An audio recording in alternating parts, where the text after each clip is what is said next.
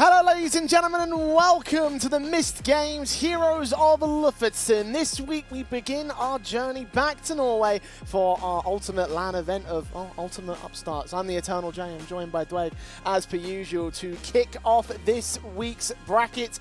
Got close qualifier action, man, how you feeling? I'm always very keen on close qualifiers and the reason for that, Jay, is I think it gives more opportunities. We get more teams, we've never seen this many teams in a MistGames event before, and there's a lot on the line for a lot of these new squads. Indeed there is, and we're very excited to bring you all that action. As you mentioned before, Dwight, 16 teams will be entering into our single elimination bracket, and I'm just generally excited to see how well it will go, right? So many squads up for grabs, so many positions that we could potentially see for all these squads involved. 6 teams will make it through to the final event in Lofoten, and the key thing to note is that it really is, there are no lifelines. Single elim stuff for everyone involved, and therefore the pressure really is on. It is, and I think in this sort of an environment, this is maybe where the underdogs start to thrive, right? The idea that one upset eliminates a team and it actually progresses you further forward. So with all of that on mind, I think on the day performance is so key in a bracket like this. Absolutely. Again, one single mistake really and you're going to have to live with that for the entire duration of the tournament, and that's the key thing to think about, right? The idea that this whole scenario could really come down to a single best of 3 series.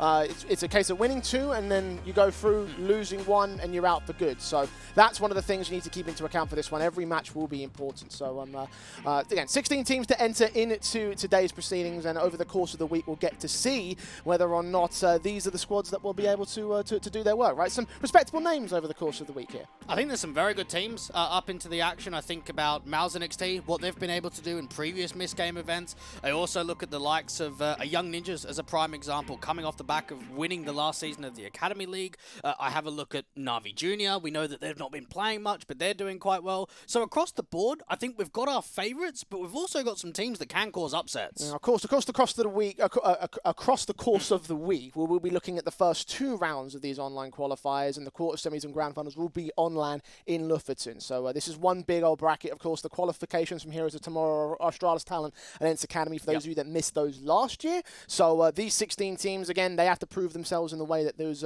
Heroes of Tomorrow have already proven themselves of their own right. 2 matches per day, and today we will be taking a look at Young Ninjas versus Tricked Future and NAVI Junior versus 7am as our first 2 matches over the course of the day. And for me, I'm looking at these ones kind of thinking that there are 2 definitive favourites for me. Is that a fair assessment? Yeah, it's a fair assessment. I mean, you can just look at the matches today and think, okay, we've already had 2 MistGame events. One of the teams have actually been there. The other 3, never seen them before. So with that in mind, it actually gives us an opportunity of seeing some new faces. Indeed. So we'll see whether those new faces can prove themselves again. That's kind of what this whole tournament series is all about. So let's start talking about the Young Ninjas here for our opening game of the day. My favourite in this particular best of 3, just because they are a squad that constantly find themselves grinding. When you take a look at the Academy teams and the Academy scene overall, they tend to keep isolated to the Academy League, but Young Ninjas were always one to break the mold, and I think that overall they have kind of benefited from that. I think there's a slightly new direction coming into this year as well. You have to consider the idea that ZTR was brought to loan over to Godsend. So with that in mind, they've actually brought LNZ back, and how many times have we seen that, right? Between LNZ and ZTR, there's been quite a few chopping and changes. So it's not as if he's a new face to the project, but he'll have a different style of direction, and that's probably going to push Young Ninjas into a very successful 2023. Well, they've constantly made changes to this roster, even when they found success. So for me, I'm looking at this team thinking that they are an adaptable squad, and they've proven themselves to have been that over the course of their runs in various tournaments, including previous editions of the Heroes of Tomorrow, right? We saw Young Ninjas during that spring event at the start of last year. So for me, I'm looking at this team believing that they're kind of a squad that would certainly be one of our bracket favourites, right? Yeah, I think so. I mean, we look back at that spring event, it was only Adam B and Maxstar. Rolf was on that team. He's now gone over to the Prospect. So it's giving you an idea that even though that event was a while ago, you've still got a core too. You've still got individuals that have been part of this lineup for coming up to a year now. Well, even if you couldn't consider them to be bracket favourites, you definitely can consider them to be match favourites against our side, our opposing side in Denmark, the Tricked Future Academy squad. Very young talent, so give them credit where it's due, because they aren't necessarily, they are very, They're very early in their whole careers, so there is development room. Unfortunately, though, these guys, not the most well-known names in the Tier 2 CS space. No, I think you'd even go down to Tier 3, Tier 4, in all honesty. These guys are making their HLTV debut today, and that's not just Trick Future as a team name. All 5 individual players here have never played on HLTV before. The average age of the team is 16 years old. One thing that we definitely know, Jay, is how much talent's in Denmark. I wonder how much talent's on this Future team. I guess we'll find out as this one rolls about. I know very little about this side. You know, when it comes to domestic competition, they're playing in Power League, but not in the top division. They're playing in like Division 3, so it's like a few steps down, which is probably the reason why you'd say they're probably a Tier 3, Tier 4 sort of level team, right?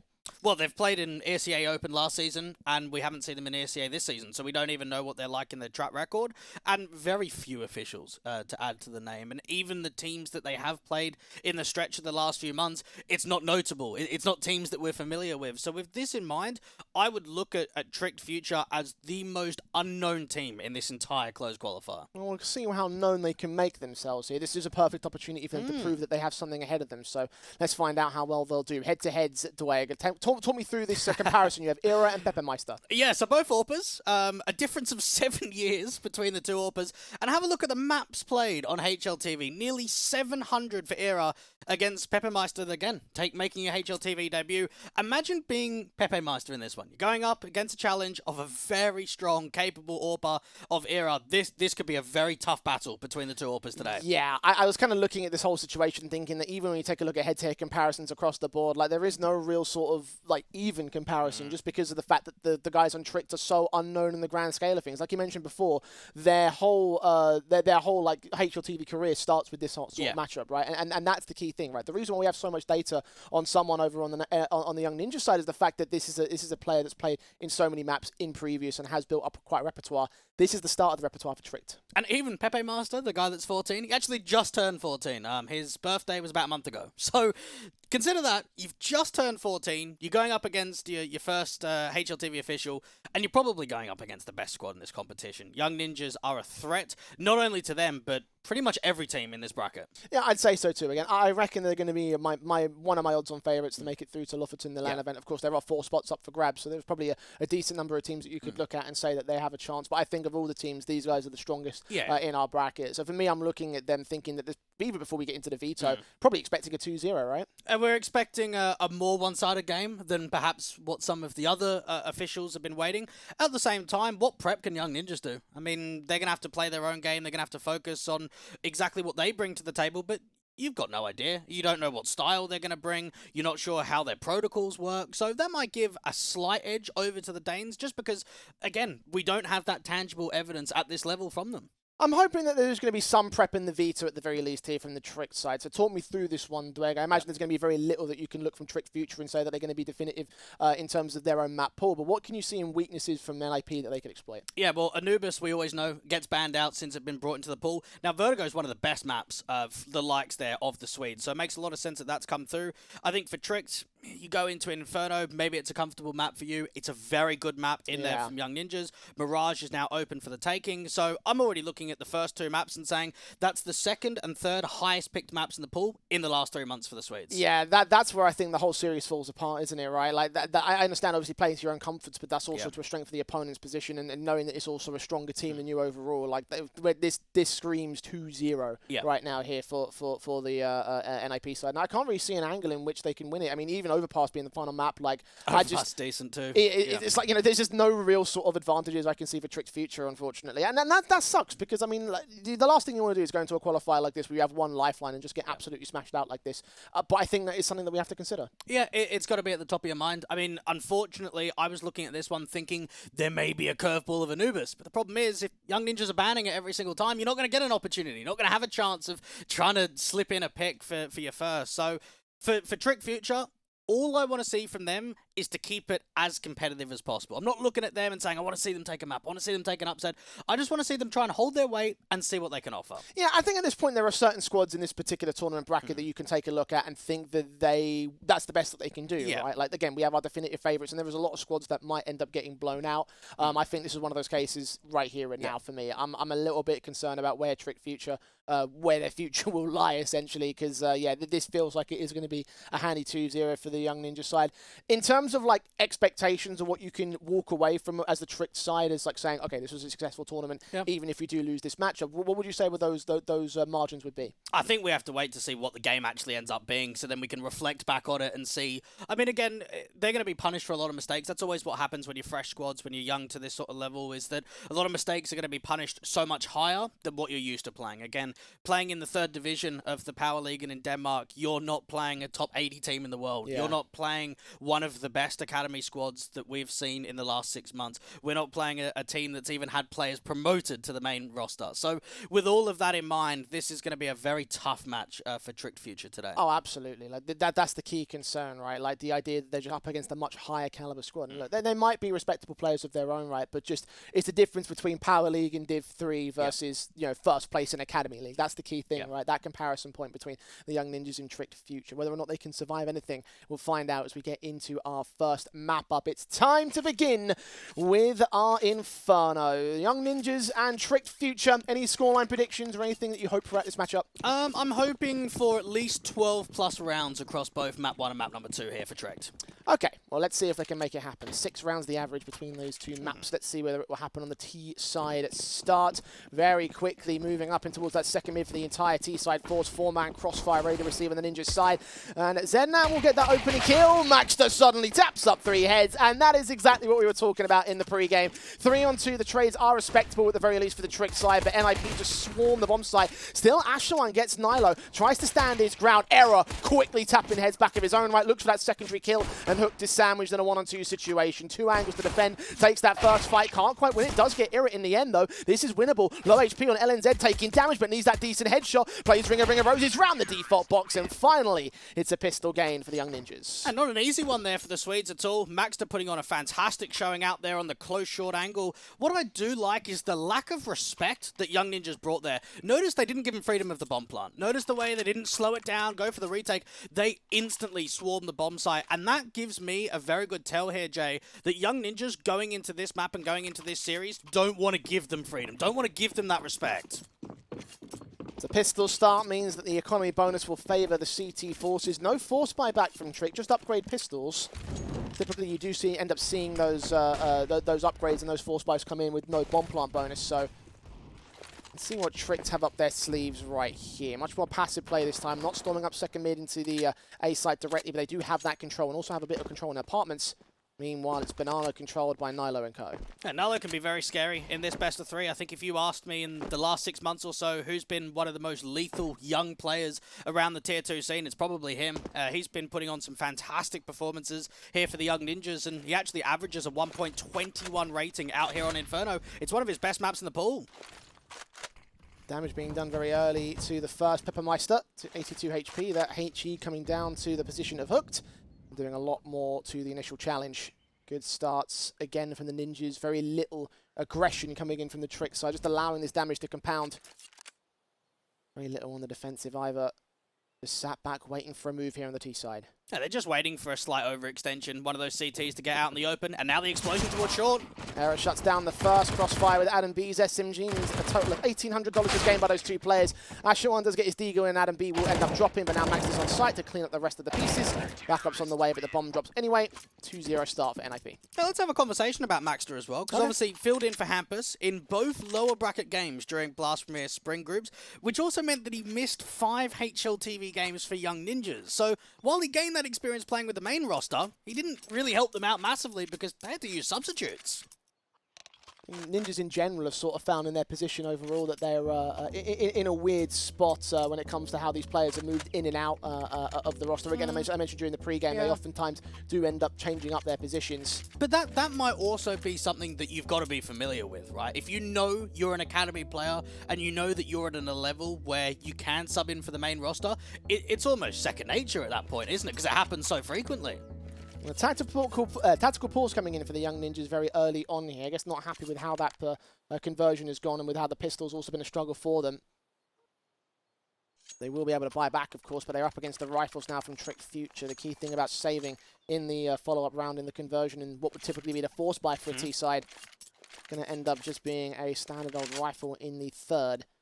AKs cross the board. limited utility on certain players. Molo in particular has absolutely nothing to work with, just that firepower for him.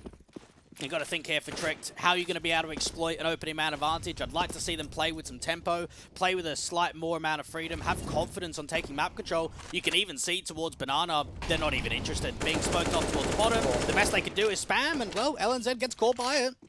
Fights against the utility while having none in his pouch. Good kill. We're lucky, of course, with the timing, and that's one man down. One man also extremely low in Nilo. So decent start for Tricked here in the first gun round of the game. Young Ninjas forced to back off a little bit, play a much more passive angle, so they can take all sorts of brackets control here. Now, I'm expecting Young Ninjas to have a gamble stack at this point onwards, because it's almost 3v5. Nilo's such low HP that you do need to create more chances. You've got Adam B as the sole player towards A, but look at what they're doing out towards the B side. They're going to keep 3 here, and if there is an AXE that comes through from Tricked, it probably just be an instant save from the Swedes. All on Adam B for all intents and purposes. Are Tricked getting into their own heads, though? They look like they were going to take full control of brackets. They're opting against it for now. Slowing things down to a grinding halt. 40 seconds to make that hit. Now, this is a very difficult call right now for Tricked because there is a lack of information. It does seem as if it's going to be a regroup towards A. The best that they can do is rotate a couple of players back over from B quickly, but it's really down to Adam B. He's got to get at least 2 kills. Well, here come the smokes. He holds his nerve with that M4. Taps the AKs. No support, no resistance. Oh, and Zednan straight through that smoke. Burst through to the headshot. And you're right about that safe call. Young Ninja's not opting to go for any sort of retake in the 3-on-5. So bomb goes down, and this will be Tricked getting their first round. That's not a bad call. You have a look at the economy state. Era can drop a rifle over to a teammate. LNZ can buy himself. So they'll be able to give themselves a full rifle buy going into the next. As there for Tricked future, Spams being a key entity in that round. 2 kills through smoke, that's all you need. Don't know if you can rely on those to get yourselves a victory here, though. Of course, as you mentioned, with the rifles returning from the Young Ninjas, it's not going to get any easier for Trick, but it is at least a start for them. So, rifles held in, firepower applying effectively for the Ninjas. It is their first round loss of the tournament. Yeah, we've seen quite a lot of Inferno map picks coming through in recent history for the Young Ninjas. And 12 maps played in the last 3 months. I mean, that just gives you a very good idea of how much is coming through. 6 wins, 6 losses. The most played map in the pool for them as well. So for Trick Future, there was probably a lot of tangible evidence for them to look at. I mean, they would have come into this veto thinking, we've got to give ourselves an advantage somehow. Let's go into some comfortability. Let's get an idea on how they play on the city side. Guns will return for the Young Ninjas here. M4s across most players. That Famar still staying in for LNZ. Flashes taken with the flashes into the banana and mid control. HEs and counter smokes put down there by NIP. Utility also set in for Era to hold down the long control with a bit of suppression from short as well. A lot of the emphasis here towards the B side though for Tricked Academy. Now, they probably know as well that there's not going to be as much of a press out there towards Banana like there was in the last round, so retaking nades up there at the half wall, you've got the smoke and the incendiary just to try and push them back. I'd like to see a little bit more movement here coming through from Young Ninjas, just make a slight info play, pair further forward, just to get an idea of what the default is right now. Still being slow and careful about it for the time being. It's a complete polar contrast to their pistol strats. Flashes and incendiaries will come down from both sides to try and suppress them and gain control here at the top end of Banana. But again, very little contact, no damage done. Now, Young Ninjas is doing a very good job of holding onto their util late in the rounds, which actually could deny an XE. Now, this seems to be just a B fake, just to draw out a slight move forward, maybe try and get some of the util off of those B site players, but it seems like it's going to be another regroup to A. And bombs out there and all, 4th man slowly rotating. And this time there is backup. Adam B, not the only player to hold down the A site. He's got Era trying to watch out that bracket's entrance. Maxter also on the crossfire in from pit, but it's all a ruse here. I think Era's starting to detect it. Yes, here comes the utility, the execution inbound from Trick Future. 20 seconds, and Peppermeister will be able to pick up LNZ. That's one pick back. HG's Incendiary sent to stall for time, and they have none to work with. They're going to burn. It's full to Nilo spray. 2k held, bomb drop, triple in fact found against Ashwin. And I think from here it all falls apart for the Danes. 1 man left, not even that can survive. Adam B picks him up out towards the long control, and that is a 3rd round for the Young Ninjas. That's a class act stacked coming through from Young Ninjas. Now, just to give you a bit of a rundown there, Jay, we saw the Jiggle Pigs coming through from Era towards Long. He saw nothing brackets. What Tricked Future needed in that round was a lurk towards A, just to show some level of presence. And think about the way that they're not baiting enough util. As soon as that Xe comes through, Nilo puts an Incendiary down from Nubox, and then Era on rotation does the exact same thing. How are you supposed to Xe into a site when you're up against 2 Incendiaries? It just wastes so much time. Need to be a bit quicker for me on the Tricked Future camp.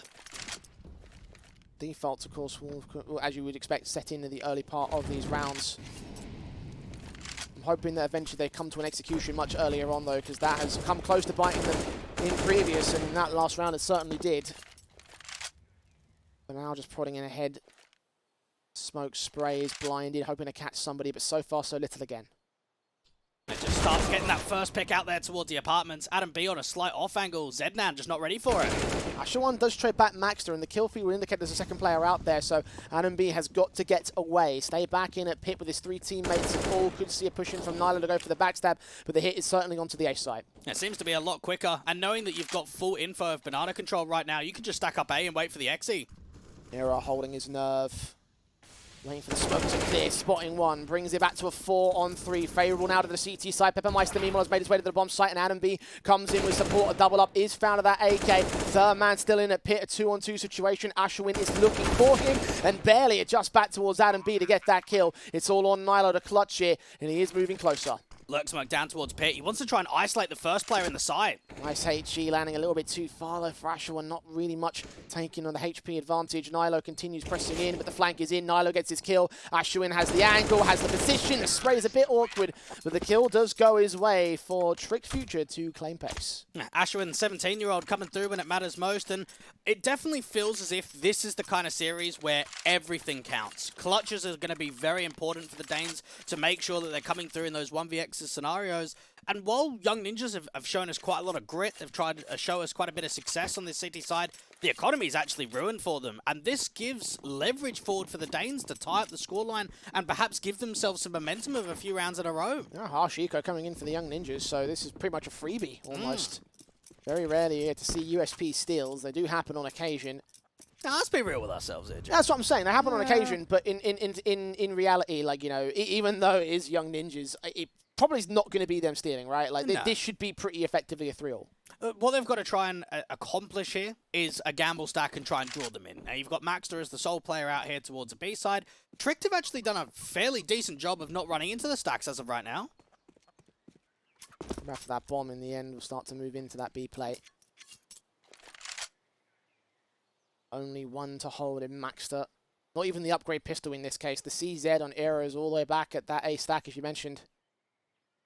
So yeah, good call, good reading from the Tricked side. And again, should be pretty overwhelming here. And for Young Ninjas, they've got a lot to prove in this kind of event, because I think if we look at the last week, maybe 2 weeks or so, Jay, there's been quite a few losses for them. Obviously, there are mitigating circumstances. They're not quite always having their full 5, but in a bracket like this and an opponent like this, this is the perfect opportunity for Young Ninjas to show the strength we know that they have. Showing some strength still left in this round. You can see the dink down onto Molo. Maxter taking that fight back at the... oh my god, he's actually sold them. They think it's a stack. They're going to run straight into these 4 players. Damage done, 25 seconds again. Low on the timer, slowly chipping away at those HP bars. Got to be quick and effective about this quick hit back here. Nyla holds the USP. Manages to do his damage, do something on towards them. Adam B's Deagle can strike 2 kills return, and fortunately they maintain control for the time being. Bomb will just go down. Got quite leery there, and again, for mostly a USP eco, probably a little bit unacceptable. No, come on, man. It's a gamble stack. That's always the thing with a gamble. There's not much that you can do about that. I actually think that was insanely well played there from Tricked Future, because anytime you're running into a stack like that with a crossfire of 4 players, a lot of those CTs were baiting for one another. They weren't even really taking fights. So with 20 seconds left on the clock, for that to actually come out successful, they've done that very well. And credit to Maxter, he sold them on not going towards that B site. Instead of the damage that could compound, they could even get a 3rd player to fall here. USP is moving closer, and there are 2 tagged up players, but they do escape to the other side of the site, so they should get away alive. Maxter maybe recover a rifle if possible. I think he might go up with the bomb though, yep. No survival for the CT side. 3 apiece as Tricked Future do claim even standing. But again, against pistols is probably to be expected. There's money enough to go for a sort of buy. They're going to be limited on Nilo with that for Mars. No AWPs, of course. Contrary on the T side, it's out for Peppermeister. And we know that Nilo's been in a few iterations of the Young Ninjas team, so has LNZ. And this was his second time around, whereas for the IGL, this is actually the third time that he's been a part of the team. A couple of players being brought forward and brought in again. Nilo's in very good touch right now. Tricked, putting some util down towards the banana control. Not many info plays in the early round here from the Swedes. Trick, meanwhile, being as slow as ever. Do take the entrance of apartments, start making their way into that position, and it's backed off effectively by the CT side. Not really seen much in terms of like banana control or forces forward or early peeks in towards mid from the CTs.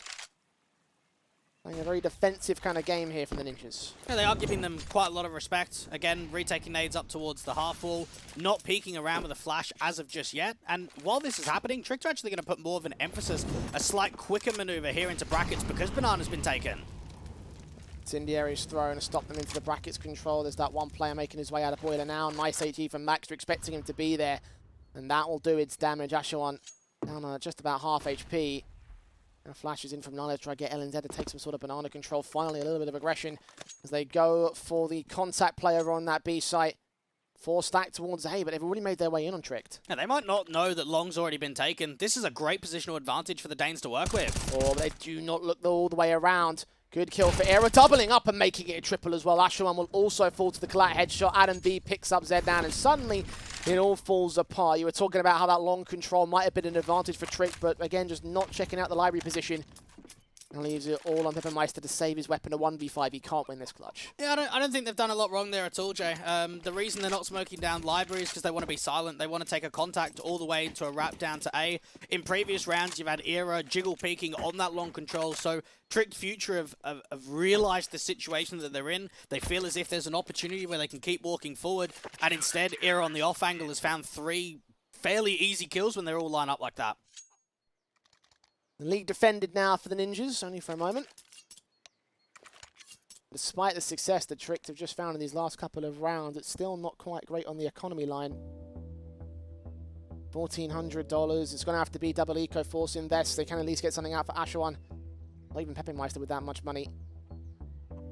Outlook turns from dire money for the Ninjas to dire money now for Tricked instead. Now, one thing that we didn't bring up in that last round as well, Jay, was the first time that an AWP got brought forward. So it's always very uncomfortable when you bring a big green into the action and then you lose a round and it hard resets the money. It's not in a great position at all. And maybe this is a round where you look at someone like Pepe Meister and say, right, get us out of trouble. You're the one with the best weapon here. We've got the AK as well. Could even be slightly quicker, knowing that you've got a Tech 9 and a Mac 10 at least.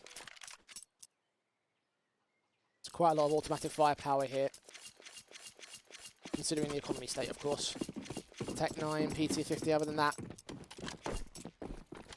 The big green on the highlight player of this team. You mentioned Pepe Meister in the pre-match for hopefully a good reason. Very young. I think the youngest player on this roster, right? Yes, 14 years old. The next one's up is 16 for a couple of Zednan and Molo. So needless to say, pressure on his shoulders. Let's see whether he can deal with it. He's set in against Zednan. P250 will eventually be able to take the apartments control. They're going much quicker into this round. They're on that short position already. Adam B forced to make his way around, see where they're coming at. They all sacrifice 1 pistol for the information. Mac 10 also tagged, AWP posted. Will he be able to get a kill? Will they give up the fight? Yes, they will. Patience is a virtue, and Nilo will fall. And now they can start shifting that offensive back over towards the banana control. Now you've got LNZ just up there towards a car, flashing forward. Oh, sprays. Could line up perfectly for LNZ. He gets 2 kills. Hooked and Molo down. Bomb is at least picked up, and Ashwin will try and lead the charge of the 2 rifles, the 2 big guns coming into this round. And they're going to have to try and style their way out of it. The LNZ has back up the crossfire held. Flash in. Ashwin will fall, and Pepe Meister will be quick to follow. Decent effort, but not quite good enough. And sometimes a lot of people try and find out, Jay, what do you look for in the great teams? What do you look for in the teams that are favourites in tournaments? And I think that round is a prime example. Notice the way that LNZ does not take a single fight without utility. That first flash to bounce off of the half wall to peek down towards the banana control. Notice the discipline too. Doesn't look for more. Got 2 kills, fall back. No point re-aggressing. And then wait for Era on rotation to come through from CT. Bounce that flash out there towards a pull position and just work together. Trick still rocking the pistols at this stage. Again, money's not great. second stage with a double eco status, and these guns should be able to run right on the Young Ninjas side. Decent work attempted to be done through that smoke on Hook's part, but he just takes a lot more damage than he can dish out. Not a point done to NIP yet. They have their banana control with really little resistance that Trick can post up here. Yeah, the last time Young Ninjas attended an international LAN was back in November of 2021. Not a single player on the current lineup was at that event. So think about that. Think about what that means for these guys to try and get to an international LAN. I mean, again, they've had some experience in terms of the Heroes of Tomorrow, but back in April last year, that was only 2 players in this current lineup. Always changing, always looking for the new formula, and for the Young Ninjas, always looking for that next big thing, like all the Academy teams are doing at the moment. Trick Future trying to become big things in the server, and it's not quite working out in this round. P250 does get 1 kill for Hooked, but that's about as far as it goes. 6-3 now for the Young Ninja squad. But guns can now return for Trick Future. AK's inbound, not enough for an AWP. Meanwhile, it's contrary again for the Young Ninjas, right? They have one out on their own right. Now, Era hasn't had much opportunity when it comes to his AWPing prowess. We know he made a very good name for himself on Gamer Legion, playing on a Swedish/international roster for quite a few years. And now coming back to the roots, and was one of the driving forces to how they were able to win the Academy League last season. Set himself up towards that mid position, try and be a winning element of round 10. Preferably as whole map as possible. Max the posted with backup, trying to see if they can jump over the half wall and gain some information as to where they're moving around. They're playing behind the smokes pretty well on Hooked, taking a lot of damage to gain a lot of more map control. Probably will lose it in the next fight because he's got no backup. Yeah, this would have been a very difficult setup to come through from Hooked. Obviously the in-game leader here for Tricked Future. A chance for him to break through in the first HLTV game. Reflash up there towards top of Banana. Is anyone playing anti-flash? I think they're both behind the half wall, so they're safe for now. Held position, the incendiary throne should be able to force one player forward. Hooked again, going to regress to the stack, knowing they must have backed out, but eventually they will also back out on the Trick Future side. Minute to play with. Warm up towards what looks to be the A hit. Ashwan has to be that first contact. Try and get that explosion out towards the short side. Now the AWP is still posted. They've got to try and use a flash to get him off of the angle and further deep in the bomb side. Nades on ahead of the smokes. Another HE as well for Adam B. Jeez. Oh, that's chunky.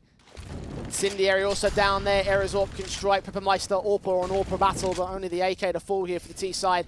Hook now making his way in, 13 HP, trying to play entry. Molotov support as Zedland does see what's going on behind him. The trades are good from Adam B. Trades come through. Nilo holds his nerve, gets to 2K. Era strikes on one back towards Shore. And well coordinated there from the Young Ninjas, 7-3 to their board. Hey, I can't remember what the game was called, but you remember when you're back at school, you'd be like running around and they'd turn around, you'd have to stop? That's almost what that Exy was, Jay. You not seen that one? You know, they turn around. Then that might be an Aussie thing. Yeah, maybe. Anyway, what I wanted to get out there for Trick Future. Do you mean like the one, like in Squid Game? You know, where the I haven't watched that. You haven't watched that? Yeah, so yeah, okay. So you have absolutely no. This reference has got all sorts of places, but not where either of us wanted it to go. So for Trick Future, I think it was just a lack of commitment in that round. They needed to commit themselves, and it might be a confidence thing, to be honest, Jay. In those sort of situations, quite hesitant. They've got to be able to have that confidence, just keep going, and make sure that they commit all the way. Harsh group up here towards Banana for the T side. Again, pistols out for them. Money's not been great in these last handful of rounds. Looking to be the half here for the Young Ninjas. They continue pressing on slowly but surely on towards this B site. 2 defenders and then there's Nilo. Rifles aplenty. Shoulder was seen by Molo. You can call that information out. Yeah, it's going to be a walk contact even further forward. They've got to try and put some pressure down, and now they've got to go. Running right into the hands of LNZ, who mows down 2. Nilo with support. Peppermeister drops bomb in the open, spotted by the CT side. Backups on the way. And yeah, it just doesn't get any better for them, does it? Not really. It's a round where you're not bringing much to the table. You could see that they wanted to try and walk all the way forward up there towards that B contact, but the crossfire again. LNZ putting on a good performance over there towards the B side. Getting closer to the double digits now. One interesting thing, Jay, is the last 3 months for Young Ninjas only have a 50% win rate on CT rounds. So they have now passed that from 7 to 8, and I imagine that that would continue further towards double digits in the first half. Well, 5 rounds to separate. Half gained, of course, by the Ninjas. Buyback, of course, for Trick Future will also be received. AK's in, AWP out. A decent rebuy, try to get back into this T-side again as much as they can. If they can make it an even half, or as even as they can make it. At least be a little something going into their own CT basis, and in such a CT meta at the moment, Dweg, you can imagine that might be the benefit of the Trick Future side. Again, defaults prodding in the AWP, getting up close and personal into the apartments. No one's making their way into bedroom here for the T-side. LNZ just making sure that all the bananas cleared out, even spamming down towards the bottom. And now for Trick Future, they'll have to think about retaking this banana control later on into the round. They've got a lot of players in the apartments as of now. I think one of the things that they're struggling to create is an opportunity for an opening fight because Young Ninjas are so defensive. Smoke's on, Crossfire's locked. Young Ninjas happy to be where they're at. 4-man stack over towards that A site again with the one contact player. Nilo hoping to hold his nerve. Hold the Crossfire back over at the main cross. It's gone quiet again for Tricked Future. Been so slow about some of these defaults, and this round is no different. Now try and get a lurk smoke out there towards the A site. Get it down to the short control. Now Maxter is continuously jiggling out from this long cubby corner, and he's not seeing anything as of right now. Another great nade there for Era landing. Only onto one player this time. Counter HG's come down to do some sort of damage in return effect, and they do not check the cubby corner. Maxter allowed to strike against two. Hooked and Ashawan to fall, 5-on-3. AWP's looking for a whole lot more and might just be able to find it. Yep, Mullo down. 2 left in the round, and I mean, there's no way that Trick can break this. It's 5-on-2. Not at all. Even Maxstar still playing the off angle. He's getting a little bit hungry in that scenario. But I think what you even find there is the way that there's just so much attention brought over towards a long control. Era was there behind the smoke. It started to clear, and no one had a molly ready for that quad position. No one had their eyes set towards Porch. And this is just Young Ninjas working off each other's teammates so well that they're just constantly fighting in pairs. And the deficit continues to grow. 6 rounds to the good right now for the Ninjas.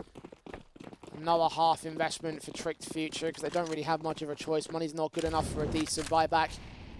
And no bomb plants going their way as of late, so this is really just a case of just a vicious cycle of buy eco, buy eco. And they will continue down this route with LNZ lining them up and knocking them down like dominoes.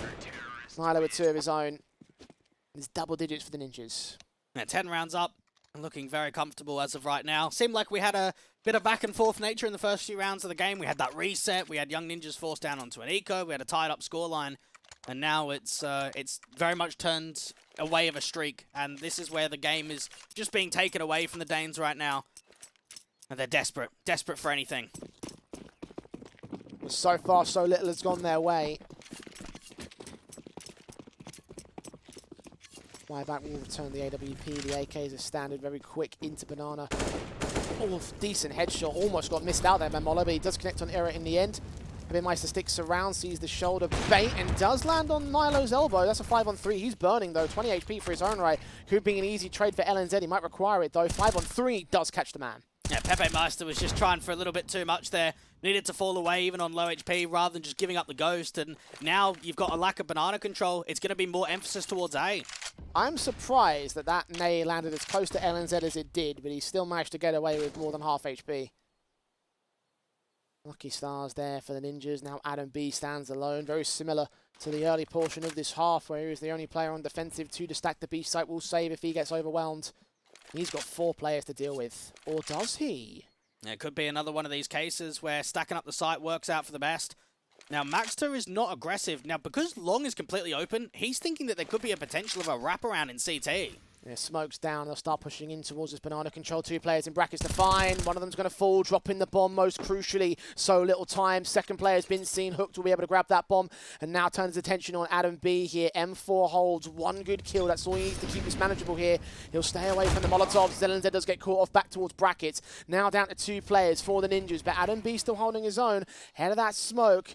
Keeping himself tucked away from vision, sees one head, gets that kill, looks around for even more. 18 seconds, 2-on-2 scenario. That HE sent towards the site shouldn't be able to stop the bomb plant, but it will do damage for the retake. He's got his teammate in so quickly from Maxstar. Hooked has just got to stay alive because there's still another player out to Moto. Bursting in blind and holding their positions. Flashbangs will get sent over, catching nobody.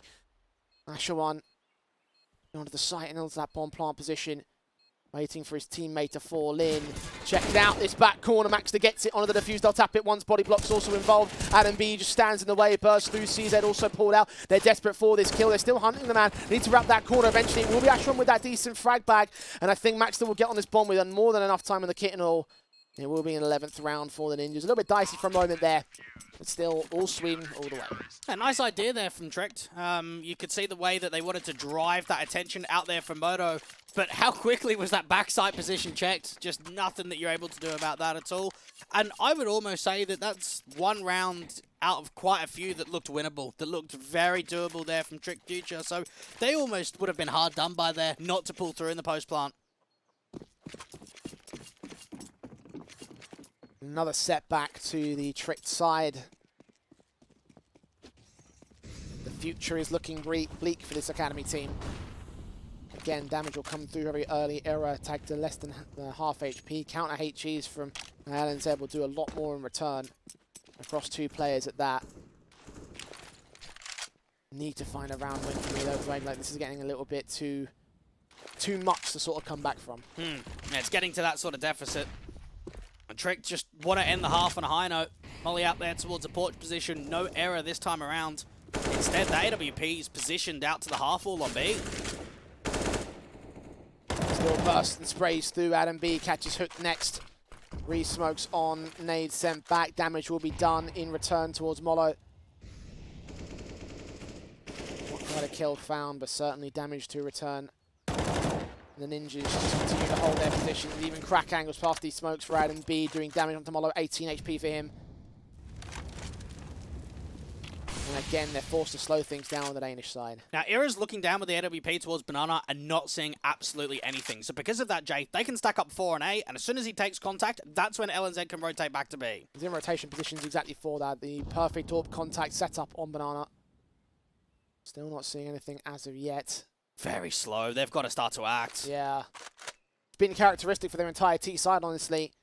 22 seconds, and they're only now setting up their smokes to go in towards the A site. They are in brackets at least. Flashes will go over to get the apartments player out. But time is of the essence, and they've got so many players to deal with. Maxter mows down 2. Adam B gets 2 of his own. And it's a 12-3 half for the Ninjas. I can't say it's unexpected, Dwayne, honestly. Like, again, we kind of walked into this one saying that they were definitive favourites, and look at the scoreline. Yeah. They are definitive favourites. I mean, just an idea that they won the last season of the Academy League. They made a grand final in a local Swedish LAN. They're making a lot of playoff positions too in a lot of the Tier 2 Cups, and you're probably thinking about the kill distribution as well, aren't you, Jay? Yeah, I mean, I was also looking at the round spread and just the big wall the big wall of blue we saw towards the end of that half. It was 9 rounds in a row there for the Young Ninjas. And lack of bomb plants as well. There weren't many. Things just not looking great, honestly. 12-3. And I think this one might be wrapped up pretty quickly, honestly, Dwayne. Yeah, this pistol could pretty much shut it all down. And Tricked Future are just hoping for an opportunity, a slight maneuver of some positivity if such. And they've got a stack out here towards a B site. You've got a single lurker set up as such of Hooked. Just trying to see if he can jiggle down from CT. Only 2 towards a short control as well. Holding their positions, waiting for the move. Glock tapping on Nilo, does find Ashuan. That's a good start again. Young Ninjas storming the site, getting Zednan next. 5 on 3, plant will be secured. And I think at this point, it's retake or bust. That's a very quick explosion going down out there towards that B side. You could just see how much of the util went down to Moto quick, out there towards the hay cart, and now just look at the patience. No one's over-peaking here for Young Ninjas in the 5v3. Oh, even more kills going the way of LNZ and Nilo. Adam B eventually finds his kill onto Molo. All 5 alive. 13-3. Kind of a pistol that you needed to see over on that Tricked Future side. It's just not worked out for them. And now just knowing that the difference just is compounding, Jay. It's just adding more and more. How much of a chance do they have? I mean, not even force buying here in the seconds. I guess they did that in the first half where they wanted to try and get the rifles out as quickly as possible, but it does limit your opportunity of how you can come back into this map. 10 rounds if they are going to make it up. Ninjas being just as slow as Trick were on their own T-side half, but for good reason, because they are within touching distance of the victory, and all they have to do is just slowly walk their way up, round per round. Easy pickings. An open B bomb site to boot as well, so again, guaranteed 14th at this stage. And Nilo could get over-aggressed here. Might be able to drop at least one player. Oh no, maybe not. That's a shame, actually. Wishful thinking. Yeah, that would have been great to save a Galil. Well, not to be in this case. I mean, Nilo is almost dead, so in theory, this USP could do the final blow on towards Zednan. I mean, a little positive. Yeah. You know, as you mentioned, a killer would be nice. Love a Zeus action as well. Unfortunately, they've already taken B, and there's no apartments left. I mean, you so. say that, but Era... okay, never mind. He's going back in towards Boiler. Actually, no, it could still... Never mind. I was just watching the video. I was like, oh, he could still go up the corridor. No, never mind. He's not going to. He might do. He's thinking about it. There's time enough for him to make his way up. Oh, no, he's got too hungry. He's got too hungry. 14-3. And unlucky, I think, for Trick Future. Yeah, this has been a tough showing, a tough first map from them. We've seen them play Inferno only once in their Power League and 3rd Division game, Jay. 2-2 as of right now, a 16-9 against Frag Out Esport was actually their debut game in this current season. So we've seen some success in the local scene when we think about Denmark, but here in the international scene in the Nordic Derby, they haven't had many opportunities to, I think, show their true colours. We haven't seen many rifle rounds from them, constantly being reset. Didn't see much AWPing coming through from Pepe Meister either. Hasn't had much of a chance, to be fair. No. The economy's been in an absolute state for Trick Future, especially on that T side. Yeah, we're going to have to focus in on map number 2 to see more of that. Yeah. But here on Inferno, this has just been a very good act from Young Ninjas. Another tactical. The coach of Grunk as well. Going to see if he can share some words of wisdom. I think he even put out a tweet when this event got announced that this was the biggest tournament of his career, as well as the players that he's coaching. So even acknowledging themselves how much of an opportunity this is just to show some competitiveness. All about opportunity here in MistGames. What the Heroes of Tomorrow series is all about. Heroes of Lofoten as well to prove it even more so. A lot to think about, a lot of potential, a lot of chances available for these squads. Unfortunately, not a lot on display right now for Trick Future. 11 rounds to make up. And only 2 for the Young Ninjas to take control. They're ringing victory bell already. And to be fair, I can't blame them. Yeah, they're getting close. And knowing that even Era can go down towards that Mach 10, some pace up towards a half wall. Not going to send it all the way. Stagger out the utility if possible. Hunt for the picks in. LNZ taking the Galil up there to try and not sacrifice the firepower that Maxter has. Nice if Era can pick up these casualties instead. He has got a Mat 10 for money. There's one player without a helmet. Ashwin is very far away though, so he's not exactly right for the picking back here towards Banana. Again, the nade placement, the utility damage, but even taking a single fight is tagged up on 2 players. They have returned 2 back on the Ninjas, but again, the bars are just so much more different and so much more favourable to that T side. The kill finally comes in from Nilo, but Zednan take it back. Yeah, nice idea there from Trick Future. Try and work together, start walking forward onto a contact out there towards the apartments. Now, they do need to slow down these B-site players out towards Banana, but what that's actually doing is drawing a lot of util. Think about what's left here for Trick Future. They've got really a single smoke, a few flashes, and there's still plenty of time left on the clock for the Swedes. And pressing up ever so slowly, ever so carefully. That's a misread. They're gamble stacking B. Yeah, Zednan is about to find out the hard way. Does mow down 2 players, though, calling in for backup desperately and trying to escape. The Mat 10 gives chase. He should be able to get this kill. Now they've got to rush the site, get that plant down immediately. It is a 3-on-2. The Trick side could still make this work, assuming they hold Pepe Meister in contention. And they're fighting to try and get this one player out of Boiler. Yeah, Era's just trying to see if he can fight the rotations. Now they can both work off one another. Try and get out towards a pit position if possible. Escaping back to the broken wall. 3 players start making their moves slowly but surely. Those M4s press, boost up, trying to look for an elevated angle, potentially to win that fight on that player that is in pit. Both players with the crossfire itself. That bomb was covered off from both sides. Maxter, however, strikes on hooked, gets that kill. Double up spray comes in from Era, and Maxter holds a double kill of his own right. 15-3 map point for the Young Ninjas. 12 of them to make up for the Trick Future side, and it's not the right way they wanted to open up this tournament, I don't think. No, not at all. But for Young Ninjas, that's a very clinical 2v3 post plant. You could see the way that they're trying to draw them out there from the short control further towards that default box and then just peek on the contact, play that distraction. And Tricked Future not even giving themselves the best of buys, moving into what could be the last round of this single map. They've got to try and get as much out of the M4 as possible from Zednan. Hurts coming in very quickly to try and look for some sort of pick back. Not going to happen for him. Peppermeister with the Swag 7 doing all that he can, holding his nerve alongside the likes of Molo, but just nothing coming through for them right now. Even trying to see if they can peer further forward. That's what LNZ's ready for. Out here towards a half wall. He wants them to over-aggress, and Max has now caught another. And it's all out of this Max 7 now to hold his nerve. The Molotov's coming in. One player out the corner does get the kill. Jump face doing some damage, but takes a lot more in return. And from here, it's all falling apart for the Tricked side. 2v4. Have got Ashwan making his way in with that scout, desperate to try and hold on to some sort of pick back. But just not enough firepower. Meanwhile, Zednan's being challenged out towards the A site. Probably going to get picked up right here. One scout kill does come through, but I don't think any more will happen. Zednan with that M4 does actually deal with Nilo and can now start repositioning furthermore to the left-hand side. Adam B moving up with this AK, slowly wrapping around the corner. Looking for his man. He's making a lot of footsteps, but we'll be able to get that kill in. A one-on-one situation against Ashwan. Low HP on that one AK of the CT side, though. And now Adam B's even going to reposition, get himself back out towards his brackets control. Now, the AK can start moving forward from Moto, but it's all about how he's going to tap the bomb, because there's no way he can stick it on low HP. And Adam B moving in towards the apartments, meanwhile getting a much more better angle. Smoke diffuse is on Ashwan. He's just looking towards all those common angles. Going to get back down towards the bomb itself. Oh, that smoke's been missed, though. He's not going to get right towards the site itself. And there it is. Effective, efficient stuff there from the Ninjas, making it look pretty easy. And we kind of expected that, if we're being honest here, Dwayne. It's unfortunate, but that is the reality, I think, of round one.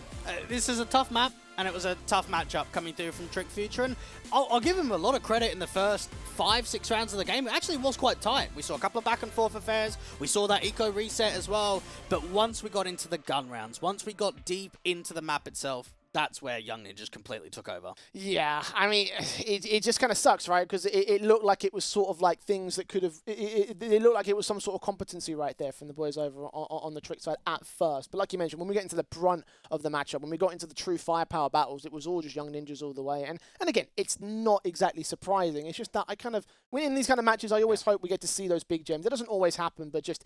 It's another one of those days, you know? And it's not even one of those maps that you could look at and say, you needed to work on this, you needed to work on that. They were just simply outclassed. And yes, there's going to be moments where they could look back at this map in a future time and work on things.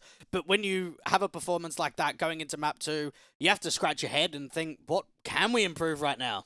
Not much at the moment, and certainly not going into map 2. Inferno was the tricked pick. Mirage is the pick of the Young Ninjas. So as we head towards a short break, we'll find out whether they can do any sort of damage after this.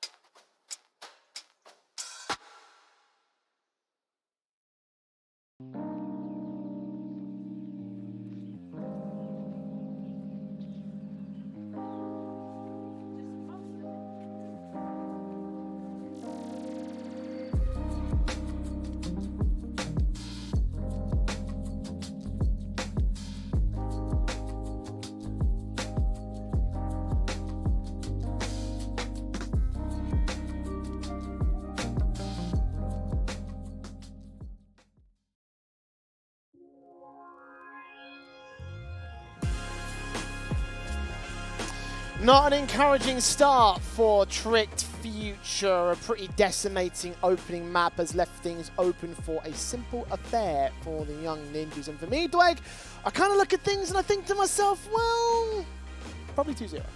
Yeah, you'd think so.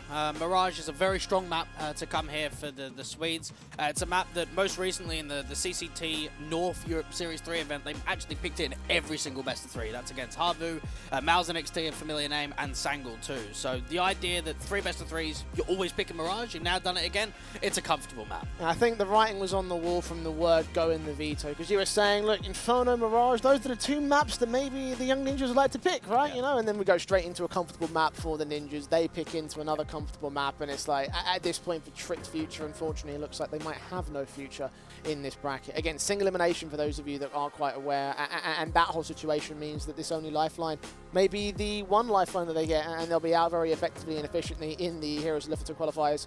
I'm a little bit, you know, upset, honestly, because I really do hope for these young players to really have the skills about it. But at the same time, I also have to have realistic expectations and think that maybe these guys just aren't quite, you know, ready for it. And look, they've got lots of time to improve. Yeah. No, they do. This is a good taste of what it's like to compete at this level. Again, you've got 5 players all making their HLTV debut against the best academy team in the world right now. So when you weigh it up like that, you know that you're going to be in for a battering. It's a way to show off what you've been practicing locally and what you've been practicing in some of your officials. But you can't practice against some of the best teams in the world when you're at that sort of level. So it's going to be very difficult for Tricked Future to show much here in Mirage. I hope that they can gain more rounds than they did on map 1. Yeah, I think we all hope that, really. I know that you were saying that your expectation was 12 rounds across the whole series. That does mean that they're 3 behind par as of this as of this moment. Unfortunately, that things just do go like that, and that is the reality of CS at this particular moment. So again, you know, in the future, I hope that this team will be able to develop into something that's respectable. But unfortunately, for the here and now, as you mentioned, they are up against probably our bracket favourites. So I could see a very similar scoreline coming through on this one, 16-3 sort of region, based on what we've seen so far. And I think that really is just the way the cookie crumbles for this opening game.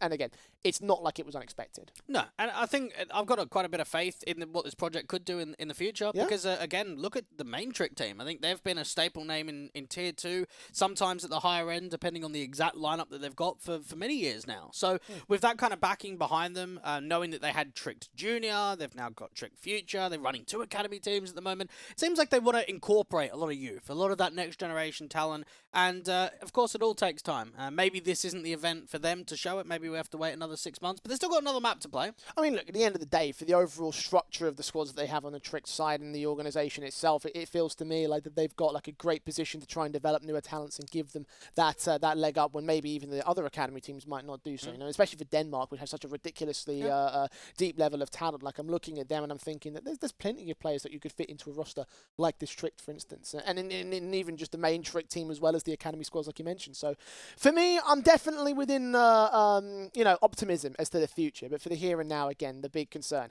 is all about whether or not they can make anything happen against the young ninjas on the Ninja Zone map pick. Dweg, I'm not as hopeful for that. Yeah, 4 wins and 7 losses in the last 3 months on HLTV for Young Ninjas, but against top quality squads. A lot of their losses are going against top 40, top 50 teams on HLTV, so take that as you will. The Swedes are going to be here and looking dangerous on their map pick. Tricked Future starting up on the CT side, allow themselves to add the window peak. They've got a bit of a beast stack going on, to be honest. Pressing in towards this palace dive, essentially, for the Tricked side. Opportunities available for them to try and press the issue and see what they can do in terms of getting quickly into the bomb site. Again, goes at the pistol bomb plant. All their nerve of Maxter, his Glock's holding. Trying to press. LNZ taking that first tap out there towards the window position. Now it's just driving a slight more attention away over from that mid control. Even Zednan towards the back here of that CT ticket. He's going to be overexposed. Has to try and just fall back, and he actually deals with that and be in the process. Oh, 2 kills coming over the CT side. Max tries to hold his nerve. LNZ does get hooked back in the mid control, so 3-on-3 with options available. But that bomb has been dropped on this A site, so Maxter will try pick it up, get it down, open for the ramp control, which is where they'll defend from. And knowing that they've now established a bit of a jungle take out here from LNZ. This could put some pressure out here towards a murder hole. Just allow Trick Future to put more emphasis down there towards CT Ticket. Nice job with the hopes, but not quite enough. And now down to just a single individual. The bomb's still going down. The tap's in there for Maxstar. And you could just feel there for Maxstar. He had to keep fighting. He's out in the open. He's positioned himself to look down there towards CT. Just has to keep going. And he delivers with the Glock. And 9 HP for that last player, so not much that could have been done there to try and win that 1v2 clutch. Young Ninjas again with a pistol. Again, effective, efficient stuff coming in from the Swedes. And Tricked Future starting things off on the wrong foot here on Mirage. CT basis that might end up getting swamped of its own way. We saw very little CT side from them in that last round, which to be fair was the second half after a 12-3. So this could be their chance to show a little bit more of the defensive element. Not in here in this round. Again, harsh USPs coming in, a very simple eco from Tricked. That missed smoke coming down towards a window position. But 3 from 3 in pistols and 2 from 2 so far in the round 2 conversions. And it sounds really good, but at the same time, it's always been full ecos. Haven't seen those 4 spies coming through from the Danes at all. And Young Ninjas, I'm kind of surprised we're actually not seeing more SMGs going into this kind of round, knowing that Tricked never like to buy in the second round. Oh, 1 Mac 10 on Era. Yeah, it's only one, though. Could well be a case that you want to get the firepower in, not take any risks so they can get this over and done quickly. Yeah. High possibility right now for the Ninjas side. They might just know that they are definitely in the favourite position. Not exactly a great smoke there towards the mid there's position. 2 missed ones. Yeah. Not great, but they have rifles, so it doesn't matter. No, I don't like that excuse. No. If you do it in this kind of round, there's leverage, right? You know, buckle up for the rifle rounds, because if you do that in rifle rounds... Here's the thing. If they do that in the next round of the bracket, then that's when I'm going to, give them a little bit more help. Next round of the bracket? They've still got Mirage to play. Next round? Yeah, that's what I'm saying. Yeah. See, you're saying it's done already. Okay, he's not saying anything. I mean, look, would you doubt that assessment at this stage of the game? I'm not doubting. I'm just saying, is that what you said? Maybe I did. Maybe I didn't. Well, you didn't say anything. No, it didn't. Yeah. 2-0 for the Young Ninjas. And not the best of 3 scoreline. No. Not yet, at least. Now that Matt 10 will come clean up the pieces for Era. Zednan was so hoping that someone would wrap that corner back at Ticket Boost. We can get at least one decent kill. But not to be in this one. Matt 10 picks it up 2-0 again for the Ninjas, and the guns come in from Tricked Future. At least they have the advantage of bringing together the early rifles in terms of what that eco can do for them. Seen it in the first map, seen it in the second. M4s across the board.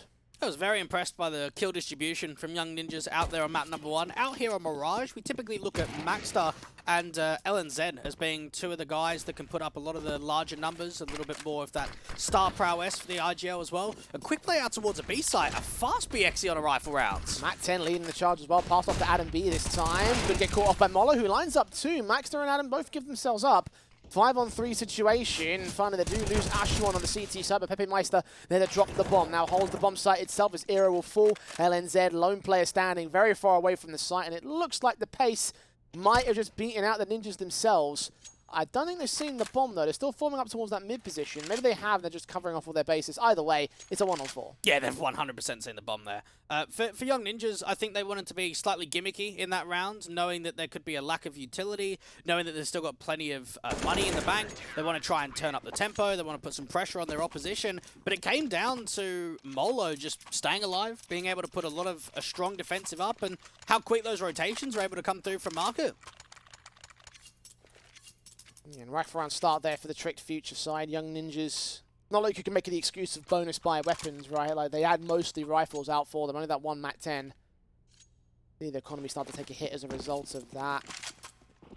Lil in for Nilo. The AWP does come out from Era, so they make up for it. Case of converting and trying to put Tricked back in their place. Era being flashed out towards the connector position, waiting for the peek. Oh, and it comes in dry. I don't think you can be peeking connector dry like that. You need to have a smoke up there towards top mid. Even Molo just gets caught from Maxter on the B-lurk. 5-on-3 gain for it. Not a lick of damage done to the Ninjas in response, which has been a bit of a theme so far here for the Tricked Future side. Maxter prods out onto the bomb site. He'll make his way in, make that noise.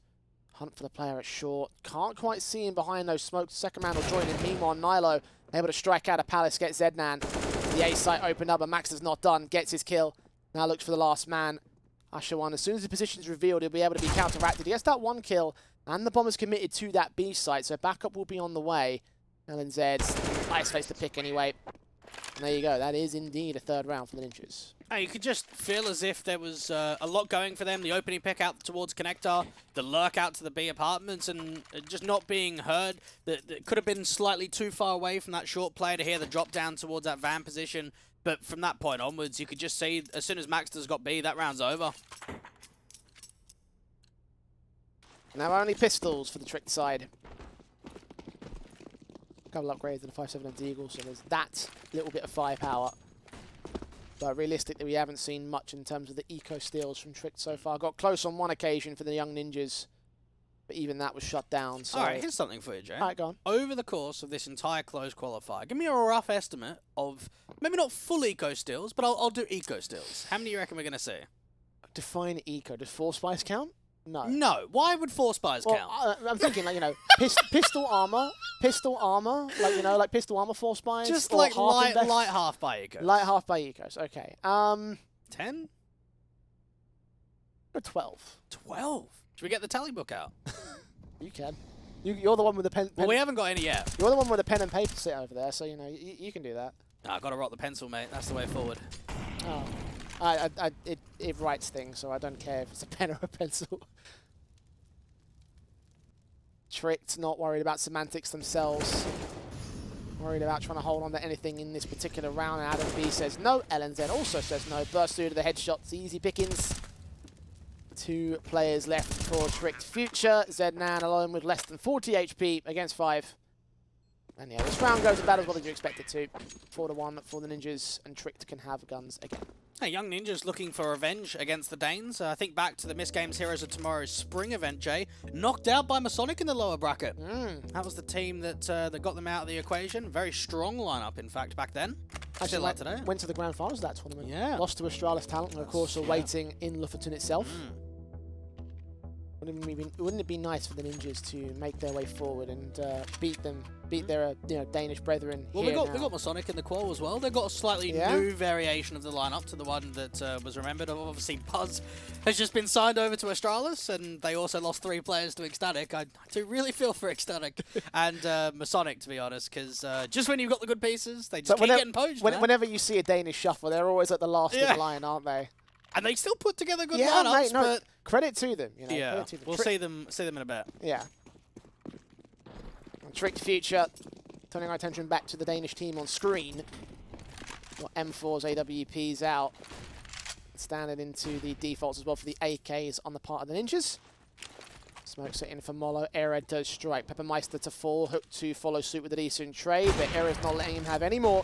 2 for 1, Ninjas at the advantage. Yeah, that's got to be a miss smoke. I mean, that's right down there towards T-Spawn. So, anyway, it is still a man advantage coming through from Young Ninjas. It may have actually been a lineup for a deep apartment smoke to bounce off the wall. Now, what Molo's going to be doing anyway is taking that counter action to make an info play, to re-aggress. But they've also given up a lot of control towards Connector and towards the A site. Still working into that mid controls. They also gain the jungle position.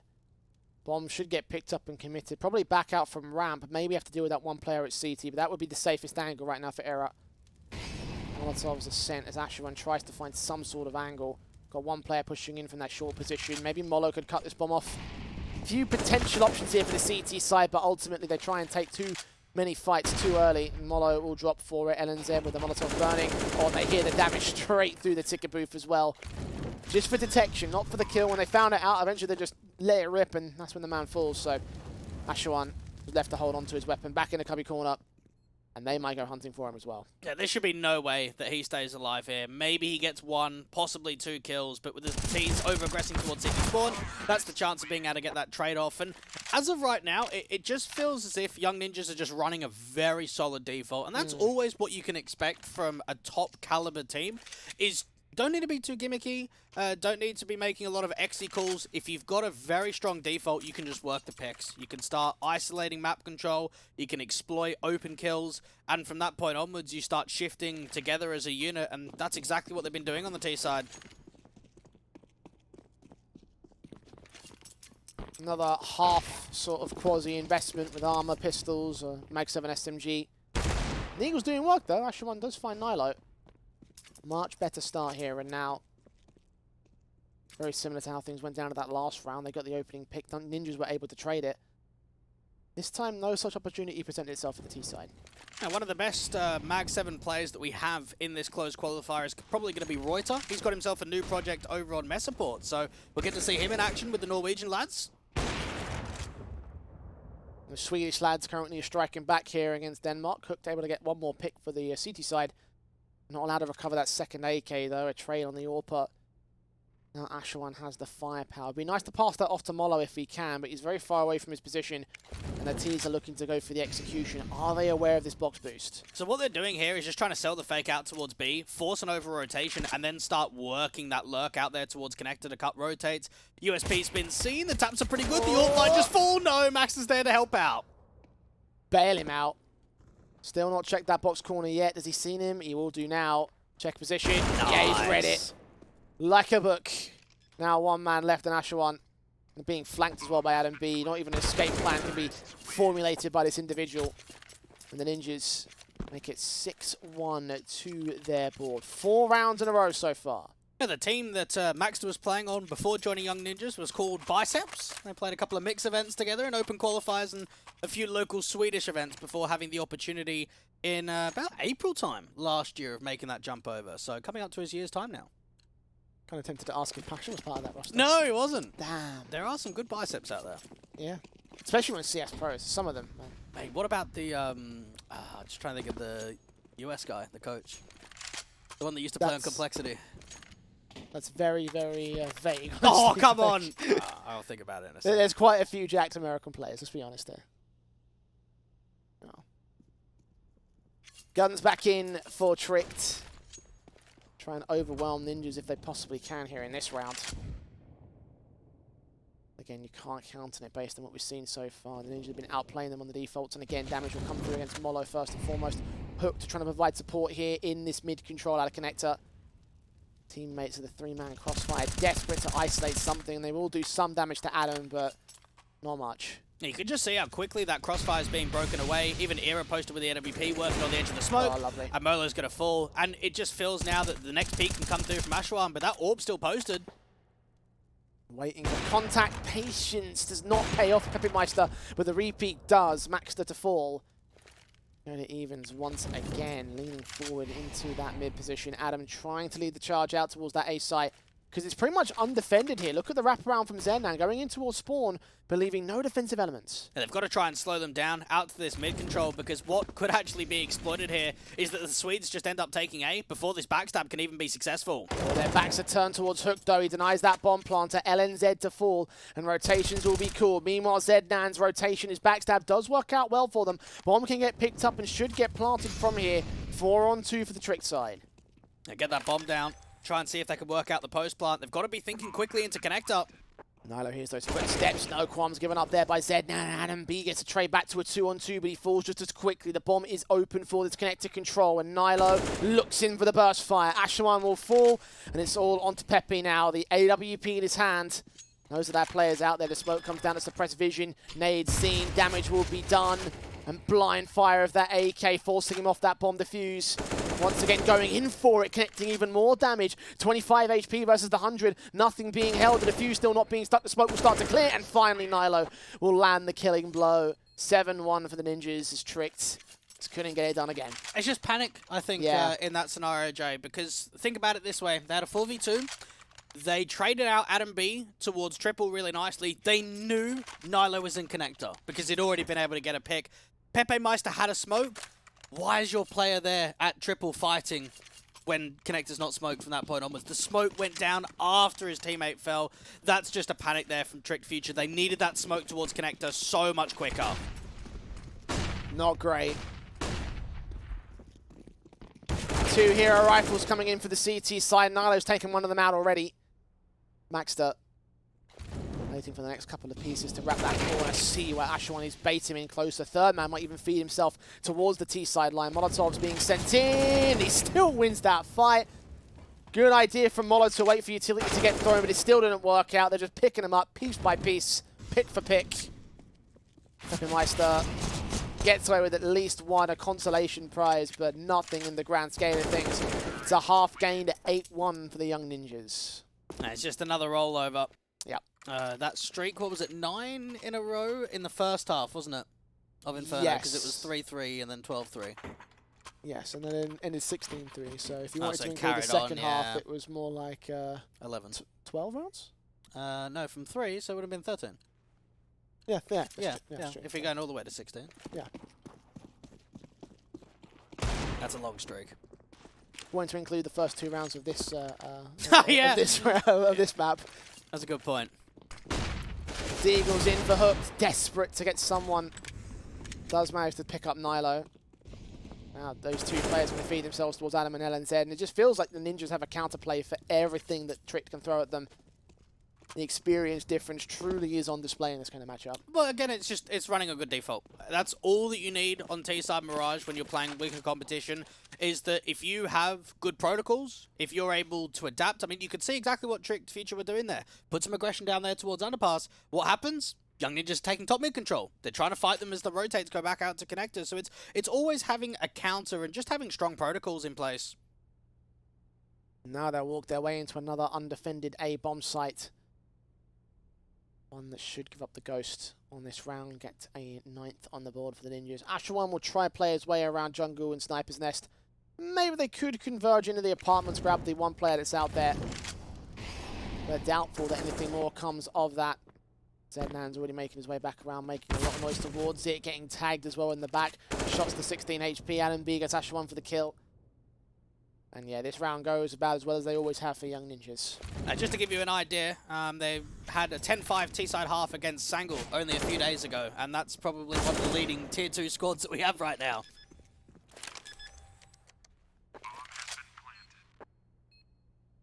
This is 9 to the board of the Ninjas.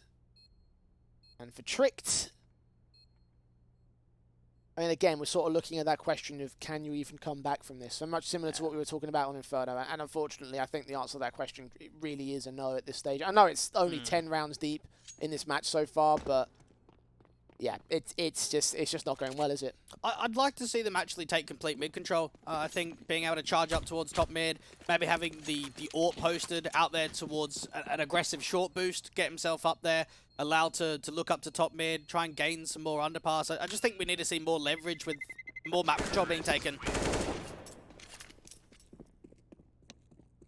And good feedback points for the future, but for the here and now,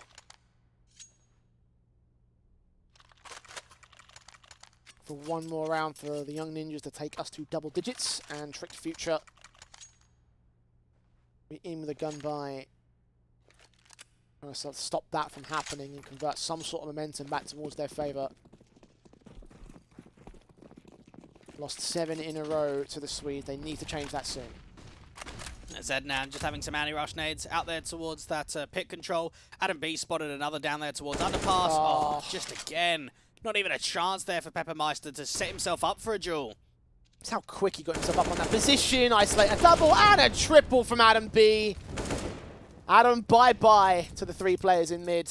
It's just poor comms, isn't it? You've got isolated individual duels. Okay, maybe the first one you can give some leverage for, but that second and third, you've got to be fighting together there. If you're going to swing out towards bottom mid and there from short, there's no way you can be fighting individually. Remember how we started this series by saying they're giving them a lot of respect on the Ninja side? And that's all gone now. They're just walking straight into bomb sites, isolating players in connector. 3 easy picks in mid from one individual. Oh boy. It's not a good day to be Tricked Future. 9 to the good on the Ninjas side. And they're going to try and force the buyback here to make the AWP will return from Pepe. And, yeah. I mean, I don't have much more to add here.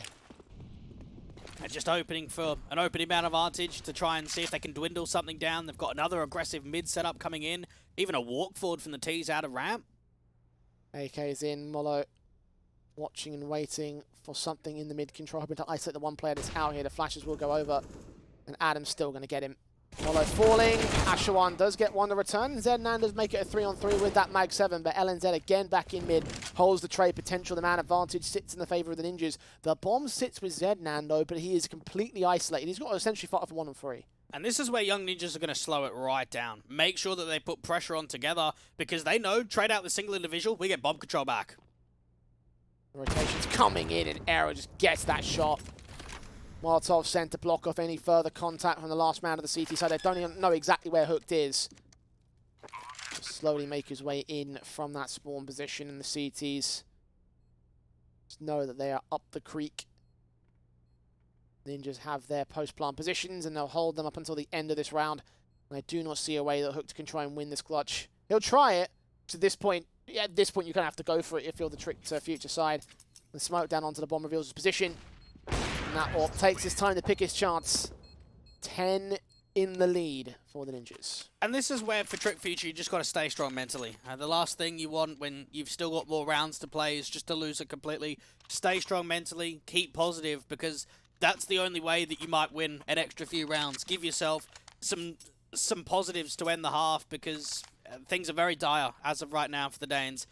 I mean, even the buybacks, I can't remember the last time that I've seen an AWP set up with full M4s and all of the util. There's always an MP9 or a FAMAS. You're never really getting the proper buys forward. Now I'm going to try and put that FAMAS into an aggressive position, get the kill for Nilo.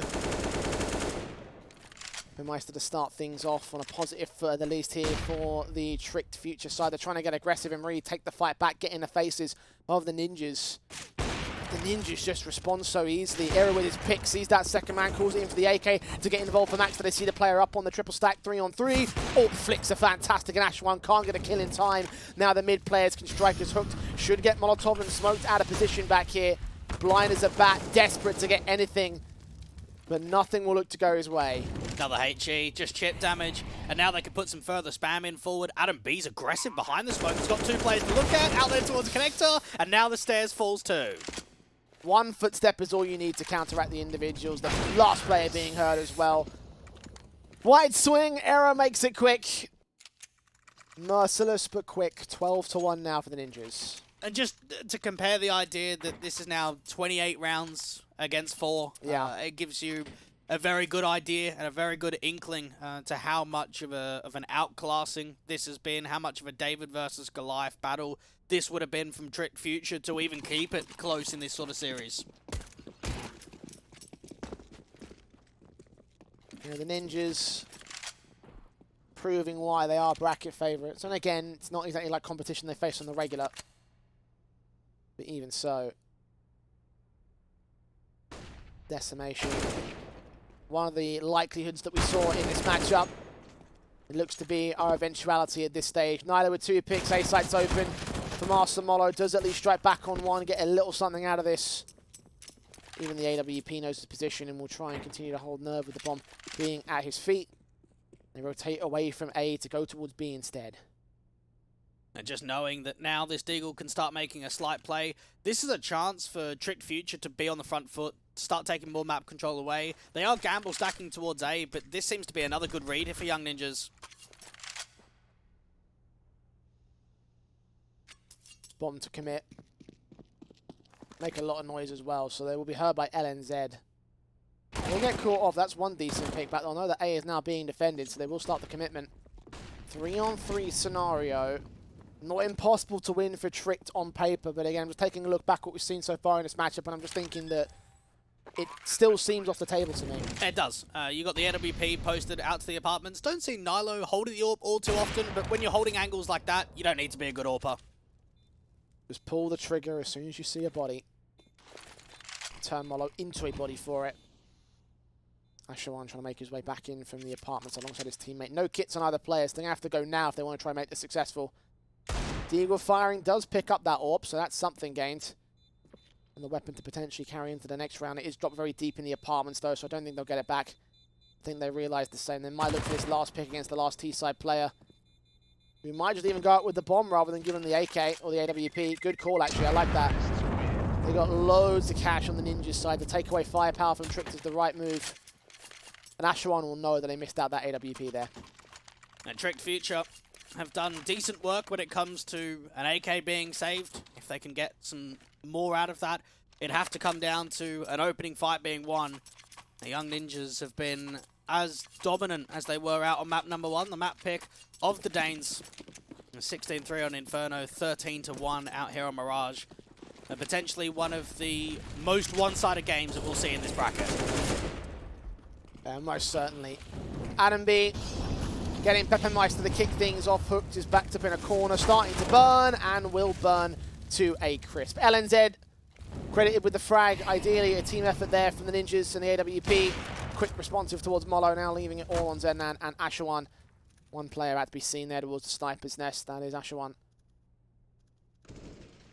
Doing all that they can to defend themselves, protect their positions, but ultimately should fall all the same. It's just insane that LNZ is even out towards jungle at 1:15 on the clock. It's just, it's the idea that so many opening picks have been landed by them in the first 15, 20 seconds that they're getting connector control. They're getting players into the ladder. They're getting players in positions that most likely would never be there with that sort of time still remaining on the clock. Look at the kill spread, like 13 to 15 frags between players on the Young Ninjas. Well, think about what it was on map number 1. I think at the half it was 13 to 11, which was the highest and the lowest. And then finishing the map, you had Maxter on 19 and LNZ on 13. So, again, very tight when it comes to kill distribution. Well, pistol round here for our second half. The only opportunity that Tricked will have to try and bring things back. For me, it seems impossible. But if there's any hope in this kind of a matchup that we generated right here, right now. Look at how passive it is. Thinking that there might be some overextensions to come through out there towards the ramp control. Instead, it does seem as if they want to get the underpass players in quickly for a condive. Smoke's in. Ashawan does find error. That's a decent pick. LNZ with a responsive though. Back up a jungle with the crossfire in at Cubby. And now Adam B can strike against 2. LNZ will end up dropping. Adam able to run out of ammo. Keeps himself protected as Nilo goes for backup. Bomb being dropped. 1 man left. And Zednan does pick up at least that 1 pick. But no more for here. 15 to 1.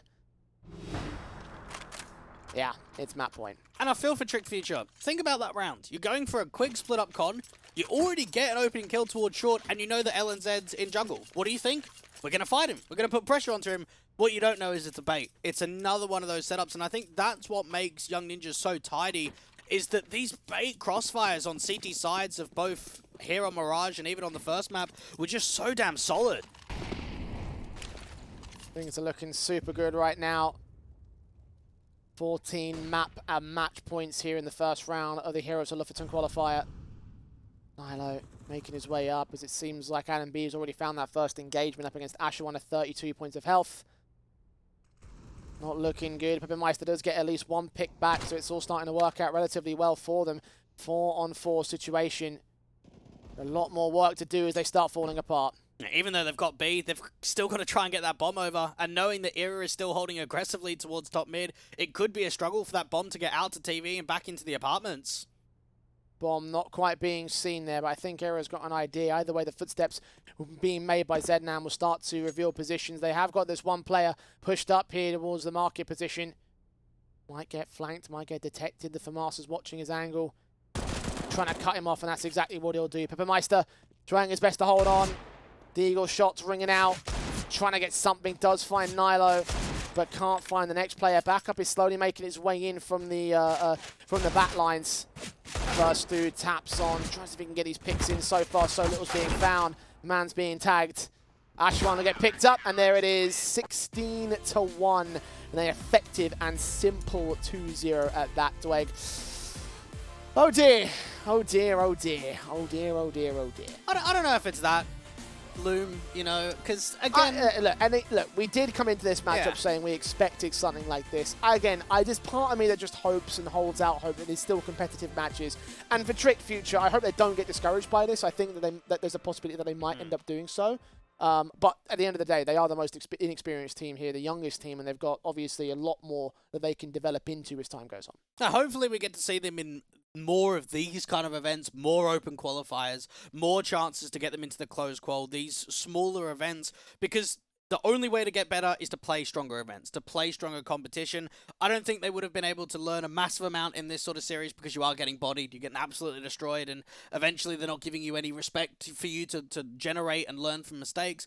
But for Trick Future, they've now got this past them. They've got that pressure off of their back, and hopefully we'll get to see them again at some point. Yeah, again, look, we're talking about players that are as young as 14 years old on this roster. So I'm not going to hold it against them for losing out to a team like a Young Ninjas, because at the end of the day, no one expected them to be able to do that. So they can walk out with the knowledge that they competed and they did all that they could, and they were able to at least show some life here in the course of this particular matchup. But we can have a look at how the bracket looks as a result of the Ninjas with their victory. Tricked Future knocked out. They move on to the qualification games to take on the winner of Flame Descent and Apex Rebels. That match itself might actually be quite entertaining for me. I think that's probably one of the more competitive games out of the entire first round of the bracket. If we're going to be real with ourselves, Flames Descent and Apex Rebels sit at a very similar line. They play in a lot of similar events. So with that in mind, the winner of them taking on Young Ninjas, it's a tough draw, but it could be a very exciting game to see who's going to face them. Well, that'll be later on during this week, Dwayne, because that will not be our second match of the day. In fact, our second match of the day is a very different sort of matchup. NAVI Junior taking on at 7 a.m. as our second game. Another one where we could take a look at NAVI Junior's definitive favourites.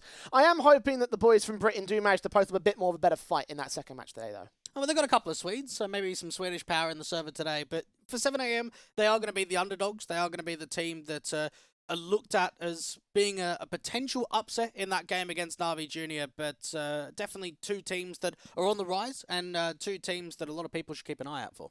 We'll see whether or not they can hold on to their own positions and keep that tone, keep all the eyes upon them in their rise throughout the Counter-Strike scene. For now, though, we're going to head towards an extended break. Obviously, a bit of a quick series we've seen here, Dwayne. So we'll come back closer to 8 p.m. CET for our NAVI versus 7 a.m. match. So go ahead and grab yourself a drink or a snack or something and come back for our second game of the day.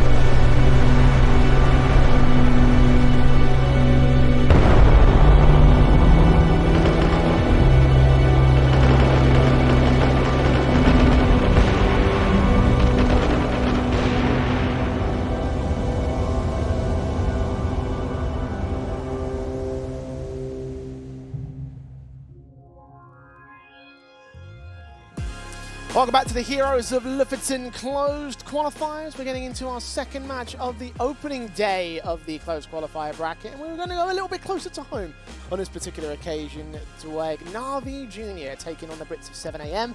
I'm excited for this one just to see my boys in action, you know? We're very familiar with 7 AM, and I think the majority of the audience is very familiar with NAVI Junior. So I think we have a very good battleground between two strong teams that are looking to prove themselves and to get closer to that qualification spot. Let's take you just quickly through the bracket so far. So if you have missed our opening match, you can see how things currently look in terms of the overall bracket itself. Young Ninjas, of course, beating Trick Future pretty handily, and they'll be looking to take on the Flame Descent versus Apex Rebels a little bit later on during the week. You can see the glowing match on the other side of the branches, NAVI Junior versus 7am, taking on the winner of Masonic versus Bitfix. Now, we are looking at today's matches and entering today. We were looking at these two as saying we've got two definitive favourites on the left-hand sides of the screen. So, for me, I kind of look at that and I think to myself, probably a similar scenario here for NAVI Junior, right?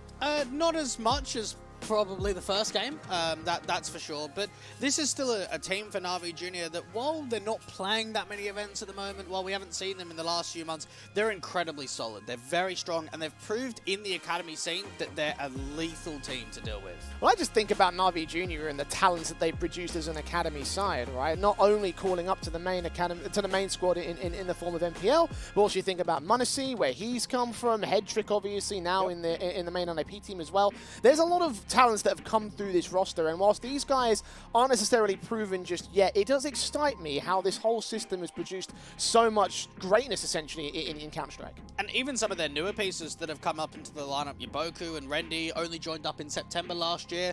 They've proved themselves to be incredibly impactful. This is a team where the average player age is 16.1. It's a very young squad, and it's one that can't be overlooked. Well, elsewhere on the other side of the board, a team that we hope won't be overlooked too much will be 7am. Of course, these guys definitely, as you mentioned before, unknown to the majority of the world, but to us, we know them as the UK scene representatives in this particular tournament. And I have to question, Dwayne, like, is there an opportunity that these guys can go deeper in the bracket? It's going to be tough if we're going to be real with ourselves for 7am. I think they've got a lot to prove themselves and a lot to prove to others. They're a team that the core has been together for a very long time. LVN, Zai, Vacancy, and NAS all came over from Spade, which was created between LVN and Emperor as a slight project to try and see if they can push it in the works. Silence is one of the newer entities, the young AWPer of the team as well for them. Yeah, I'm actually looking forward to seeing him and Nas as well, obviously the two youngsters. And talking about, obviously, the age of 7am, we saw the ages of NAVI Junior at the same time. They're also just as young and could be just as flashy given the context of what the CIS scene can frequently produce. So I'm looking forward to how that clash of style will work between the two squads. In terms of head-to-heads and players to watch out for, Dwayne, who are you looking at the most? I'm looking at 7am and I'm looking at the newer pickup. I'm looking at someone like Silence of what he's going to be able to do, because he's actually only got 2 maps on HLTV, and those were the 2 maps played most recently in December against OnePin in a local UK event. So with that in mind, we've seen quite a lot from him outside of HLTV. We haven't seen it in this environment, whereas for Frosic, he joined the team in April last year. He's the youngest player on this team, and I think he's a cracking rifler that constantly impresses me. It's a number of 14-year-olds today, haven't we? Yeah. I'm feeling very, very old right now. Like, this is a little bit, I don't know. Anyway, the point is that, yeah, you're right. Like, the youngsters are all about what these tournament series are about, and certainly for Frosic, I'm excited to see how much he can show right now. Because again, it's the key thing of the chain logic, right? If you're good right now when you're young, as you develop throughout your career, in theory, you should get better, right? So that's why I'm excited to see all these young prospects. And Frosic definitely feels like he's going to be one of those guys that, on paper, might be able to prove themselves, and especially against 7am. I feel like NAVI Junior from the outset probably are the favourites, right? They will be. I think that they're a team that have been able to prove a lot of stability in the last year. 2022 was quite successful for NAVI Junior, and I think what better way than coming into the new year, coming into a closed qualifier to win 2 best-of-3s and to qualify for LAN. They'd love that opportunity. Well, 7am will be battling from the back foot from the word go, so I guess time to sort of discuss how the opportunities will come about in terms of winning a series or doing some damage in a series like this, and it will start with the veto. Dwayne, how do you see this one going? Well, we know that 7am don't like Mirage at all, so they'll get rid of that. We know that Dust 2 used to get played massively from NAVI Junior. They don't have that opportunity anymore. Nuke being banned out, always a map that they don't enjoy at all. So for 7am, I think Ancient, Vertigo, very good options, and they've got into Verdi. Indeed, yes. Nice to go on the Skylines in that sort of sense. In terms of an NAVI pick, go towards Inferno Where next. do you go? Because they only went Dust 2 and Mirage, and we don't have Dust 2 in the pool anymore, and Mirage gets banned. That's actually not a comfortable map. This is not a map that we see NAVI Junior playing very often. Well, I know that you were excited before we started the show about potential surprises in terms of this veto, and Ancient will be the last map in the best-of-3 series. So would you say this is a surprising veto for both teams? I don't think it's surprising, but it actually gives a little bit more of a positive to the underdog. I think 7am have actually proved not the strongest Ancient team, but they play Ancient. They've definitely played it a few times locally. So looking at the back end of the veto, it looks promising for 7am. It's just, you have to then compare who they're up against. Yeah, and I think that's one of the key things, right? The fact that we are up against an academy side who have done well in the academy leagues. The one caveat it comes when it comes to like competition placements in terms of where these two teams lie is definitely the fact that in ESEA we have got 7am being a division higher than NAVI Junior in that sense. I mean, NAVI are playing in main and 7am are playing in advanced. So in terms of, again, chain logic, that should indicate that 7am would, in theory, be a better team. Does theory apply in practice today? Not necessarily. I think LVN's teams have been trapped in advanced for quite a few seasons now, and they're currently 0-3. They've had a very slow start in this ESEA season because of that. And looking at NAVI Junior, while they maybe haven't been able to play at the highest levels of ESEA, they've been able to show it in a lot of Tier 2 events. Yeah, I'm certainly like looking at those sort of like Tier 2 events as being the key ones that probably matter a bit more than ESEA. Yeah. I think, you know, like not only because they're a bit more robust in terms of like, you know, the formats and the competitions, but just in general, it feels like they're so much more prominent right now than where ESEA is. I mean, it's a big sort of like, you know, season in that sort of whole system versus a bunch of these cups where you get to play a bunch of different teams from a bunch of different levels, and I think you can place it a little bit better in that sort of sense, which is why I sort of say NAVI Junior are the favourite team. Given the map veto prospects, though, Dwayne, are we going to be seeing more of the same from the last series in 2-0 fashion, or is there a surprise in store for us today? I think if NAVI Junior really do bring their A game, it could be a tough series for 7am. This is another level of competition where 7am have struggled locally. I think that their results are subpar. I know LVN and Emperor very well, and I think if you reflect back on the last 6 months, are they going to be happy with their results? Probably not. They'll probably be disappointed. So because of that, this is actually a perfect opportunity to prove not only themselves wrong, but everybody else, and say, going over to 7am was the right choice. We are going to qualify for LAN, because the last big one that they went to was Philadelphia, and even that, they want to get back again. I mean, 7am are a respectable team when it comes to, like, you know, their involvement internationally, right? Like, they might not necessarily be the team you'd look at as the top squad in the UK scene itself, but they are a team that, as you mentioned, have been to Philadelphia. They play in a lot of these online tournaments. They're here right now in the Lofoten qualifiers. All they've got to do is win this game and then the next game, and they'll be there. They'll be going to Norway. Make it sound easy. Look, it's definitely easier said than done. I'll give you that, most certainly. And again, NAVI Junior are a respectable squad. They know what they're doing, and they're very flashy players. They've always historically been a scene of very high firepower talents in that sense. And I think 7am, that's where the struggles are really going to begin for them. In terms of team formation, like, is there any sort of like strategic elements that 7am could potentially use to their advantage? I think for 7am, they've definitely been working hard with once another. I think they even had a boot camp a few weeks ago, so trying to get themselves ready. They definitely are a team that will be familiar with these kind of play styles, and I think for LVN, it's going to be a real test for him in this sort of environment of how he can read the game and how he can get the most out of his youngsters. We're about ready to jump into our first map of Vertigo, so let's go ahead and take a look how well they will do over on the 7am side. Predictions, Dwight, how do you see this one going down? I'm going 2-1 NAVI Junior, but I'm hoping that 7am can give more of a fight than what we saw in that first series. I'm going to go 2-1 NAVI Junior as well. I'm on that same sort of hype train, so here we go, jumping into the pistol round. NAVI will be over on the CT side, and 7am are set towards the T half to kick things off. Of course, this is the 7am map pick, so we'll of course have NAVI Junior taking onto that defensive line.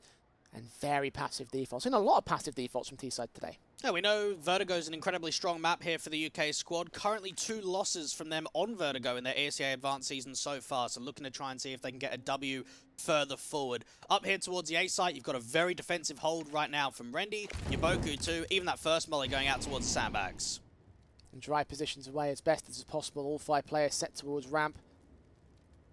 2 on the defensive with the third man that can make his way in, and that backstab from Demon. So slowly rotating, slowly pushing in to try catch them off guard. 7am have got that position on mark, but the smokes are going down, the bomb's going to commit. Should be a plant and probably a retake. And Nate stuck out towards that headshot position. No damage being done at all, and NAVI Junior's backstab could actually release quite a bit.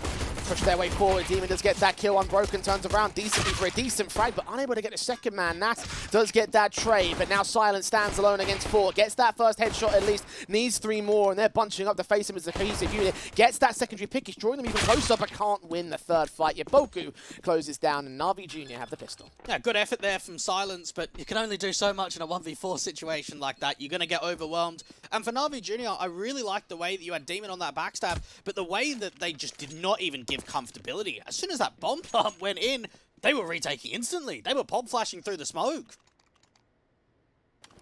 Very fast pace. I can expect that to a certain extent here from NAVI Junior. Decent effort from 7 AM, of course. We're given quite a lot of breathing to get to that bomb site. Had NAVI Junior taken those fights, then maybe it might not have been so pretty. The bomb plant bonus does come through, so rifles will be brought out. 3 Galils, 2 Tech 9s.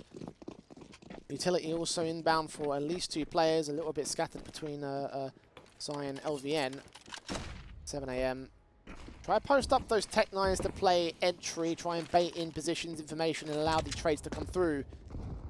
But again, they go back to slow and careful play against NAVI. And I'm going to be keen to see what the pace changes are going to be like from LVN's calling style. Whether we're going to see quite a lot of passiveness and how they can slowly over-aggress. I mean, you've got Vacancy on a boost to check up here towards the B side. You've got Demon towards a back of white as of right now. Does not make his way in. Does catch off Demon. That's a good shot. Push out to the M4. Tries to see if he can find Frozig, but the flashbangs keep both players blinded. So no info going either way. A secondary phase from Vacancy will finally give up his casualties. So a 4-on-4 situation as further creeps go back towards the A site. You're right. That bomb going down. Silence will cut rotations in the 4th man. Trying to hold off against him towards that B site. Try to pull attention away. This could be a counterplay, but the bomb's been dropped by Yaboku. And Nas is trying to make a play. Oh, this is real spicy on the backstab. No idea. They finally take that fight and Frozig will fall. This is throwing all sorts of discombobulation into the hands of NAVI. Another good fade for the headshot, even the triple. Nas dealing with Unbroken, and suddenly Rendy is all alone. 1 on 3. Will grab that M4. And I think 7 AM are going to steal this one back indeed. LVN's just slowly creeping around. Will catch the flank and make it an even scoreline. And that was a very gimmicky setup there coming through from 7 AM. So obviously you had Vacancy on that boost up, allowing himself to get up to the B site, find that opening kill onto Demon. Nas was then the next player that followed the tracks while 7 AM were bringing that bomb back to A. Lovely display from the Tech 9 in there from City Spawn. The Swede doing work with that pistol. Workability from the 7 AM side. Sets this up wonderfully now. Moving around with the MAC-10. Nas will be able to get Frozig. Make it look pretty simple with the SMGs in tow. Money to gain in this kind of a round, and 7 AM will find themselves very rich men. LVN's hoping for a slight overextension out here towards the alley position. Put the HE and the molly in just to stall for as much time as possible down to Yaboku. Now, while that's happening, Nas is actually going to regroup with the team. Seems like they want to take ramp together as a full 5 unit. The Eagle standing for Rendy as the first contact individual, smokes in hand at the ready. Puts that up. Pressure involved against 7 AM for now, but they just slowly but surely keep their positions held.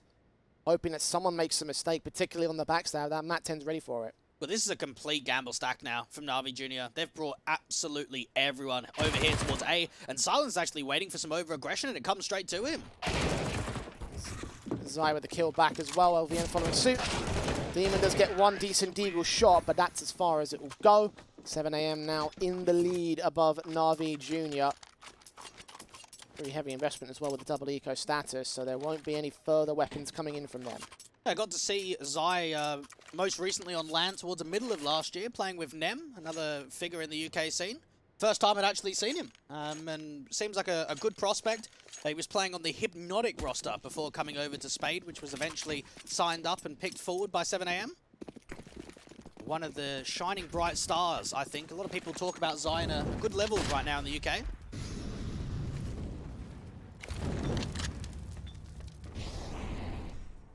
Now set to be the stars of the Heroes of Lofoten qualifier if they can make this happen. I think the UK scene is in a very good spot right now. I mean, 7 AM maybe aren't in the conversation a lot of the time towards the higher end teams, but it does feel as if there's a shift forward for a lot more positive results and a lot more good players coming forward. I mean, look at Vol. Look at what he did on Fnatic Rising. Well, look, if they beat NAVI Jr. right here and now, that would make a very good case for where 7 AM would lie in the mix of that. And certainly, as I mentioned before, not one of the top end squads. Would be a team that may well find themselves in. LVM with a kill onto Rendy, kicking things off in this round as the bomb does go down. MAC-10 wraps the corner for double, triple, not quite the quadra, but again, money gain, it's perfect. They're just trying to farm up that cash. Even Silence out here deep in the sniper's nest, just trying to get as much out of this MP9 as possible. More players to drop, Demon's now the last one left. And so far, 7 AM, after losing the pistol, have responded in kindly.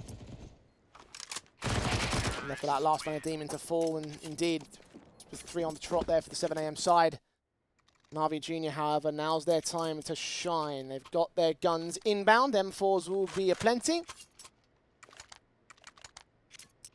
No EWPs just yet for the CTs. Again, contrary for the T side. Yeah, we saw NAVI Junior playing Vertigo against Link's Legacy so far in their ESEA main season, getting a 16-13 victory. And the only win that they've been able to gain so far. So we've seen some close affairs from them. This is now the opportunity to prove that on the rifle round. AWP to come through from Silence. And Nash trying to see if he can support with some util to gain the B stairs control. Positions held as standard. Another slow, careful default from 7 AM. The understanding that they're up against firepower here and now, that's probably for the best. Try and take that mid control as Frozik will rotate in with the M4, the solo defender of this position, and does so with decency, but only one kill traded back by 2 on Zion Vacancy. 4 on 3. Bomb has been seen by the CT side though. Get a lurk smoke down just to try and help that coverage, and so much pressure gets put down onto Unbroken.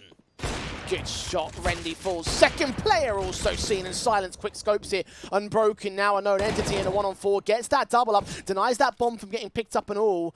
They have got Nas being real close. Heard that footstep of the jumping player. 28 HP to try and hold this with the M4 involved. How does he play this here? And NASA's got to be very careful here that he doesn't give up any more individual duels. Don't offer up another 1-for-1. Now, Unbroken seems like he's going to backtrack, try and get himself out to the bottom of ramp, and hope here for 7 AM that they pick up that bomb and start shifting over to the A side. Got a bit of time to play with, but that's time that Unbroken's going to try and use against him. Look at his reposition all the way back down the stairs into the lower portions of Vertigo. They might start to get an inkling towards this.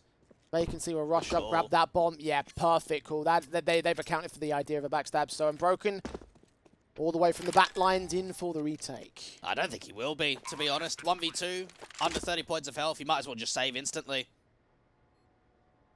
Prod around that scaff position, realize where he is. He's actually going to try and hunt for Nas, but seen, burst through, easy kill, AWP recovered. 4-1 to the board of 7 AM, and they continue momentum here, Blake. Yeah, Silence putting on a good display with that AWP, getting that multi-frag out there in the mid control. You can see the way that that single entry from Zai out to the B side just started exploiting the over-rotation from the A side players in the elevators. Silence came over in about October time last year, so he's only been in the lineup for what? Not only 3 months now, so very fresh considering you got the off-season as well. It's Nas that currently stands up to get the kill in against Demon. Double up, not quite effective against Unbroken. Trades it. Sponsored to the 4-on-4 situation. Molly's Nay sent out by LVN, who tries to lead the charge for his teammates again in towards this A side. Got one player at headshot. Should get Molotov'd out here. Try and press up. A lot of util to follow. Zai getting to get flashed in, try and clear out as much of that alley position as possible. See absolutely nothing from the CT side. Further Molotovs trying to drive them away from the back line, keep them as deep as possible on the NAVI Junior side. That nade eventually does get your Boku, so Vacancy credited with a kill. 4-on-2 situation for 7 AM, and again you're looking at NAVI saying that they may possibly well have to go in for a save call. They've just had to play a DC as well, so this has been an even worse situation being brought out by that. Frozik and Unbroken is sticking around though. Are they going to commit? Making noise? Nah, I don't see it. I don't think they've got a heart in it. Yeah, there's no need to. Look for some exit frags, try and present a slight amount more, and stick together. That gives yourself the best chance of holding onto that AK, bringing it forward into another round. 7 AM, off to a flyer of a start. Even LVN trying to see if he can hunt down this last rifle. Does get caught off instead. Everyone else from 7 AM stays in play. A small tech pause to boot as well. Of course, to try and get the 5th player back in from NAVI Junior. Moment's respite in that respect. I've got some fun facts for you while we wait. Yeah, sure, go for it. LVN actually played NAVI Junior on HLTV in a best-of-3 way back in September of 2021 when he was still playing for Phoenix. They lost the series 0-2, but that was when NAVI Junior had Monacy, Onkara, Fair, Hetrick, and Cynic on the lineup. So it's quite a lineup as well. Yeah, well, it was a couple of good players there. And that was actually the last time that NAVI Junior has played a HLTV official against a UK team. Right on. Well, second time's the charm. Do wonder where, again, one of the key things, I know I mentioned obviously the fact that, you know, we're talking about players who come through this team, they become tier 1 established elements. I wonder, however, how that will affect Navi Junior in the short term in the way of the whole, like, team cohesion thing. Well, they did place top 3 at the last season of the Academy League, and they were still running the full 5. I guess the only thing that you could add to that was that they still had MPL from time to time filling in. So how much of a difference does that make on the lineup? We'll probably see in the next few months, because he's obviously a fantastic talent to get that promotion up to the main squad. For Navi Junior, a small setback in terms of the current situation in server. Obviously, you don't want to be playing with 4 versus 5 at this stage. Like, that would be discouraging, to say the least. But other than that, 7am have looked like quite a unit, actually. And I was hopeful that we would see something a little bit like this on their own map pick.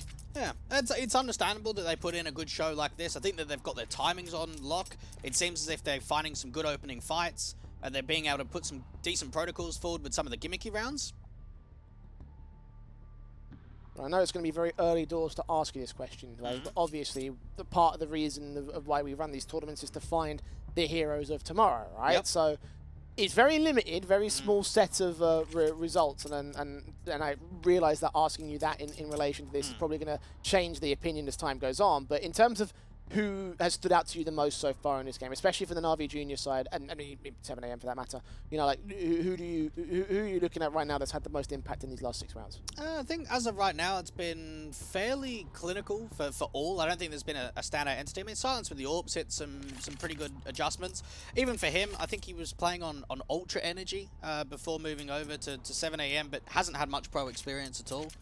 Only, again, 2 maps on HLTV. This is his 3rd. I was even questioning, I think I spoke to Emperor at the time, when it happened. I was like, why Silence? Like, out of anyone, you know, we got some very good AWPers in the UK scene. There's some more renowned AWPers in the Swedish scene as well. Why him? And I don't know if it was NAS as well, whether you've got some insider knowledge from another Swedish player that kind of helps out. But they have been bringing up some newer faces, I would say, in this lineup than perhaps other UK teams. Going international has been the trend as of late. Do you reckon? I mean, Endpoint's been doing it for the last handful of years. Yeah, I mean, yeah, but even ITB have gone up to the international squad recently, and yeah, that's true. That whole situation has been a thing that a lot of teams have, well, not a lot of teams, but it's been something that squads have been moving towards as of late, more than anything else. And if it works for 7am, it works, Yeah, I think we had a couple of Brits that used to play on Epsilon as well, so had a few. That was a bit of a weird situation with that squad, wasn't it? Yeah, them and Phoenix, I think, at the time. And then obviously the new project, the Augless Heroes, Navi Junior playing them tomorrow in a best of 3. The new lineup with Thomas, Volt and Cypher as the core 3 UK at the moment. Sounds to be a good project. I think for 7am, just about putting themselves on the pedestal, because again, they played in the ESL Premiership, which is the UK Premiership. Didn't have a great placement there at all, actually. Struggled in the groups. Yeah, no, that's not what we were saying, right? The idea that this isn't the teams that are that should, well, not should represent the UK, but like they're not the team that you would typically say they're the guys that you turn to win a match like this against Navi Junior. There are other squads that you would look at most pertinently on the basis of how well they've done in tournaments like the Premiership, right? Like, there was a 9th to 10th placement, which is like relegation position in the group stage. So it's not fantastic, certainly in terms of that individual tournament. But again, 7am have that little international flair as of late. And right now they're showing it again, Anyone who had any doubts, probably put them to bed at the moment. After this tech pause, I wonder whether 7am will keep it that way. It's still fairly early, but for sure. I mean, since 7am have picked up Spade, I should say, the results have been more on the disappointing side, and even ESEA Advanced this season, 0-3. But there's always chances, right? There's always tournaments, and I think this is the perfect qualifier to redeem yourself, to put on a good performance against Navi Junior, to show that you can cause an upset, that you can prove it against some of the top academy squads in the world right now. And looking at the way that they've played on Vertigo, it's looked comfortable. You can't say that for the first series for Trig Future at all. 7am have certainly got themselves started on the right foot. Again, our definitive underdogs in this series. We had them down to potentially lose this series. Obviously, we gave them the credit of at least a map. would be very exciting if they were able to dominate NAVI Junior. And I realise we're probably like trailing into fantasy land at this stage, because it is still very early doors. At the same time, though, you know, the UK CS fan in me is dreaming the days that we can truly be a great region again. I think it's in a very good spot right now. And for NAVI Junior, this is the caveat with this team. Again, very good performances over the course of 2022. I think that they showed a lot of class in the last season of the Academy League. They've played 10 maps on HLTV in the last 3 months. So it's a team that aren't playing many events. And I think if you actually look at all of the Academy squads, at least the larger names, and you go side by side and say, right, this one's played 20 events, how much has NAVI Junior played? It's on the smaller side. They are actually not an organisation that put their Academy squad through that many events. Certainly contrast to someone like an NIP. Yeah, Young Ninjas. Definitely. We were just talking in the last match about how they're always playing in the Tier 2 Cups, the CCTs and what have you, Yeah. and they're always trying to compete against Astralis Talent as well. Yeah, even Astralis Talent. So similar story for all those squads. NAVI Junior, the total opposite. It does give you a bit more opportunity for prep time, though. So in theory, they would have a decent game plan coming into these matches. We'll find out whether that's the case. But speaking of caveats, Dweg, unfortunately, our 5th player on NAVI Junior has a power outage. Oh, okay. So they're gonna try and bring a sub in. Okay. Try and get a. I know that they've got 2 subs actually Okay. for NAVI Junior, so they've probably got some adequate youngster, I'd imagine. If not, you got Crush. Used to be a very good player back in the day. Okay. Which is obviously the coach of their team. Was the coach of NAVI Youth before getting the promotion to the junior squad. I remember seeing him at even a couple of majors. So definitely had a very high pedestal when he was playing. Yeah. I mean, talking of coaches in general, right? Like it kind of feels like with these 2 teams, you've got youngsters held up by key veterans in their own respective sort of regions, right? It seems like that at the moment. There's definitely been more of a shift. I think that was maybe the lack of when CSGO was first coming into the fold. I think a lot of teams would have hoped and a lot of players would have hoped that the Source and the 1.6 pros would have gone into coaching roles. It seems like it's only been more of a shift in the last few years, definitely. I mean, you even take Emperor as a prime example on 7am. I think he's been one of the longest standing coaches that we have in the scene right now. He's been with LVN teams for what feels like at least a year with Eco and Spade. And then obviously Phoenix before that. So it could be a good 18 months or so that they've been together as IGL and coach. Yeah. We talk about obviously some of the great teams in history. I think one of the key things that a lot of people talk about is Astralis and their main sort of squad when they had Glaive and Sonic, and the theory was that the working relationship between those two is what really made the head honchos of the team. For sure.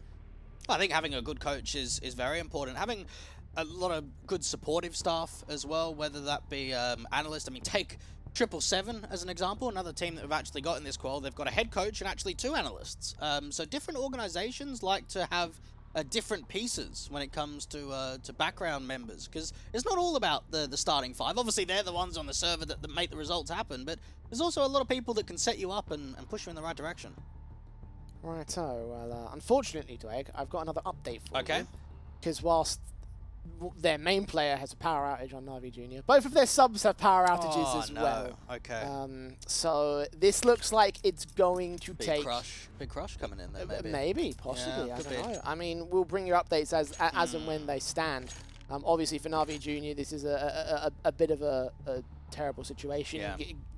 I think that they'll do their best to try and hold this together. I'm not sure what the rules state in terms of I think length of tech pauses. anytime you got a player disconnecting and can't come back, it's just Yeah. it's a nightmare because everything is surrounding the starting 5. Everything is built in with the protocols and the strats that when you bring in a sub, when you bring in a coach, when you bring in a stand-in, it's no one wants to be in that position, but sometimes it has to be done.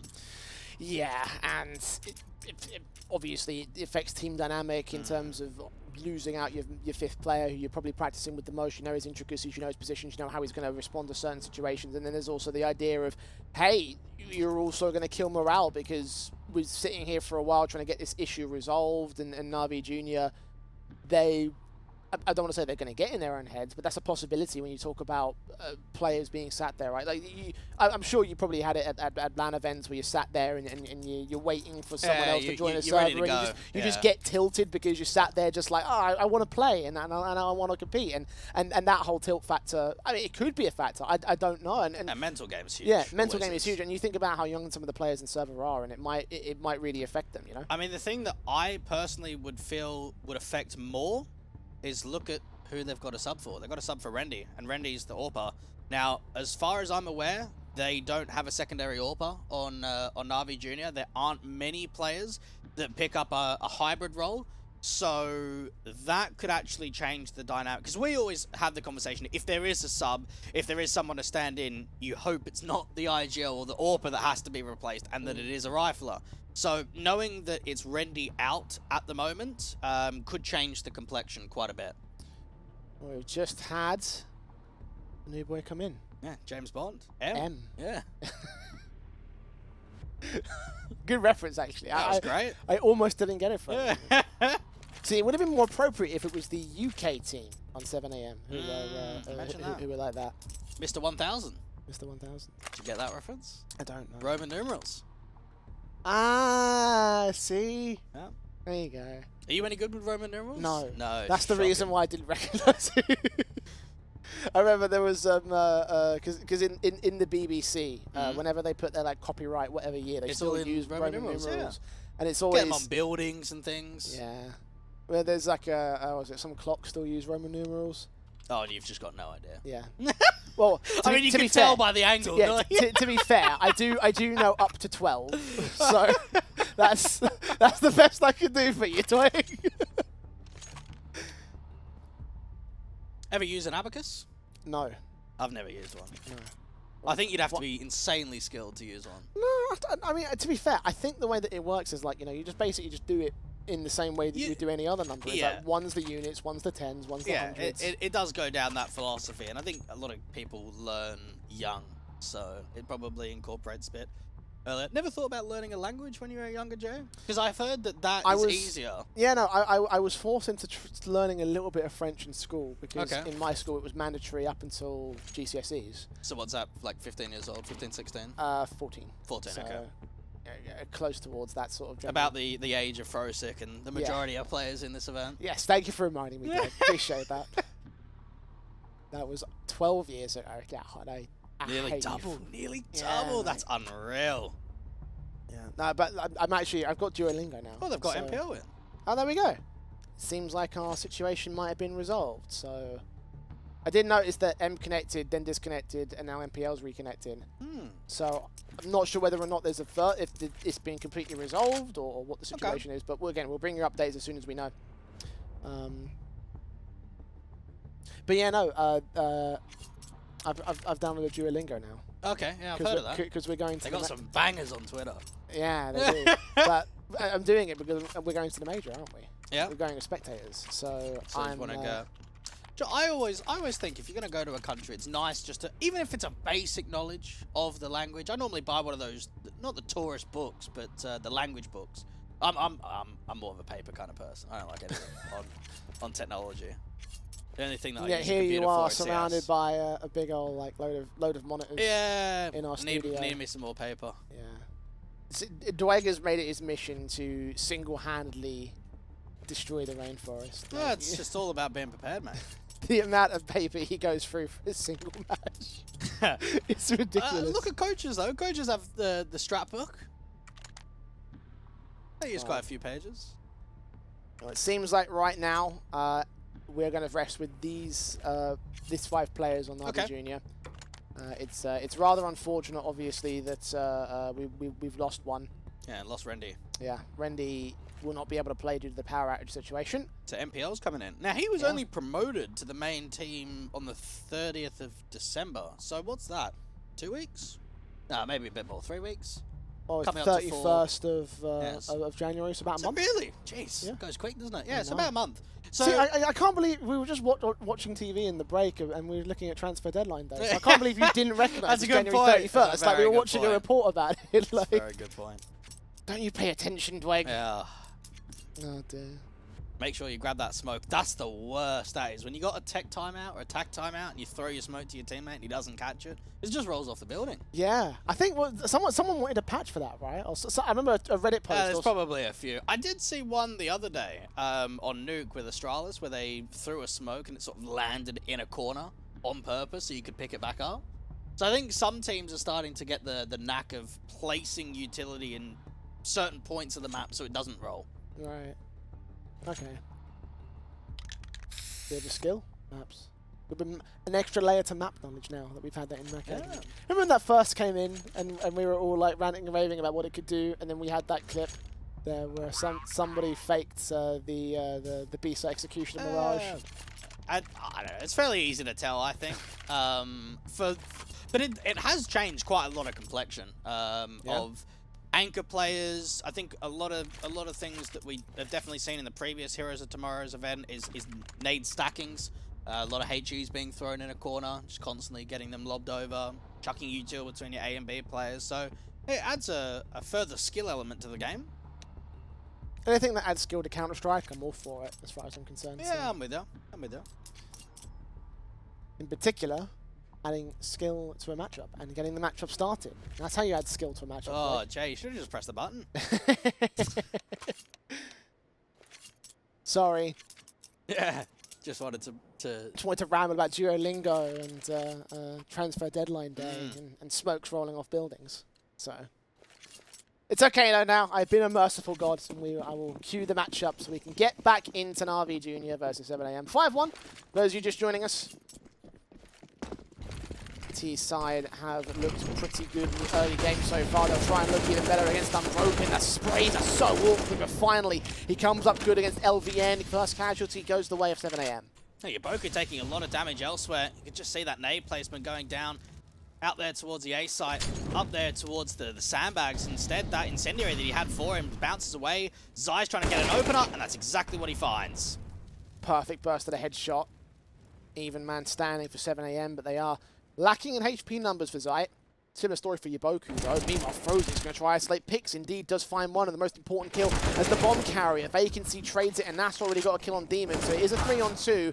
But Zai will not last much longer on that A lurk. The B site is open, the bomb can go down. Yeah, rotates are going to take some time, and knowing that Yaboku is low, that actually gives a lot of promise here to 7am. Now, you've got an aggressive hold coming through from Nas. Vacancy's got to try and slow down those rotates up from Guardian and in from CT.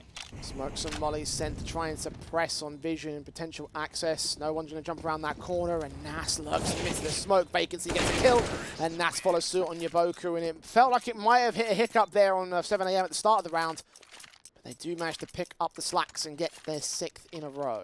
So one thing that I am noticing from 7am is it is one of those T-sides where it seems like they're trying to bait a lot of over-rotations. Notice the way they're at ramp, you're taking the first contact from Zai, he's getting up towards the alley position, and as soon as it looks like there may be more leverage to A, it's a mid-walk. It's getting yourself into B. So a lot of movement across the map as of right now for 7am. Keep it up as well. Forced back in for NAVI Junior, seeing a pistol out for one individual. Frozik, however, going to take his M4 into Nas and isolate him from the rest of the T-side line. Does slow things down a little bit, back into a slow start of default. This time not towards ramp, but towards the B stairs. I like this from NAVI Junior. You've already got the opening pick, and now you're looking for slight more. You've got to realise that while it is an opening man advantage, it's still not great with the weaponry scenario. You're down to a pistol, you don't have a lack of nades as of right now. LVN can get a lurk smoke to try and help them towards top ramp. Smokes and molly, the scent flashes will come forward for LVN. Burst and spray through that smoke, hoping to catch someone in a pre-fire angle, but so far so little in general. Molotovs are sent to try and suppress on the CT side meanwhile, and they will wait. Now, MPL seems like he's going to be the one to pick up the big green in there from Rendy. I don't see him AWPing all that much, but that's a sacrifice that one player's going to have to make. Smoke set. 2 players in over at this alley position. Might become a bit of a concern for teams that are not careful. Will LVN read it? Looks like he will. Perfect headshot. Spray back with Zai's support. Gets that kill on Yaboku, and now it's a 3-on-3. 7am have equalized, and the bomb's on the site. Frosic's going to try and deny, deal with that first player vacancy, needs to find the next. Doesn't know exactly where the plant came down. Eventually does find Zai, and now LVN is left to clutch it in a 1-on-3. Spotted by the AWP, and NPL will close it. That's the second round for NAVI Junior, and MPL obviously being an addition towards NAVI might end up being a bit of a tipping factor for them. He's a hell of a player, and there's a reason he got called up to the main squad, you know? Yeah, the NAVI Junior are going to be very familiar with the idea of rocking him in the lineup. Because, again, they used him as a six-man. They used him in and out. So bringing him back in, using that Tier 1 experience that he's gained within the last few weeks, playing with the main roster, try and bring that back, and just try and fill in the gaps. Try and help out wherever they can. 4 more rounds to make up. NAVI Junior finally broken the round streak, at least for 7 AM. Some momentum shifting towards their name. If they can carry it forward, it might be pretty pivotal, but the money is still fantastic for the T side. They're going to buy back here, have a buyback in the next round as well. The Orbs and AKs is standard Orb v Orb battle versus Silence and MPL. Positions held for the time being. As again, 7 AM, slow down the default. So Zai actually put the lurk smoke up there towards the top of the ramp, but didn't commit with it. Instead, Vacancy's making a slight lurk forward, can get a molly out towards danger, try and force any of those CTs aggressively down there towards the stairs, and MPL catches a slight elevated angle onto LVN. Perfect headshot, crack angle of that. It's a good shot, a good start. 7 AM can't formulate a response, at least not right now they can't. So they can force out something or to get some cover in out to the ramp. But NAVI Junior happy to back off for it. Now 7 AM trying to get a retaking molly out there towards the alley control. Now it does show as if they're trying to dictate more util towards A. Instead it's going to be one of these mid walks again. AWP backed up in the AK. Frozik does get the kill on Tanat, and Vacancy can respond towards it. Isolating one player on this B side. Not impossible if they win this fight, and indeed Vacancy will do some damage on the first swing, get the kill with a second. So it is indeed a 3-on-3 for 7 AM. Yeah, Vacancy is making a lot of impact happen out here towards the B side. They're really turning this around, and even a player out here towards the B stairs could really help in the post plant. And Boku leaning into that M4.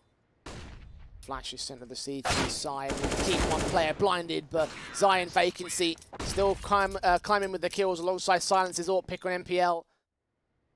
7 AM get right back on track. Yeah, 7 AM putting on a very good performance right now on T side. Really like what they're able to adjust there. Vacancy had his crosshair placement pretty on lock, coming down from that Guardian position, looking out towards the right-hand side of the Jenny.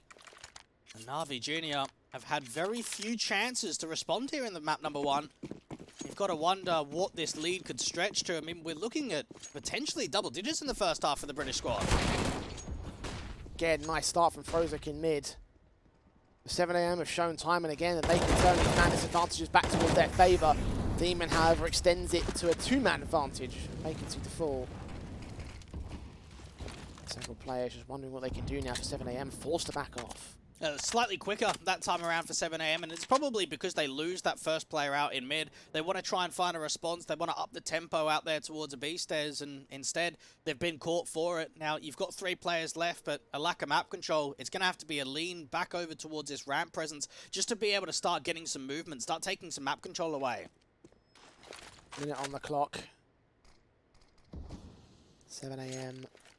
Start to lean into that ramp control. They've got a lurker in Zai out towards mid. It's offset and ready. They can flank in towards the A side if possible. Got to go through one player in Frozik, and obviously the FAMAS versus AK means that it should, in theory, be a decent fight that the AK can win with particular ease. But still resistance and information that they will give up by taking that. 40 seconds. And leaning closer to the A play. Zai's hoping to try and get a walk further forward. So LVN's just going to try and sell as much of a distraction up here at A as possible, and now Zai's got to at least get one. In, gets that fight against Unbroken, wins it, isolates the second player swinging. Silence AWP comes in with support against NPL, and the burst taps through coming from Zai for a tidy double, a 2-on-2 situation as he continues leaning and bursts through against Yaboku. Perfect placement, and now LVN's there to finish off the job. 7 AM win the half. What a flank and what a play from Zai! That's an amazing lurk out there towards mid. The way that he slows it down, brings more of that distraction back over, the tap up there towards headshot and orange. Jeez. There's not really much you can say about that, other than that was just an unreal round there from Zai. That was sick. That was so sick. And again, 7 AM battling back from the deficit. They've lost opening man advantages. This time they lost 2 of them. playing the 3-on-5 and still managed to walk away with 2 players and win the round. NAVI Junior reduced to pistols because those losses taken, damaging the economy state. Not a lot saved. Do some damage at least with said pistols, but again it's Zai to step up with the entry. Onto the first of Demon, Unbroken there with a decent fight back to a double up. LVN also loses his life towards Frozix. This is a 3-on-2 for NAVI Junior again with the pistol standing. 7am might find themselves in trouble as Silence will also drop. Now, Frozix just allows himself to find so much of that territory out from the double stack to look down towards the stairs. And NASA's alone, walking down from mid. He should surely be seen. Indeed, tapped to the back of the head by Yaboku. And NAVI Junior will find a steal to return the favour back to 7am. Only pistols brought in, but still the economy is strong for the T side, so there will be a reinvestment here, surely. And NAVI Junior would be very happy with what they've been able to put up in that sort of round. 7am think that we've done so well in the rifle rounds, it's a shame that we've let one slip up against an eco. Reinvestments will come through. NAVI holding on to 3 AKs to keep their economy line in a decent position. 7am.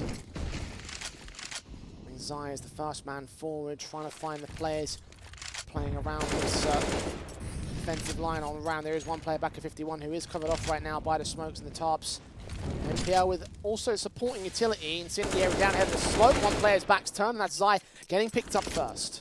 MPL just driving back, and now even Yaboku doesn't need to overfight here. Try and keep that pressure on, use that utility out there to the alley position. 7am losing that first player. No one even in a trading position as of right now to get a fight back. Demon holds his nerve with the smokes being sent. That B-side defensive just in case there is a lurk player, but realistically it's all about this A-take, and Yaboku deals with LVN next. 5-on-3 again. They have battled back from this, and Vacancy will start the return. First pick found, second player seen. Gonna wait him out and win it back to a 3-on-3 with Yaboku also being low. Don't tell me 7am I'm gonna steal one back from another 2-man disadvantage. It looks really likely because they've even got a lurk out towards mid, and NASA's not been detected as of yet. Silence watching the backstab. Utility is being thrown. HEs plus Incendiary checking the outskirts, checking out Quad, which I believe is still not being detected on the part of Vacancy. Yaboku now making his way in.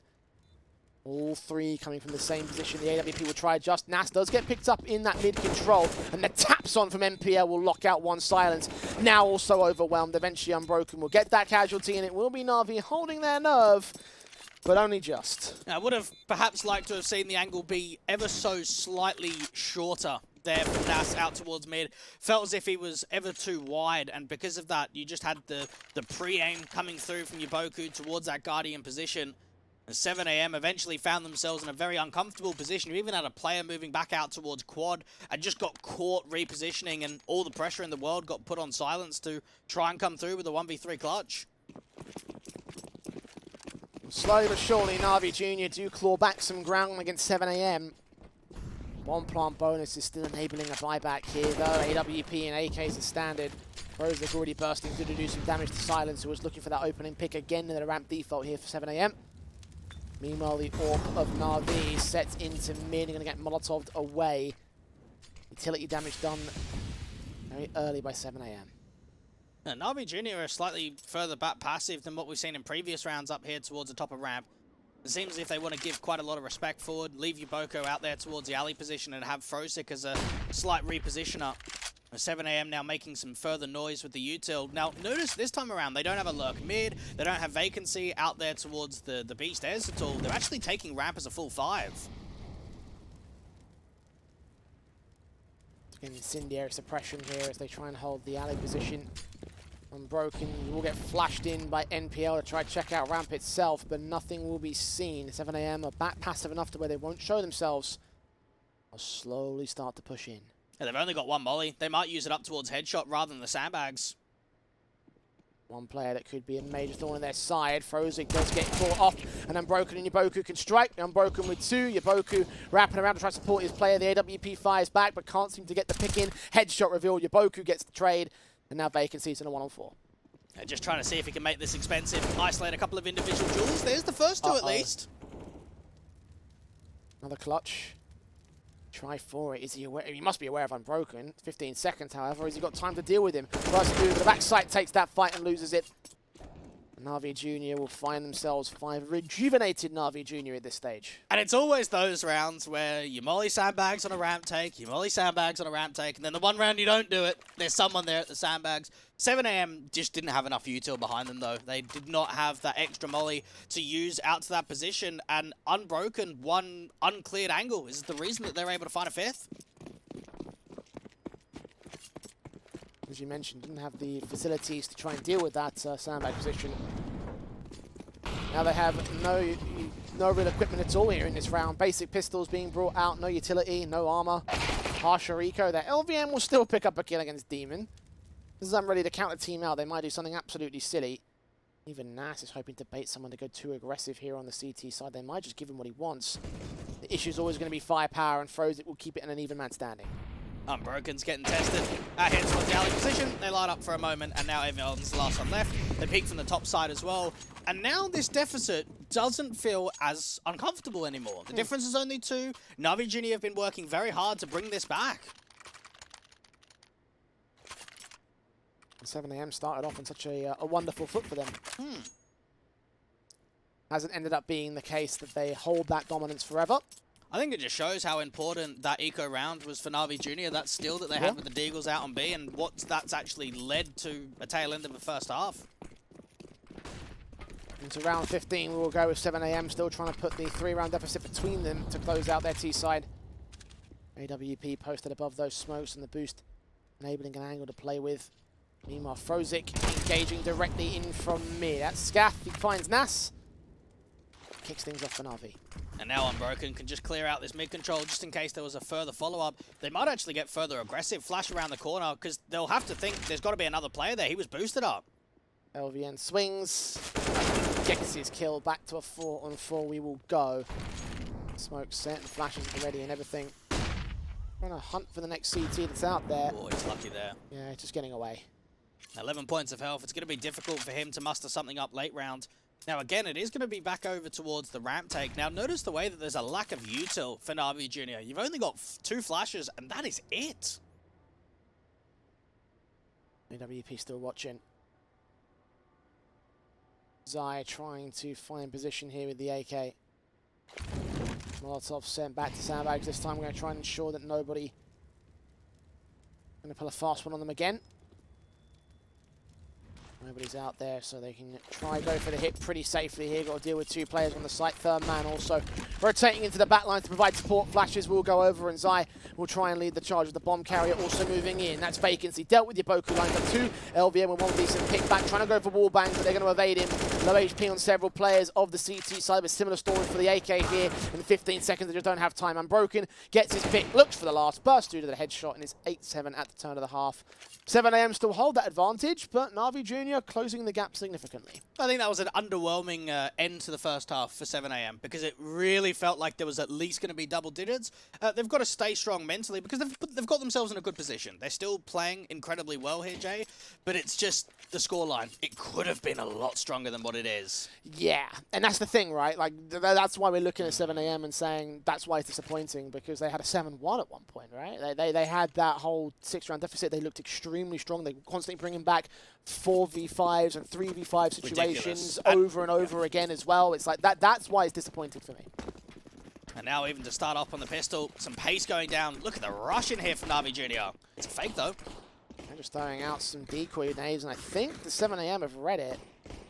Standard part of their playbook, perhaps. 4 players on that B site, nothing being seen by Silence, and now they make their way in. Incendiaries to try block them. Flashes will also make their way out, but that cancels the hit from Navi the same. And that's well read there from Navi Junior, because they try and sell an A fake, and then instantly there's an incendiary and a flash. That's baited so much util. NPO leans forward to the Glock. USP's coming out, holding their nerve, the crossfire. Silence joined by 2 others, and now the stack starts to rotate away from 7am. Now they're on the A site. They've read this like to perfection. And they've got to be able to put themselves into a retaking scenario. They can't really afford to fight through the smokes before the bomb goes down. They'll stick themselves in the smokes itself. They're going to try to go for just as fast a retake as NAVI did. Silence and Vacancy combine to get the kills against two. Drop that bomb. 5 on 3 as they continue bursting forward. Catching Demon off next. It's Frozik and NPL. 2 on 5. They've got a couple of damaged players on the CT forces, but for the most part, they hold every advantage in the world except for potentially this backstab coming in from Frozik now. He does find LVN. That's a start. And they've got to try and get some more. Try and deal with these players out towards Gap, but it just doesn't happen at all. 7 AM being able to shift the stack from B over to A, and they aggressed through the smokes. I thought that they were just going to put a lurk smoke down towards a crane, retake 5v5, but they just had no respect in that round for NAVI Junior at all. They wanted to put pressure on and deny the bomb, and that's exactly what they were able to achieve. Brilliant reading from 7 AM in that pistol. Knew exactly where to stack and when to stack it. We'll pay NAVI for it. Pistols being brought back into this next round. Pretty harsh eco, mostly Glocks across the board. +1 P2 Fitty. M4s and rifles coming in from 7 AM to make light work of this kind of an eco. LVN lining up to. We'll see whether the B campaign can have any success.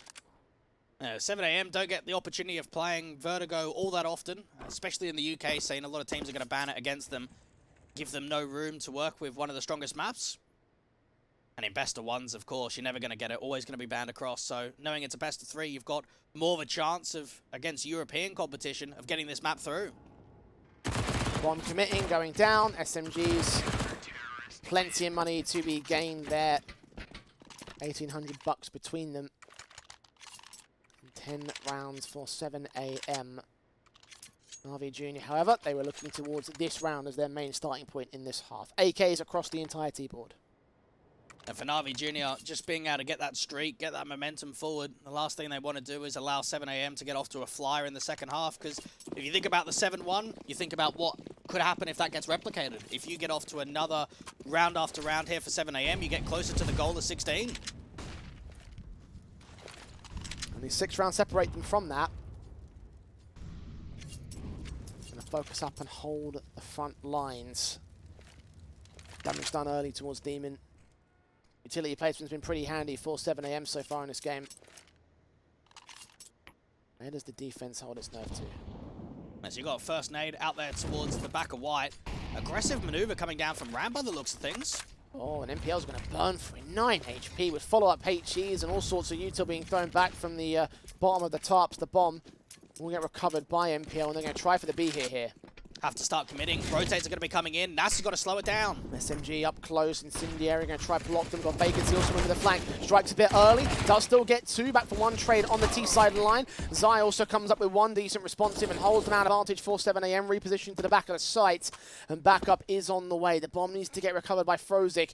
And Yaboku is desperate to find a pick around this smoke. He'll lean in closer, but can't see anything here. Now, this is a good idea for NAVI Junior. You got plenty of time. Slow it down. Force out a mistake. Force a reposition. Now, if this quad angle is constantly held by Zai, they should establish a crossfire. There should be no way he goes down here. M4 holding from silence, bursts, blind, sprays, doing damage again to Frozik. Yaboku's also low. Zai just picks his moments, doesn't quite catch the player in the back, but does deny that bomb plant. And from here, with the damage done on towards Frozik, it shouldn't be much more of a round. 17 seconds, he's desperate for headshots. He's got the bomb, or almost has the bomb. He's hunting for more, and he gets it. One-on-one situation here. Does he tap it or stick it? That's going to be the question. LVN up on the other side. Moves in, thinks he's going to stick it. Right to assume so as well. Gets the kill just after the plant. 7 AM continue their undefeated CT side. That was very tight. A very close round there coming through from 7 AM. Only barely took it over the line. Looked as if Zai done enough. Very good repositioning. The way that he's able to walk out from that quad position doesn't quite find the 2-for-1. And because of that, it actually forces it into a clutch scenario. Now, for NAVI Junior, you just keep buying. I mean, knowing that you've put a lot of pressure on, you've kept the CT economy low, you've got yourself another bomb plant, you just want to keep it up. You want to keep buying until you force the reset. That's what they'll keep doing. Tap pause taken by 7 AM. Moments respite, because I think they recognise the same thing here. The economy being where it's at. 1 good win from NAVI Junior, and that throws the whole game plan off for them. I believe the IGL of LVN has played 21 best of 3s on HLTV, winning only 5. So I think this is where you put yourself in a position where for 7 AM, this is a good spot. You're up 11-7. You've put on a very good performance out in the first half. You've moved into the second and you've been very successful. Keep this up. If you keep this up, you're going to come through with a clinical first map victory, which is shaping up the series for success. Things are looking still leading for 7 AM. NAVI Junior, a perfect chance to swing things back towards their favour. Truly a swing round right here in this game. Tech 9 being a limiting factor for NPL, though. I wonder how that's going to impact things if it does at all. Incendiary sent ahead of the smokes. Counteraction utility again from the CT side. LVN trying to pick an angle here. So far not finding anything. He's got a slight one-way down there towards that bottom left corner. Even Zai putting down the endpoint smoke, just trying to see if he can work up onto the tarps. Now, while that's happening, the B defenders are insanely passive here for 7 AM. LBN falls. Very good trades there from NAVI Junior. And 2 for 1.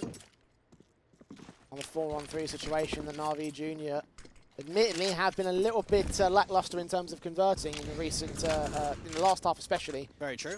7 AM. Opting to back away though. They're going in for the save, so they're not even going to bother trying to convert the situation. Again, the economy being where it is, it makes a lot of sense. I have a feeling that was discussed during that tack pause. What, of the save, you mean? Yeah. Or The economy state. Yeah, it would have been something to discuss. I mean, more so the setup than just the money. I think what 7 AM realised there is that you have 2 B players and no one's over-rotated yet, and your A players haven't stalled for enough time. If maybe the fights were down there at bottom ramp, you could think about that quick over-rotation, but considering that the T's had already gained top ramp control, it's too late. They've already gained A too easily. Hold on to the weapons. Drop some rifles over. They'll get a buyback. Just enough money to do so. See from the bounces on the bottom right of your screen that the follow-up buy after this will not be quite as easy. It might not even be possible depending on how much you can get out of bonuses and what have you. Still even with an SMG on LVN. So even this one will be weakened. With the AWP backed up by 3 M4s. It's still winnable here for 7 AM. Yeah, they could have had the option of an M4 and a FAMAS to be dropped, but they've actually decided to go with the M4 and the MP9 for LVN, so I wonder how they're going to try and utilise him. Maybe it could be slightly more aggressive. Some opening util down towards a ramp contact, looking to fight it early. Flash is sent ahead of the incendiary, smokes down as well, MPL. Passed off some utility to try and lead the charge out towards that ramp default. Bomb's been dropped on bridge as well. One CT out towards the B side, all down a vacancy, gets picked up by Demon. LVN does get a trade back, however. AK in the open does not last much longer. The nade does damage, but again, it's a 4-on-3. Now, unfortunately there for LVN, because that lurk smoke comes through, it breaks that crossfire. It means that Silence can't back him up at all. Now, while that's happening, Unbroken's starting to work forward in towards mid, and this round's pretty much over. Yeah, Silence on the A side, Nas over on B. Incendiary Stone, they know it must be a B take, and he's not even going to bother trying to hold it offensive. Might go bait them in a little bit closer towards Scaff. But I think another save calls on the cards here for 7 AM. You see Silence is not bothering the rotations himself. He's backed up towards 51. Now out towards mid, even Nas will try and escape. So indeed, it will be a save. It will be a 9th for NAVI Junior. Now, there still could be a buy on the table because they got, what, 1900 loss bonus, and you've got 2 FAMASs that can be dropped and an MP9 invested if they want to. It depends on how risk heavy 7 AM are, because you could easily go for a save buy here, go very light, go down on towards an eco, upgrade a couple of pistols. It's whether they can feel as if they force buy, will the pressure eliminate that economical reset of theirs?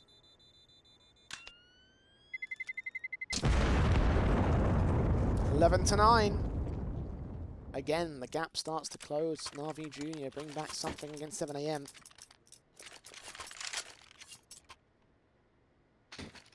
Those 2 weapons saved from the previous will be the only weapons that 7 AM have to work with here. Maybe some upgrade pistols bought, but realistically not that much here for the CT side. 1 P250 and a Deagle down by vacancy and LVN.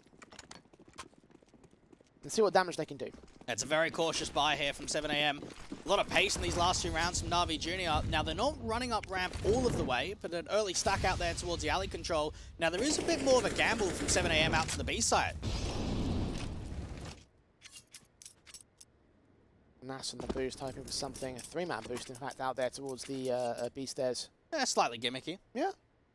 I mean, at this stage, when you've got 3 pistols, you might as well give something gimmicky a try. If it works, then it will prove to be very successful. LVN, however, proving himself to be blind, as he does not see the player down there.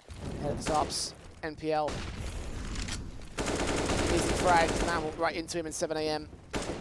Not a lot of resistance towards this A site. USP being the only thing on site. There should be a free bomb site and a free round. At 7 AM, we've got to try and get as much out of this as possible, but at the same time, you've got to prioritize the save. The last thing you want to do is look for exit damage and lose that AWP and that M4, because then that almost takes the point away of not force buying and ending up going for the eco in this kind of round. It's double digits now for NAVI Junior as they make this a close affair on our opening map of the series. That's a very scary prospect when you're up 7-1. Yeah. It's an issue at the turn of the half, and it will continue to be an issue here. We continue to roll on with this T side. Again, it is a bit of an eco basis. Trying to set up a crossfire to take some exit frags, but the 2 rifles, again, the important weapons in this one, saved into the next.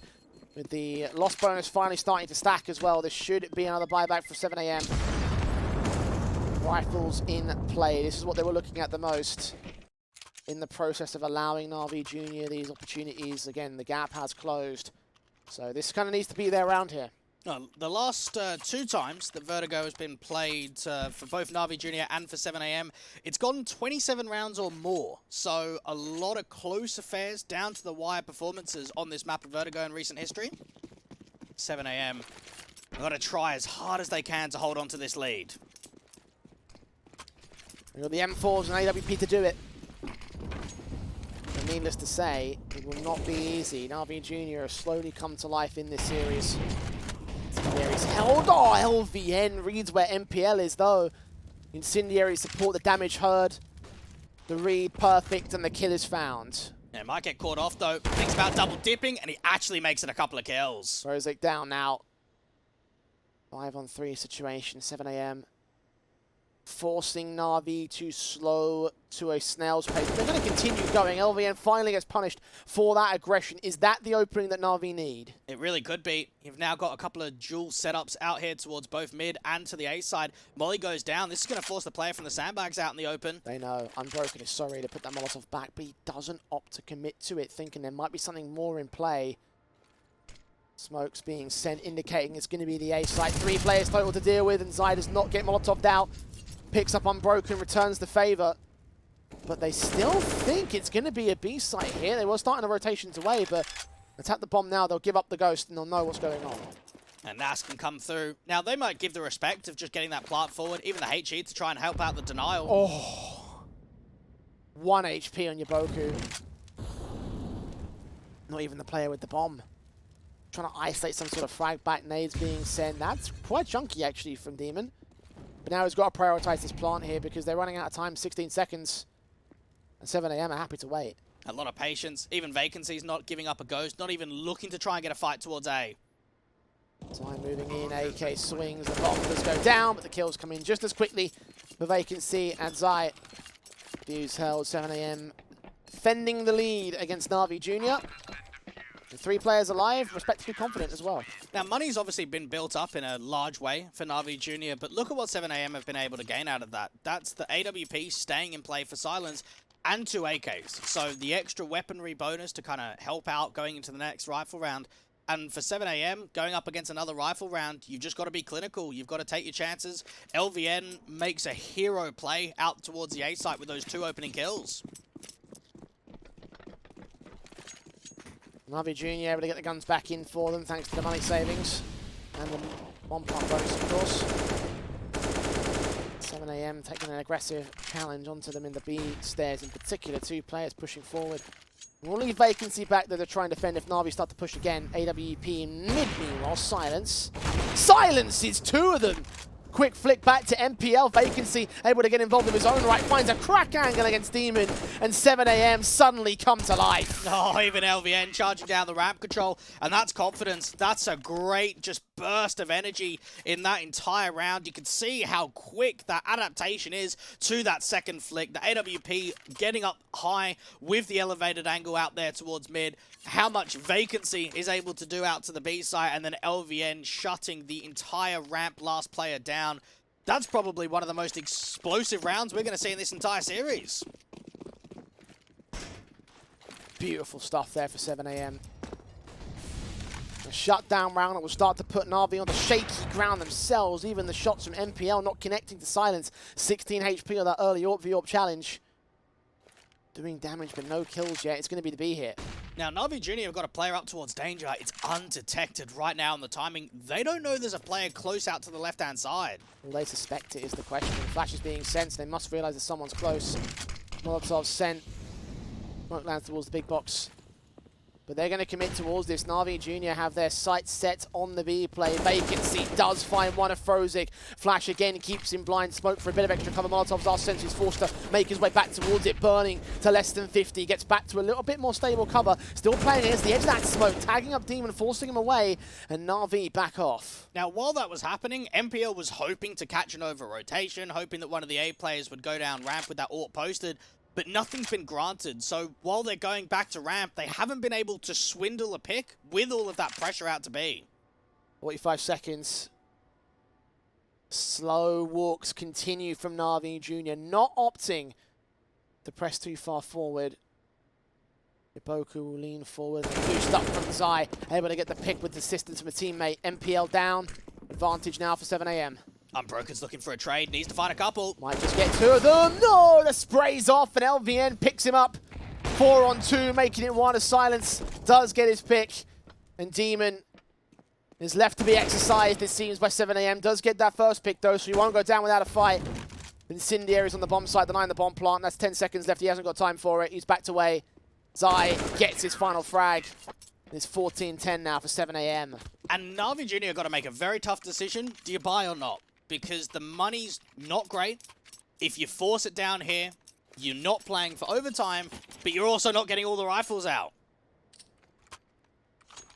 They're gonna do it. 2 guns bought, Tech 9 out for MPL. Upgrades on Demon and Frozen. Demon will eventually get his Galil. And 7am are in the driver's seat. This round could decide this map. It 100% will. 3 players outside of the B stairs as of right now. You've got a single back player of Vacancy. A quick rotate can come through from Nas. This actually might be a full-on XE. AK set. Vacancy holding out hope. Smokes inbound flashes coming in. Burst 5 doing some damage. Back to turn. The kill from Vacancy is found unbroken. Will trade him. Demon forced to utilize a smoke here. A 4-on-4 situation. Hold their positions. They try and continue pressing up towards the B site. 7am. Holding their nerve. Going to wait for the bomb to go down and wait for them all to regroup. Now look at this aggressive duel coming through from MPL. Just waiting for the smoke to clear. AK sees him, gets his pick back. Quick turnaround from Unbroken. Turns it into a 4-on-2 situation. LVN and Silence up against their backs against the wall. AWP bearing down upon them. Does pick up one, but LVN drops. And it looks like it's in for the save. 11th for NAVI Junior. Silence will at least get a couple more picks. Again, his picks have been pretty cheesy. They'll keep it expensive. And NAVI Junior needed to crack open that site. That's exactly what they've been able to do. Silence holding on to that big green. Now, while LVN doesn't have any money in the bank, the rest of his teammates do. No issues with the buy here for 7am at all. 3 to make up still for NAVI. Crunch time at the tail end of this map up. AWP stays, money, rebought, and again, 7am. Allowing NAVI a way back into this game. It could have been a decisive round for the Brits, but not on this occasion. And they've got another chance. Think about what the economical reset could be now knowing that the loss bonus is ruined even further. No money really behind them other than Demon and MPL. 7am bringing quite a few players out towards a Ryan contact. Quicker again here from Frozik. Molotov sent ahead of the smokes. Bit of vision blocking going on. Frozik will lean forward. Nas shoulder baiting, trying to spot anything out towards mid, but so far so little. It's all NAVI, all in ramp. Now, LVN's been smoked off and actually decides to fight to the left-hand side of the default box. Good start. AWP posted for silence. Yaboku will drop incendiaries and flashes and try and defend against where NAVI could come in from the alley position. Charlie is going to get a kill, but Demon and NPL strike back with a couple of their own. Such low HP on the last two players, and NAVI though, and still down by a player. 7 AM are still in the driver's seat. Plenty of time. NAVI Jr. can slow this right down, try and see if they can bait some over-rotations. Now, MPL is making his way back out to B, while Demon is staying around here in the ramp control. Slowly but surely, the creep array continues. Now realize quickly the B site is completely opened up. 7 AM probably concede the bomb plant from here. No, they do get back in time, actually. Vacancy starting to make his way over, and we'll realize what's going on. RV gotta once again win fights at this kind of deficit. Now they're clearing out positions, they know. Yeah, this is a very good call here from 7 AM to make an info play, to reaggress Nas down there towards a ramp contact. They 100% know it's going to be a B-site take. Vacancy will still shut down Demon. All on NPL. 1-on-3 situation. AK leaning forward. Isolate picks, but 10 seconds, not going to happen. Vacancy puts him away. 15-11. Map point for 7 AM on their own map pick. That's a very good round from 7 AM. It shows how much ability they have in the mid-round of being able to adjust, to make information, to correct their read on exactly where the bomb's going to end up being. And that was a round necessary there for NAVI Jr. Because they don't have it, it forces down a very awkward buy. But at the same time, Jay, I've seen this buy before, and I've seen this buy work out for them. They are a team that can battle back from the deficits, economy or otherwise. AK's taking the damage early though. HE directly onto NPL. 7 AM have done their work. They're going to sit back, relax, and wait for that mid play to come through. They have got LVN to defend against it. HE's pretty good. Do some tag damage. Another good read here from 7 AM. Now that flash does come forward. No fire being landed there from NAVI Jr. No one firing away. Utility set for Nas. M4 holding as smokes do get sent down towards the elevator position. Incendiaries also get chucked over by LVN. Wait and bait and hold for NAVI Jr. to press on forward up towards Scaff is where they'll look to go. Adjustments right there for Nas alongside LVN getting his picks up. 5-on-3, trying to make it 2 and even more. NAVI Jr. beginning to fall apart here. I think this might be the end of them on Vertigo. It does look that way. The best that they can hope for is a slight maneuver forward here from MPL. Look at where he's been able to get himself deep out in the mid-control. Now, the CTs don't know about this at all. AK held. Silence picks up 1. MPL gets a responsive. Now him and Unbroken left alone to do it. Unbroken stands in a 1-on-4 situation. Moving in with the Deagle. Knife pulled out against the AWP at point blank range. He land it? No, he can't. That's it. 16-11 for 7 AM as indeed they do take their own map pick and hold on to contention in this best-of-3 series. Result leg on their own pick. I have to say that it's so far so good in terms of our 2-1. Yeah, I think that was a good performance coming through from 7 AM. I thought that they were able to recover probably some rounds that they shouldn't have. There was a lot of 3v5s, quite a few occasions in which they were able to come further forward. I felt as if they read the game very well. They were making some good info plays, and they looked comfortable, which is a very good sign going up against a strong team like NAVI Jr. Again, hell of a way to start off the series, right? The idea that the major underdogs in this sort of matchup, NAVI Jr., the more experienced team at a much higher level, the Academy League results, all the players that have come through and all the talents on the server right there for them. And 7 AM just seemed like they outplayed them at certain periods. Wasn't the most confident series or map when you take into consideration of where they led from, the 7-1 obviously being the key example of that. But look, a win's a win, and it's their own map pick. They start off the series fantastic. And you got to also look at it from the perspective of NAVI Jr. They don't have an AWPer at the moment. They've got MPL subbing in, picking up the big green. So that's changing quite a lot of dynamic. Obviously, for 7 AM, you're going to take it. You're going to take advantage of that. You're going to be able to exploit. And not having Rendy in the server is going to probably hurt NAVI Jr. in this kind of a series. But for 7 AM, a good performance on their map pick. They'll be happy with that. Indeed, but it's not over yet for them. NAVI Jr. have their own battleground to take on Inferno, their map pick, as we head towards a short break, and we do come back very shortly for our second map of this series.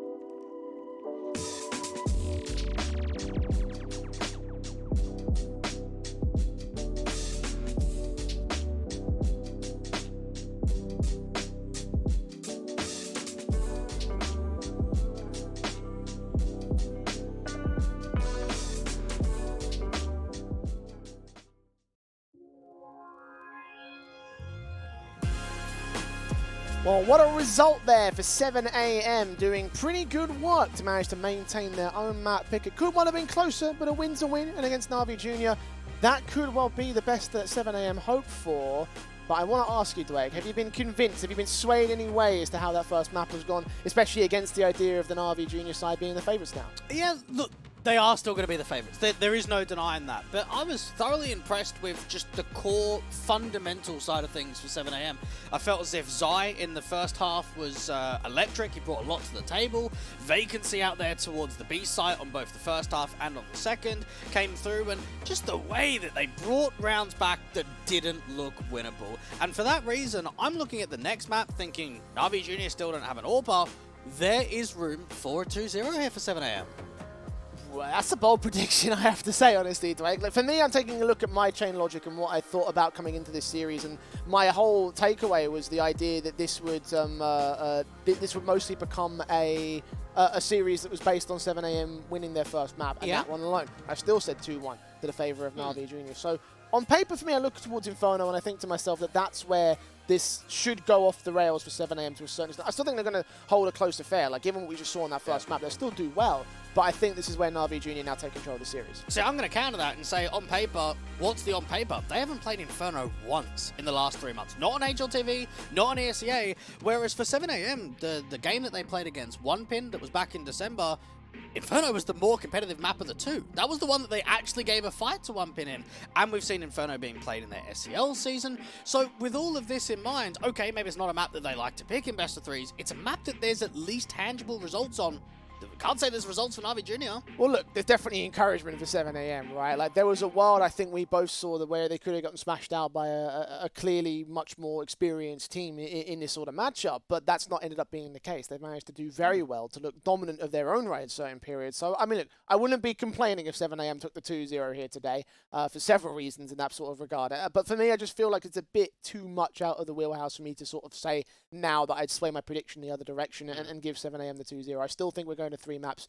Listen, maybe 7am might be able to push us that far and take it right there. But I'm still riding my 2-1 hype train for NAVI. And you've got to consider where NAVI Junior sit in a veto process. Again, they love Dust 2. It was their favourite map. They don't have it anymore. Mirage is their next favourite, but 7am banned it. So when we take that chain logic, you're kind of going to a map that isn't necessarily the most picked. So because of that, there's more leverage, there's more control, there's more confidence. And I think 7am walked with quite a bit of confidence out there on Vertigo. They showed it in the server. Yeah, I don't disagree. Like, look, you take a look at how they were playing around those, like, 4-on-5 and then 3-on-5 situations, the way they were constantly being pushed on the back foot by opening man advantages and what have you from the NAVI Junior side. The fact of the matter is they were still able to turn those situations around, take a 7-1 lead, win the half, maintain that lead, even though they did have the gap closed on them several times, and ultimately take the victory. So, look, those are the bottom lines here in this whole sort of series. And in that sense, the bottom lines do go the way of 7am.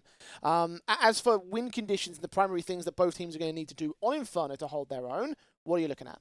For 7am, it's going to be reading the game. It's going to be pinned on LVN again, making the right calls, making info plays on City side, and creating a lot of movement. I think that's where they found a lot of success on Vertigo, when they weren't stagnant, when they were moving around, making sure that they're always on the hunt. And I think for NAVI Junior, just keeping it basic. You've got to realise they've got to stand in. They don't have their full 5 at the moment, so run a good default, allow MPL as much success with the AWP as possible. We might actually not even see much AWPing from them at all, because realistically, Inferno's not a map in which you need an AWPer. T-side, they might just stick to 5 AKs. Quite possibly, but we did see MPL warping over the course of that one map. Yeah. I mean, the situation with the stand-in obviously does mean roles might end up being a little bit weird in that sort of sense. I think that in general it's a positive sort of entity. The idea that you have MPL, who's just been called up to that main sort of squad, being part of the roster now. So for me, I do feel like that they are going to benefit from that overall. Whether or not they include the AWP, it seems like he was pretty adamant to use it over the course of that map whenever he had the chance to. So let's see whether that repeats here on Inferno. He's back. We're all ready to roll here with NAVI Junior versus 7am map 2 of Inferno. And we'll kick things off with our pistols as standard. Yeah, 7am just allowing themselves to have quite a bulky setup out here towards that brackets position. You've got 4 players down here around that brackets take on the A site. Nas looking up in case there's an apartment swing up. Now, while that's happening, rather than a spotter on B, it's actually LVN proper deep out there towards the coffins. So walks in from the T side, and 7am will try to hold their nerve with just a single defender. Four-man crossfire, expecting the A side to be under siege. They have to rotate very quickly, and Unbroken will give chase towards that. Smokes inbound, will call the information out.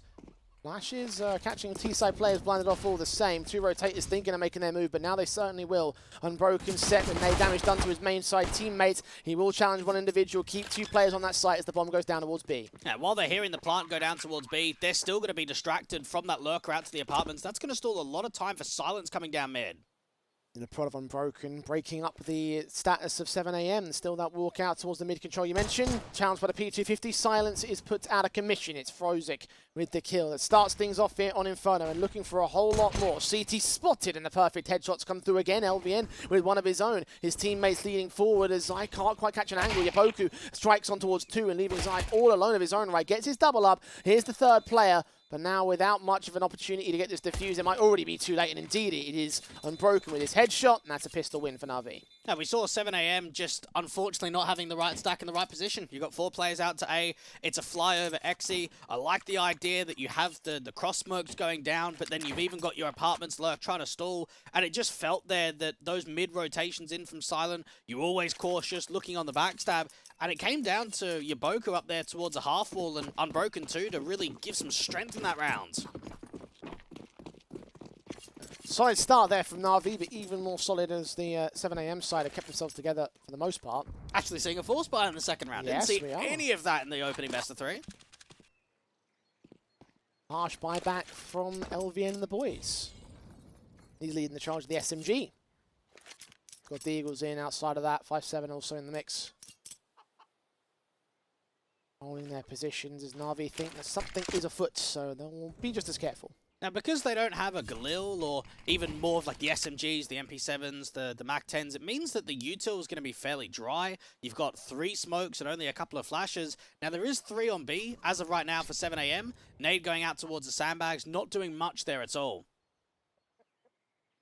3 players to hold off against it. It seems like NAVI are going to go towards the B site for a second time. We did see 7 AM still the conversion in the opening second round of the last map. 5-7 here for Zai. Will try to see if he can do just that. Gets that first headshot pretty nicely. Continuous taps to the SMG will eventually get overwhelmed by Unbroken. And one more man at the back of the site, also detected by Frozik. Perfect tap for the headshot, and there'll be no steal today. Yeah, there ain't much you can do about that. That's a cracking shot coming through on an entry. Always such a difficult angle to pre-aim out there to the back pillar and to the right-hand side of the fountain. 7 AM might have been briefly too early, Jay, when we think about the timings on that one. Yes, Zai got flashed through that smoke, allowed himself to get the 1 kill. You saw LVN in a very uncomfortable position because he's already swung out from the first oranges with that MP9.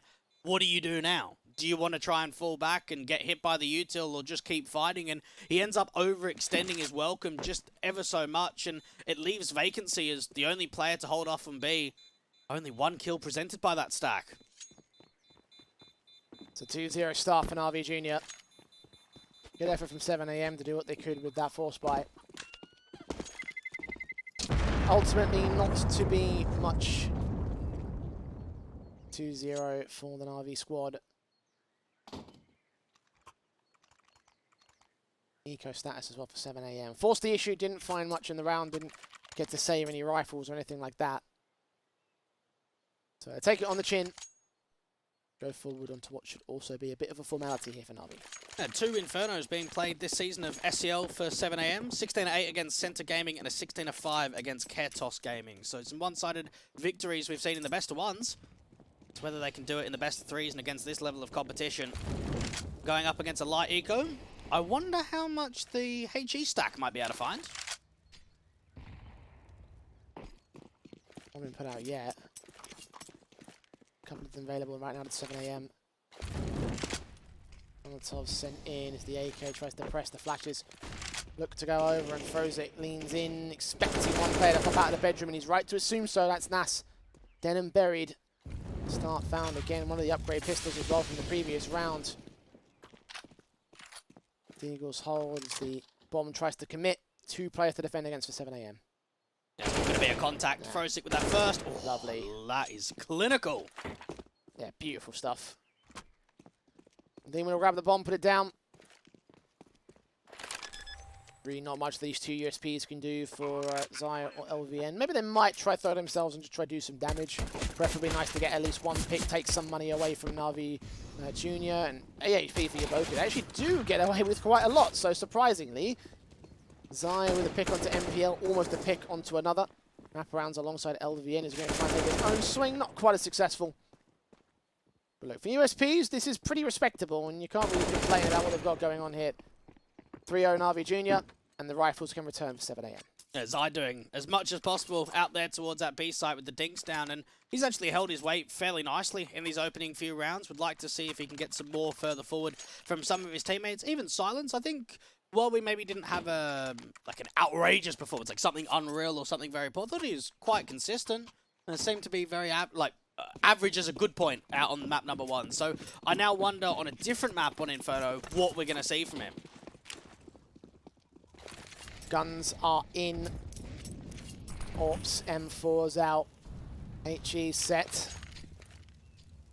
Push on towards the top of the banana control. So far, so little is found. Smokes and Molotovs.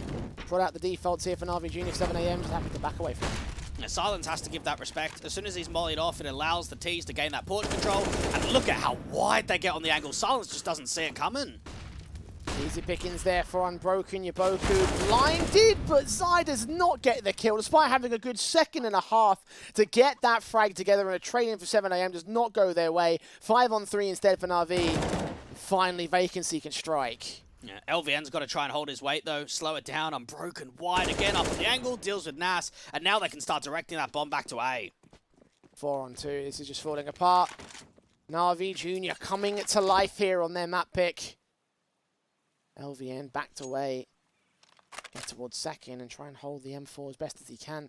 With Vacancy even conceding the A site entirely, so... Plant to be secured.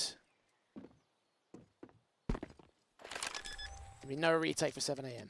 And I think Unbroken has a perfect example there, Jay, of waiting for the play to come to you. You could see that as soon as they flash off the AWP, they put some pressure on, he gets out towards the right-hand side wall of Porch, and when you're scoped in, you're never going to see him. Even out towards that long contact, why are you out there towards the long copy corner? It's an off angle, you're never going to pre-aim it, and he just allows the CTs to be manipulated to overextensions, and that's when he's able to catch him. Well, 4 on the trot for Na'Vi Junior. Even getting LVN to fall, using another rifle. CT side. Holding on to one of Vacancy, but that'll be as far as it goes. Great stuff. Absolutely fantastic stuff there for Na'Vi Junior. They look real clinical, and again, they look like a very different team to what we saw from Vertigo for me. I think that one kill has actually changed the complexion of a buy. I have a fairly confident idea that 7 AM would have forced that, because Vacancy could have dropped a rifle, LVN could have dropped a rifle, and you have one player on a FAMAS or an MP9. You actually give yourself a very good-looking rifle round, but because one gets taken out of the fold, you have to eco. That card is dealt to you. You don't have a choice. Only upgrade pistols here. Have to suffer with it, as you say. See what kind of damage Vacancy can do, where he places himself to try and be the most impactful element of his side. He's out towards the apartments for the time being, so nade stacks sent in from both sides. Much better HE from LVN, and the follow-up as well. Chunks away at MPL, 26 HP for him. It's just whether it can actually be acted upon. Yes, you've done a lot of chunk damage. Is it going to be related into kills? You've got to start driving them into that stack setup as much as you can. Walk forward will continue here for Na'Vi Junior. Minute and 10, LVN. It's 5-7 and watching a slight gap in that smoke that you can try and abuse the beam and seeing where Silence is. Silence will fall. Vacancy does pick up the kill for Keo. One back for the M4. Secondary swing on a secondary player. Seeing the utility adjustments right there. The transfer's even fantastic the same. But NPL does not drop. Unbroken comes in with a trade response to his second teammate. Very good effort for 7 AM, but it didn't work out today. It just feels like it's that kind of map Yeah. where both teams are just going to be making plays. That we're just going to see ridiculous moments from both, because that was actually a fantastic sequence there from Vacancy. Looks like he's done enough. He's done a lot of damage. He's turned it into a couple of frags, nearly 3. And then Unbroken just walks out of the apartments and makes sure that there is no way of a steal in that round. 5 in a row, uncontested by 7 AM. Very similar to the start of Vertigo, wasn't it? Just roles reverse, wasn't it? Mm. At 7 AM doing work, and the Na'Vi Junior came into life. Of course, if you're trying to draw similarities to what happened on Vertigo, then in theory, this one keeps going the way that it is. NAVI walk away with the victory no matter what 7am can do. Not much in this round to begin with. Again, good effort for the M4. Didn't work out for them. They do recover it, though, so Zai able to pick up a little something for this team. That does bolster the buy a little bit here for 7am. Now, we saw in that matchup against One Pin back in December, 3 CT rounds was all that was gained by 7am in the first half. It was actually the second on their T side where they're able to keep it slightly more competitive. Trying to gain as much out of this as possible. Having that AWP forward hasn't felt like Silence has had many chances. Still at 0 kills. LVN put down by MPL to start things off. The AWP of the T side having no such worries. Start-up gain is standard, and the T's will continue to press the issue out towards his B site. Flash around the corner should enable something for his two teammates to peek from. Looking on, seeing the shoulder of Silence, and he'll get no further than that. Continuing to struggle. A 5-on-3 as well for NAVI Jr. This might already be a save. They're looking incredibly sharp individually. And just looking at the crosshair placement, the positioning, even out towards the apartments, there's just no chances. 7am are getting absolutely destroyed right now. There's a reason why they picked this map very clearly, Dweg. Might not have a lot of official history. NAVI are looking like kings here on Inferno. They were meant to play Inferno, actually, in their opening ECA game. Ended up forfeiting it, so we didn't actually get to see them play. They forfeit it or their opponents forfeit? No, NAVI Jr. forfeited. Okay. Are you a forfeit hunter, Jay? Please don't tell me you've never heard of that term. No, I do. I'm trying to find a funny way to answer that. Yeah. And I'm just drawing a blank. So Yeah, no, okay. no, I'm not a forfeit. Okay, hunter. good man. Except when you need playoffs. You joking? I'm never a playoff contention wow. team. Like, Or a qualification land team. no, not even that. Best lands I can go to are BYOCs, and even then, I don't even enter. So. Well, these teams have entered this close qual. 2 best-of-3s to get to LAN. I'm just trying to think who could be the best in line to give ENCE Academy and Astralis Talent a run for their money. Maybe Young Ninjas, looking at the bracket. Maybe yeah. Mouse NXT. Yeah, like those two. I mean, look, think about Mouse NXT, the fact that they went toe-to-toe with ENCE Academy at one point, and they at certain points felt like they were going to be the favorite team, right? Yeah. So those are probably 2 good options. Obviously, we're talking about Young Ninjas being our bracket favorites. They've shown us the dominance earlier on today. I like outsiders, though. Outsider chances, you know, always that team that you never really think of. Could it be a 7am? Could it be an RV Junior? That could also describe the outsiders, but you know. Yeah. There's always teams where I feel as if some of them that are less likely to make it through are actually the ones that do, because not always your favorites go through.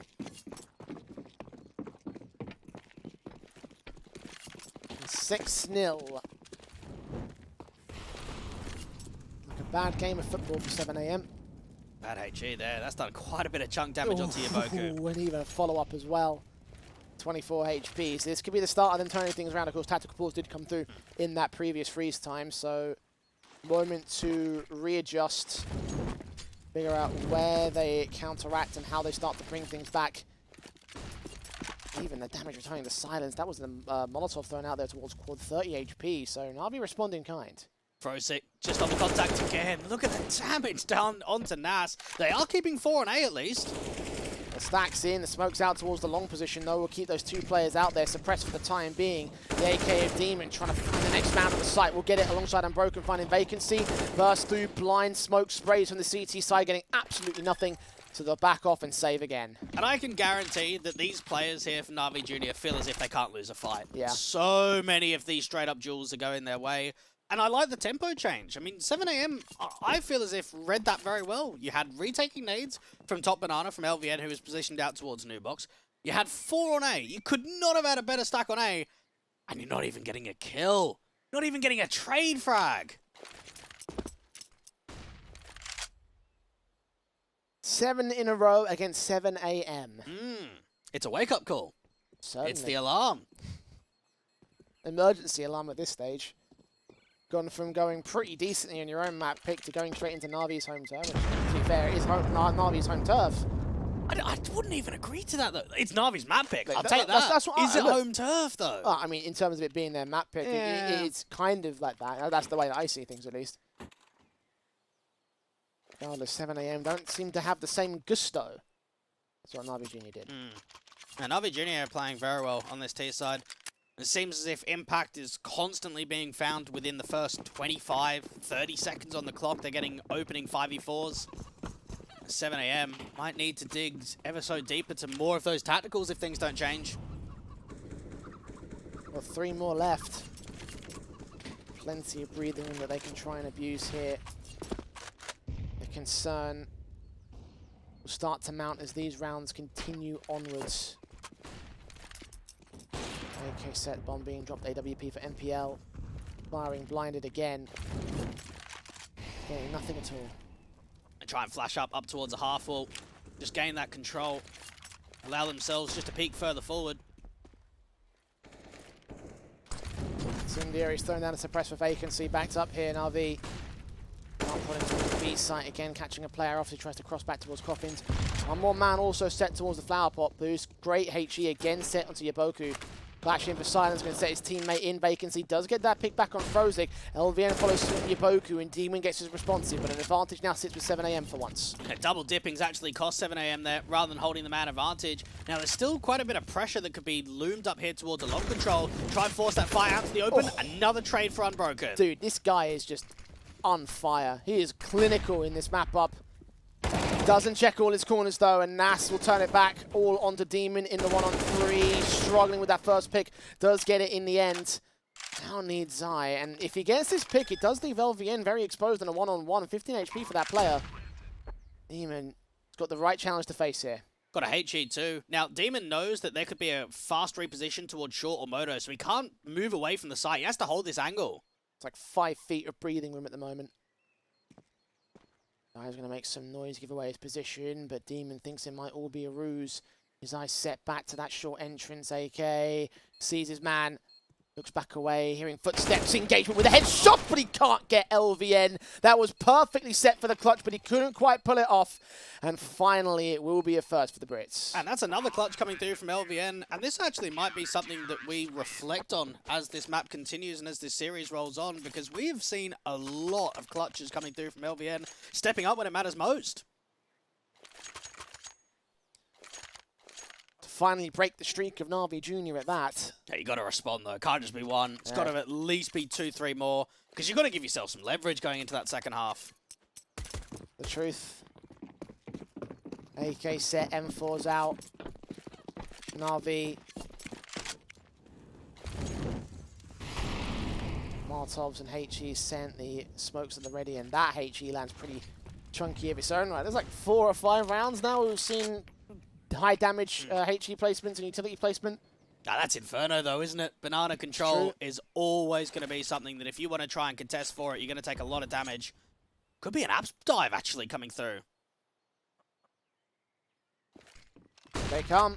Nas sprays back, does catch on the one, continues spraying blind, but does land onto NPL. That's the important kill. That's the bomb dropped. A 5-on-2 now gained by 7 AM. He's looking for his triple. Struggles with it, but does come up against Frozik. With one more man left standing. Faced in upon by Silence, and Cohen will get the kill with the USP.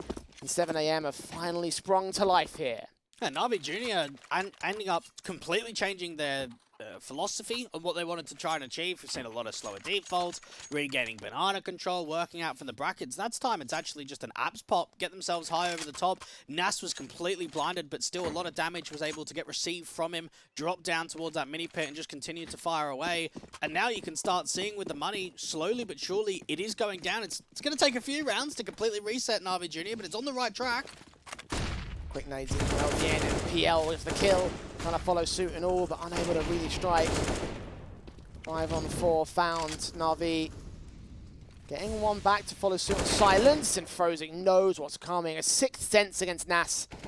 2 left standing for 7 AM, and even though they get 2 decent rounds, it seems like it will be no more than that. Now, I know that that's an aggressive setup from 7 AM. LVN's charging down from mid. They want to try and something more gimmicky. They want to put some pressure on. But that's 7 AM losing 3 players in the first 22 seconds of the round. Yeah. That's super early. And any time you're losing that many players early on, there's just no hope back into a round recovery. It's like we were saying earlier, the gusto of 7 AM seems to have disappeared. NAVI Junior, however, being like a confident force once again. Just a couple of exits do come through for Zion. Vacancy trades onto MPL and Frozig, but you can see how Yaboku is planning to try and cut them off at the seams. Kill found, follow up right there, perfect. No rifles stay in for the CT side. They have savings though. Need to use them now. And it's tough to look at this position from 7 AM and say confidently that there will be a recovery, that there will be a fight back to try and keep this competitive on Inferno, because it has been a rollover. It's been very one-sided from NAVI Junior. We're getting back into the investment again, but how much can they actually find off of the back of this? It's a difficult stance to be in. 7 AM, 6 rounds down. Pressing in from Demon, all the same. Silence burning to a crisp. 31 HP for him. Further HEs from Navi driving the CT side back. MPL just starting to learn a little bit more of that protocol of what's happening up towards the top of the banana. LVN and Zai being the only two individuals there. Boost up towards the flower pots. We've seen it at least once before. NAVI Junior have got a lurk out there towards the apartments, more towards the second mid area, but this looks to be a slightly quicker play in towards a B-site XE. Good smoke from LVM, we'll try cancel it, bunch them off if possible. They do back away from that HE, so it's not quite as chunky as you'd hope it would be. Instead of return, nade goes right onto Zai and tags him for even more than either Yaboku or Demon.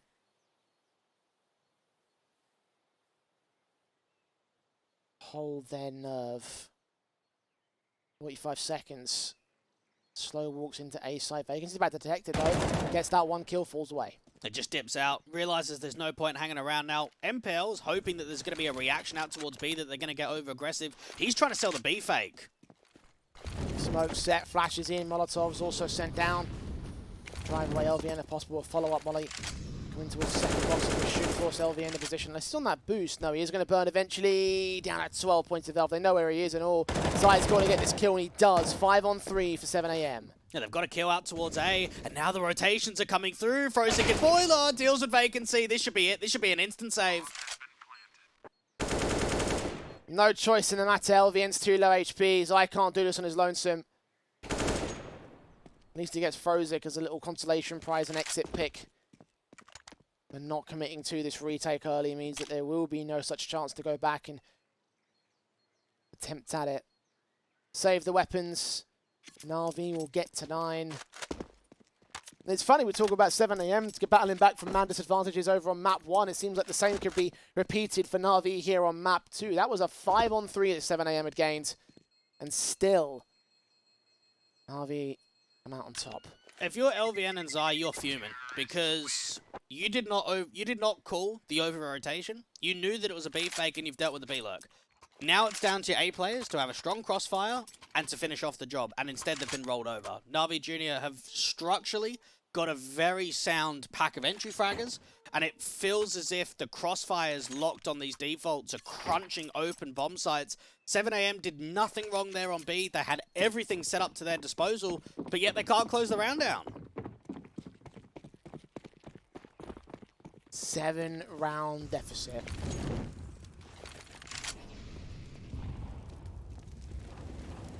NAVI starting to run away with this one. It's getting out of control for 7 AM. They need to find a responsive soon. Probably not in this round though. Pistols are pulled out ahead of the 2 rifles saved. The AK is leaning around the corner. Seeing the first of Vacancy, getting that pick back appropriate. LVN left isolated on the B site, but we'll also hear them rotating away. They might think it's going to be the A play, with the utility also being sent down there as well. You can start seeing that walk forward out to the apartments. Ooh. Nice shot there from the D. Not going forward to pick up the rifle, though. That might cost him. That's going to go falling. No one left to try and pick it back up. Silence is on the center of the site, so Zai's got to do it all. He's lonesome. Sees 2, gets 1. LVN strikes on Yaboku. It is a 2-on-2. The player on the side checks position, but Silence doesn't have the firepower, the caliber to get Demon to drop. Now Frozig here is the last man. Isolates LVN, picks the perfect headshots.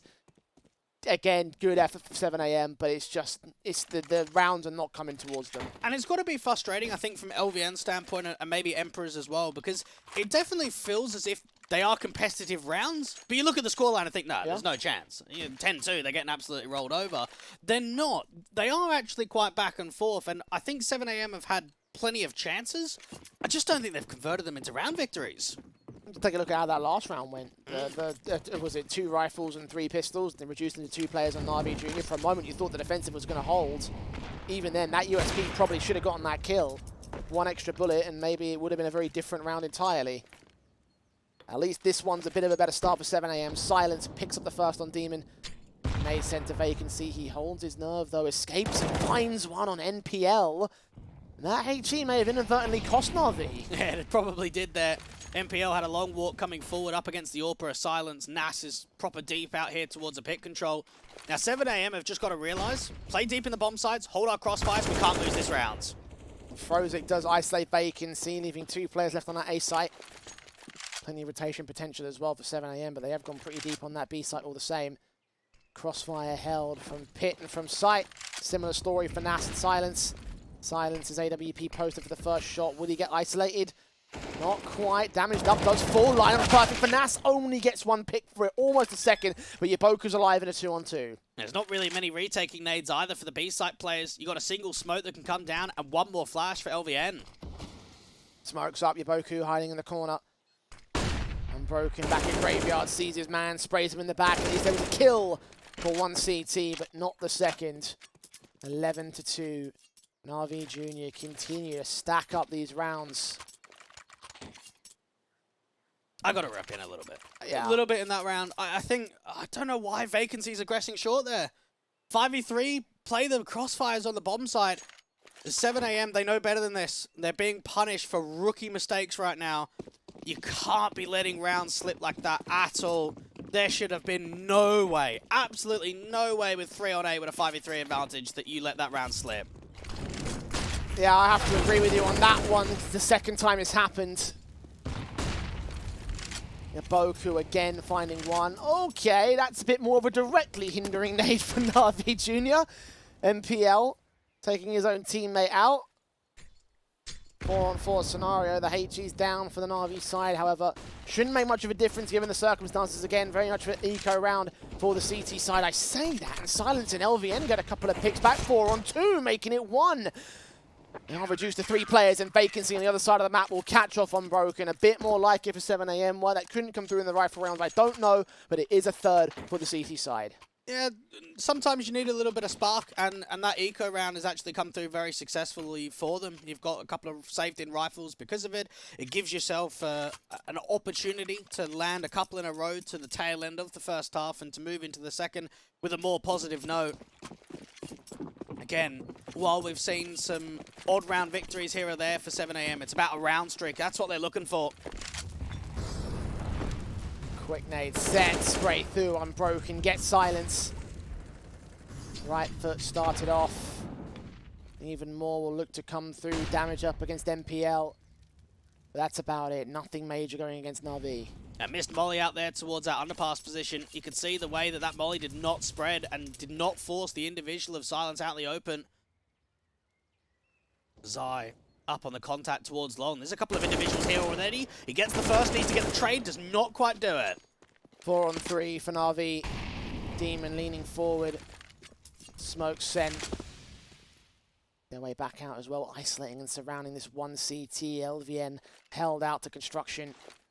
Waiting with his own M4, needs to isolate his first pick, and does do so successfully. Now they know exactly where he is, though, and needs to hold that back up. That bomb's on its way towards the B site. He aggresses. That 1 T-side player unawares, does peek out. LVN picks him up the same. Winning his 1v1 fight. It's a 3-on-2 scenario. 7 AM could still retake this. LVN is going in for a little bit more. He's got a triple on for the quarter. In fact, no. Nipple puts him back in his place. Tap burst through. Spray transfer does not connect. And 7 AM will make it an 11-4 half. Still to their deficit. It's a little something. I don't think I've ever seen a team work as hard as they did for 4 rounds, Jay. That's also true. That is a sick sequence from LVN, but yet it still comes down to 1 player staying alive for the Brits. 7 AM having a situation there where, yes, you're able to end the half on a bit more of a positive note. You're able to get a few rounds to go your way, but they need to be able to really claw this back. NAVI Junior have put on an outclassing performance on their map pick of Inferno, and shown us exactly what can be made if the veto is slightly different, if they're not able to get that Mirage further forward. and what they're able to do here on Inferno. 7 rounds the difference. NAVI Junior could actually close down map number 2 fairly quickly from this point onwards. Good pistol, conversions into rifle, and just like that, it'll all be over. NAVI will have their map pick as we predicted. T side for 7 AM. Needs to come up good to this at the word go here. 4-man stack to the A site for the CT side. 7 AM start prodding into the apartments where there are 2 players waiting for them. Now, this is a very good setup to deal with the apps pop, but Frozig's actually re-aggressing. Players down close towards the left. Waiting, baiting, shots ringing out, but not quite getting the kill until finally one does come through. Zion vacancy trade, NPL with a responsive, a 3-on-3 situation. They'll make their way out towards the side as a player on it though. Out towards Shaw, NPL strikes, picks back from Zion. Oh, the flick back to Yaboku's perfect. And now Demon stands alone, inbound from mid, 1-on-2 for him. I've got to deal with LVN out there towards the apartments. That could be the first point of contact. Leaning in, P2K in hand. Slow walks. Oh, LVN, perfect. Timing is everything. A shot to the back of the head makes it a pistol for 7 AM, and a one that was really much required here. You wonder if there's going to be a force back, though, for NAVI Junior. Do you try and put that pressure on, buy down towards some 5-7s, some digs, get as much out of this as possible? Even a scout being upgraded there from Frosik. 7 AM have got quite a few SMGs. Now, this was kind of part of the conversation that we've had in both the first map and even the last series of a lack of SMGs on this second round. The one time that we've seen plenty of them is actually the force buy round. Because they can farm the money up and get things going, but the helmet's in play. This will not be easy for 7 AM. Of course, they have the firepower advantage above NAVI. 2 Galils in and all. 2 players to try and hold off towards the B site. Right call to just 5-man stack it and send right into the bomb site execution. 3rd player is there, quick on rotations though. Demons 5-7 get up close and personal. See what you can find. First pick found, not quite the second. Vacancy able to get a responsive. Matt 10 does get a decent pick on Yaboku, and now it all leaves it onto NPL. Spray down, covering fire to keep him suppressed, and the bomb should get planted. And they've even got Nas deep there towards bottom banana, trying to cut rotates off quickly. I'm surprised NAVI Junior is still having a crack at this. This should be an instant save, and yeah, eventually they're going to start moving about. Hold on to the Kevlar, hold on to the SMG and the Scout, even though it's not quite full-on weapons. It's more worth it than just getting nothing out of this. Hunt could ensue for 7 AM, but they might want to just build the cash amounts. Maybe the SMGs might go. You can see that Nas is considering it towards mid or leaning towards the A site.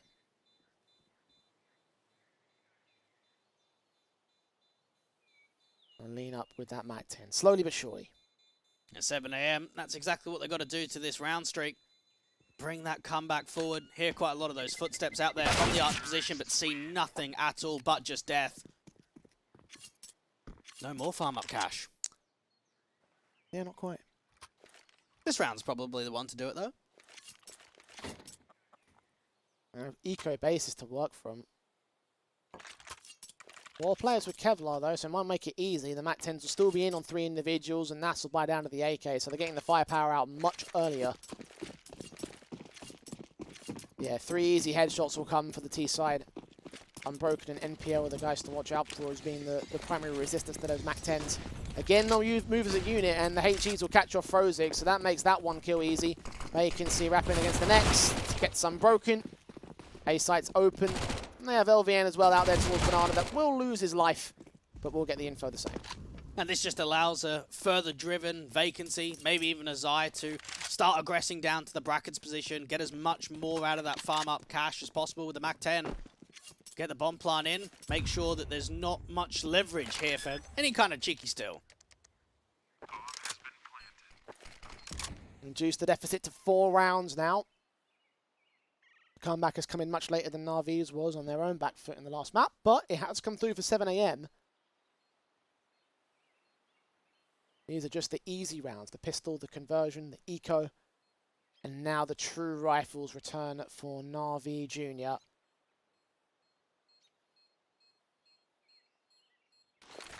Get these Mac 10s in, so they can waste them, get some bonus cash, get exit frags, because they're going to have M4s the next one anyway. We'll give away some cash back to Vacancy, though. Some money will continue to build for 7 AM. We'll be able to isolate this one Mac 10 the same. All the other guns in play in Yaboku will also go up in smoke, so Not much of a successful hunt there for NAVI Junior. 7 a.m. now to face the Rifles. Now, 7 a.m. have played a total of 5 best-of-3s on HLTV, winning 1 and losing 4, 3 of their losses being against UK teams, Blackhand twice and 1 pin just over a month ago. Very similar line for NAVI Junior. In the last 3 months, they've played 4 best-of-3s, only won 1 as well. So I think both teams are looking to bounce back in this current portion of time and get a victory here in the qual. An opportunity to bounce for 7 a.m. here. They are the team that have the map up. Playing a bonus rifle round as well for round 19. They got cash amounts appropriate to go for another investment. Well, they can bonusly get out of this one. If they get the round itself, that's even more perfect for them.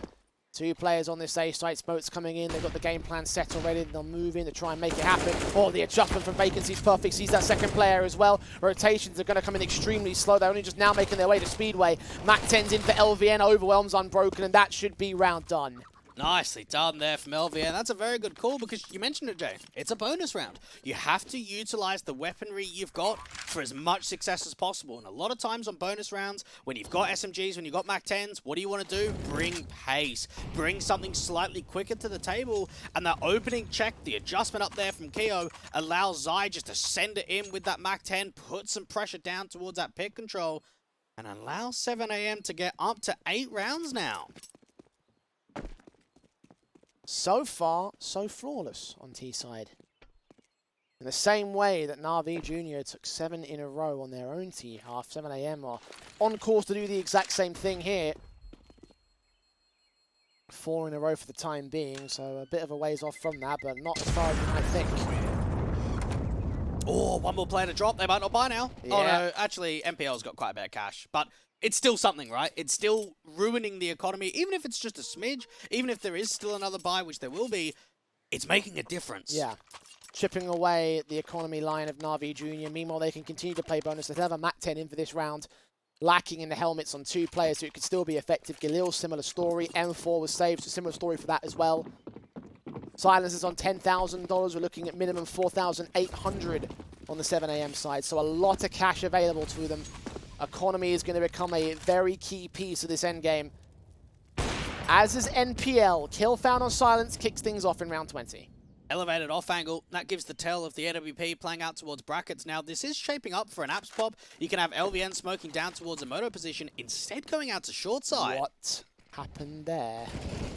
Demon able to pick up his own teammate. That might cause issues. Never mind. Unbroken holds the pieces together, and LVN is suddenly alone in a 1-on-3. M4 in his hands, making noise. Of course, the bomb dropped out there towards balcony, so rotations were going to come in regardless, and Unbroken slowly but surely creeps his way around to his quadra and holds it together when an unlikely TK came out of nowhere there for NAVI Junior. I don't really understand what happened. It must have been something out to the boost towards the flower pots because they were both in that smoke towards CT spawn, and for 7 a.m.'s point of view, that is a very unlucky round because for NAVI Junior, I would say that's probably one of the biggest hero moments we are going to see out of the majority of days in the qual. There was a single player towards that A side of Unbroken out there to the apartments, and he got so much out of it. Well, for NAVI Junior, the success won't last, or at least the good times won't last immediately. A DC has occurred here. Okay. So a moment's respite, and obviously we have been seeing technical issues with the NAVI Junior side over the course of the day. NPL, of course, standing in due to power outage issues, and I hope that's not the case again this time. But I am being told that, yes, it is another power outage problem over on the NAVI Junior camp, so have to hold this one out for the time being. At the very least, it's rather late into the map rather than early, so we have a lot more information to pull from here. And we can discuss a little bit more in detail about how the series has gone, how the map has gone especially. And again, the key thing for me, 7 a.m. showing a lot of positivity today. Yeah, they're holding their weight. They're doing very well in this best-of-3 series. That's something that NAVI Junior are going to be familiar with over the next few days. Of course, playing 7 a.m. right now. They're playing Augless Heroes tomorrow, which is another UK team. And then they've got Click next in their SEA season, which is also a 2 UK and 1 Welshman. So they've just can't get enough. Well, Wales is UK, so... Yeah, but I was just giving the difference. Because they actually have their own flag now on HLTV. Do they? Really? Yeah, from the event where Wales went over. So because of that, they've now got... Scotland doesn't have one. Not yet. But Wales does. If you're going to give Wales, you might as well just give Northern Ireland and Scotland one as well. Like, Yeah, well, you've got to do it to all. The Faroe Islands, get them in there. It's kind of weird how flags are handled in the UK because it depends on like who you're talking to, or how or who you're talking about, or what platform you're on as how you're represented. Like for example, I used to cast Rocket League quite a lot, and I have 2 Liquipedia pages for that. My CS one says I'm British, like UK. Yeah. And my Rocket League one says I'm English, like. Oh, England. what with the St George? Yeah, with flag. the St George flag. Okay. So kind of a bit weird with that one. I mean, I don't really care either way, but. Kind of the same thing, really, UK and Wales. Yeah. That's a cat, man. Did I tell you the story of when I went to Wales once? You haven't told me the Oh, story, yeah. yet. So I went to Wales once a few years back. Got out of the train station and realised that Welsh was actually a language. Oh, yeah, because when you go to... Hang on, was that Cardiff Bay? Yes, when I went into Cardiff. Yes. So I was actually there for that. Yeah, wasn't it? I only thought that that Welsh was a dialect. I had no idea that it was actually a language until I got there. And to be fair, it's the same way that Northern is a dialect in the UK, so... Different I made the joke once upon a time that in communication issues with teams internationally, dialects can have an impact, and I know this by talking to people from Newcastle. Yeah. So, that's a tough one. yeah. I don't imagine that'll be a problem in communication for 7 AM. Imagine a UK team on LAN as well. Imagine what their communication would be like. I love it. Yeah. Do you know what? Here's the thing. That tantalizing prospect makes me root for 7 AM all that much more. If I'm gonna bring us back to reality, 7 AM aren't really the loudest teams. So I know LVN's got a good train whistle behind him, but everybody else is fairly calm. So. Well, look, me and you will get to see a preview of 7 AM on LAN next month. I won't be there. Oh, you won't be there? No, they won't be there. Oh, they won't be there. Oh, So no, that's upsetting. we're getting more previews. Step Of course, by step. we're not talking about Lofoten here. That's not next month. I wish it was, actually. That would be quite fun. Yeah, get the call lined up. See Ents Academy and Astralis Talent as quickly as possible. Even Bro, mate, what a signing that was. Yeah. That was a very good one for them.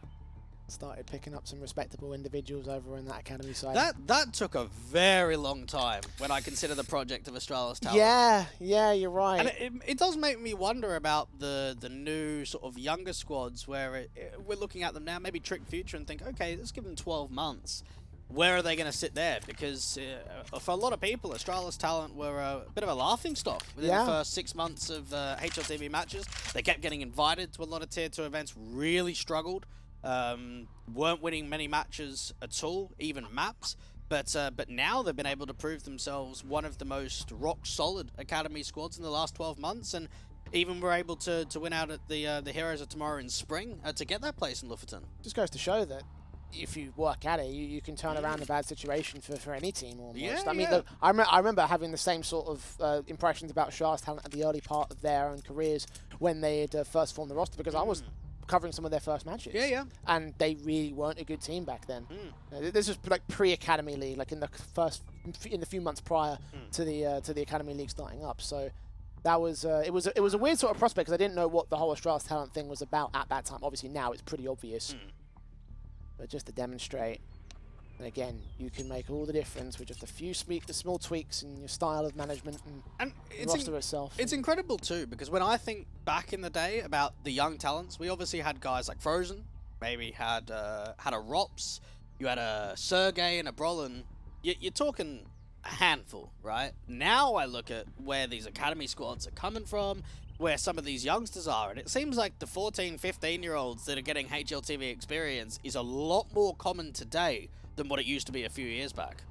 Yeah, I mean, it's kind of the whole advent of the academy scene, isn't it? It's given these opportunities. And God bless anybody for doing that, because I think it's been revolutionary to Counter-Strike in these last couple of years. I think we'll see the rewards in the next few years, because it think is the new we're generation. already seeing the rewards now. You think about the Mal's main squad. No, it's true. You know, but talking about NAVI Junior and what the 3 players that they've had to go to it's Tier 1. very true. Same thing for NIP, for example. Like Maxter's part of the main squad as well.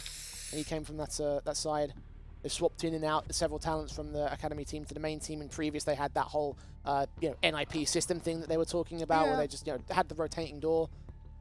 Like, obviously, not all these things have worked, but we're feeling the impact right now. And look, I do agree, like, in a few years' time, it will really pay dividends. And there are some likelihoods that academy teams could actually eventually be main teams. As years go on, your main players maybe think about stepping away, moving into coaching roles, and then, well, your academy players, I mean, we get it in traditional sports. A lot of the Colts, the under-23s that we know in the football and the rugby, mate, they're all going up to the main teams, so the CS is just following in the pathway. I don't think you have a single coach in, or like backroom staff member that wasn't like an ex-pro in football these days. Yeah, it's very, very unlikely. There's not many.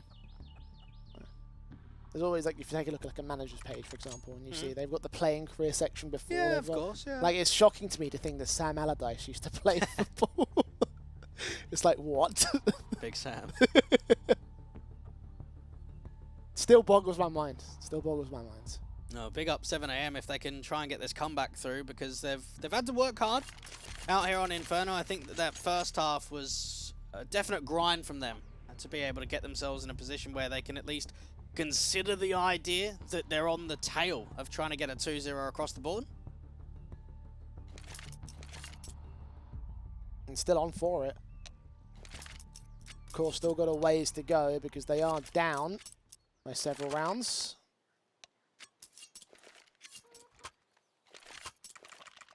Make up the difference to NAVI Junior right here and now before overtaking and trying to win out this map. Let's get back to it. 12-8. NAVI Junior with the guns out. Similar story for 7 AM though. AWP's AK's in. Let's get into round 21. And then for 7 AM, this is crucial to try and put that pressure back on. Opening pick with the AWP only lands up damage in mid. A refight coming through, but not quite a kill as of yet. Perfect chance for LVN to hold his nerve back towards that mid position. Go back in underpass and join opposition in the vacancy to move on further. Smokes back in from Zai, going to extinguish the flames put down there towards the bottom of Banana. Hold position. Play passive. LVN putting down a long smoke, try and take that coverage away from the AWP. MPL has to put a HE out there towards the brackets and think about repositioning out towards library or further to the moto position. Now LVN's selling more of a fake here with util towards A, but it is a regroup and the bomb committing to Banana.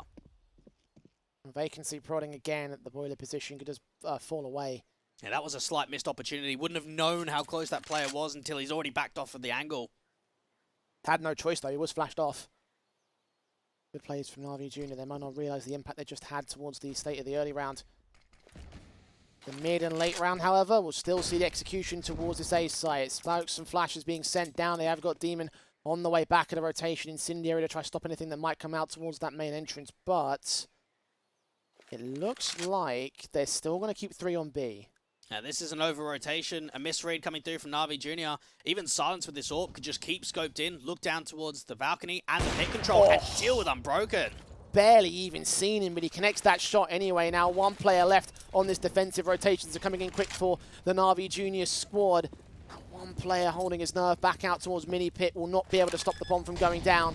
Silence puts it, but the retake could have a bit of a curveball thrown into it. Yeah, they've got to think that there could still be someone here. Even Nas is hoping for an over-rotation or back up to the apartments and boiler. Got their eyes on that pit position. Silence, particularly the AWP, watching through the broken wall, about to receive his plan.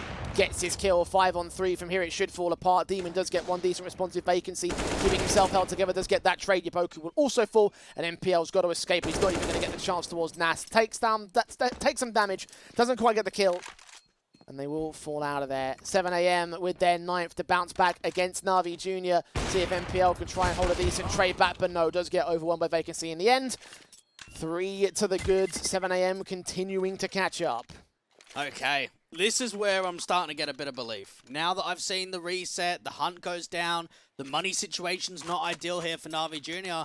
7 AM read that incredibly well. They have the scope in of Silence looking down to the pit control, that long walk coming through with the flashes out in the apartments, and then notice the way that Silence has still got that inkling there could be someone mini pit, there could be someone big pit, and his multi-frags changed that round completely.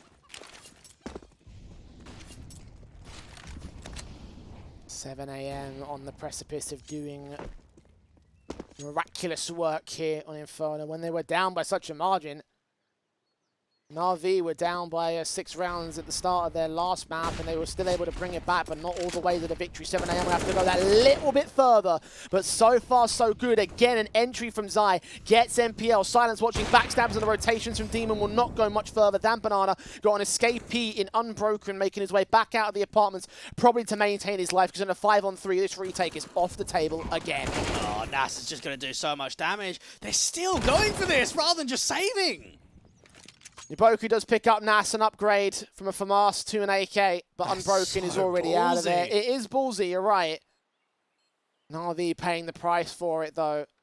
4 players alive for 7 AM, and it will stay that way. No hunt on the table for them. Silence could get caught off, though. His back is turned. Oh, this is going to get awkward. Okay, Unbroken just goes for the simple burst kill. AWP stays in the hands of the CT side, so they get away with a couple of bonuses, but not the round. 7 AM, close up to 2.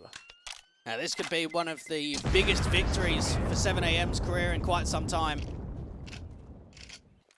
little bit of a hunt there onto that last individual, but not to be. 2 rifles being saved in again. Another buy on the table for NAVI Jr., but 7 AM, they were down 2-11 on this map.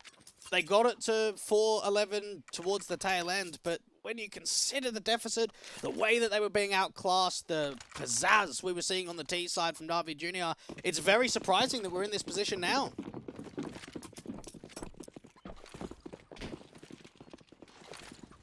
Rifle set in once again. NAVI buying down around their 2 save weapons, 2 M4s, and SMG come out in support.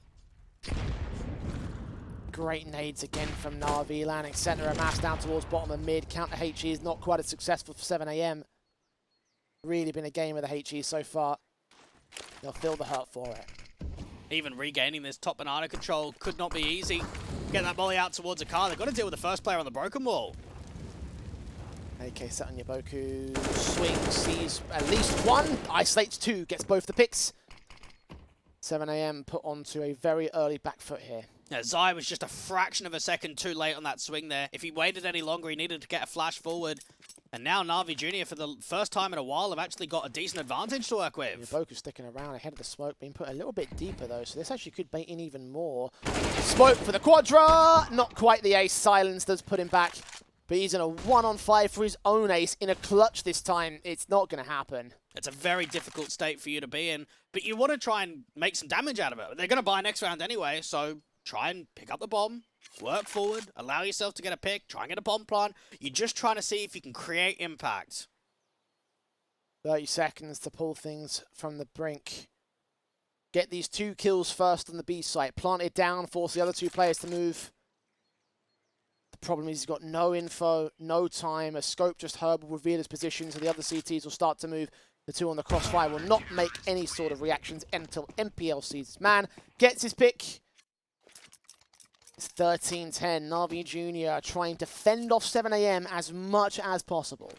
And NAVI Jr. have just got to close. That's what they've got to be thinking about here is what do we have to do to close out? And it might just be slight more leverage towards that banana control. That boost up on the half wall actually granted so much in that round.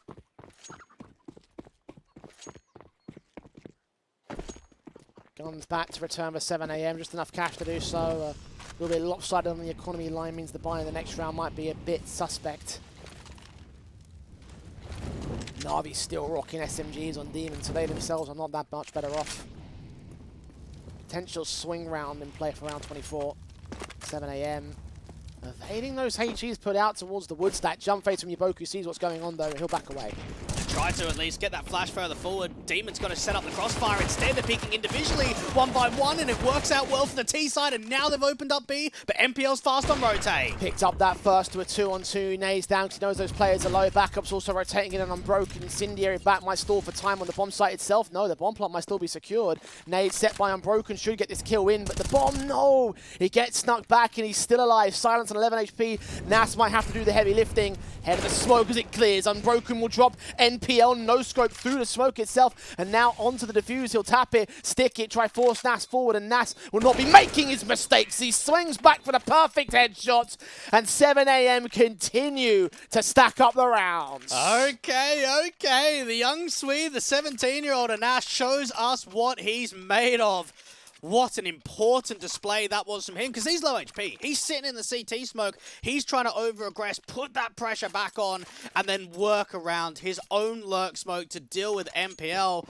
That's a ruthless round, and an all-important one to continue driving home. One mistake is all it takes. And once again, we're on shaky ground for NAVI. Limited utility, not a lot of money left in the bank. Spray through for vacancy, immediately finds Unbroken. Saw a player back there over at the brackets entrance as well. But they'll be happy with just this one pick for now. And now they can just slow it down, allow themselves to use that utility out to B. Is there an info play coming through for NAVI Junior? Because if so, it could be the read to an over-rotation, and they've already pushed second mid. They know it's B.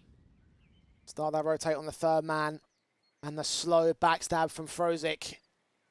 Meanwhile, MPL holds his nerve ahead of the flashbang. He will be blinded, but still, vacancy is going to drop. 4 on 4, even standing. The AWP, but still looking around. A slight gap in that smoke with Frozik's M4 striking on silent. LVN finally gets involved, but Yaboku takes Nas out of the fold. And the bomb is on the back of the last man. The 1v3 for the 4K clutch on LVN. Got to go towards that A site, or will he even bother with it? He's got resistance either way. He's going to try and fake him out. He's got to get them to over-rotate. He might get a freebie. Got to get this pick onto MPL, though. All pursuit.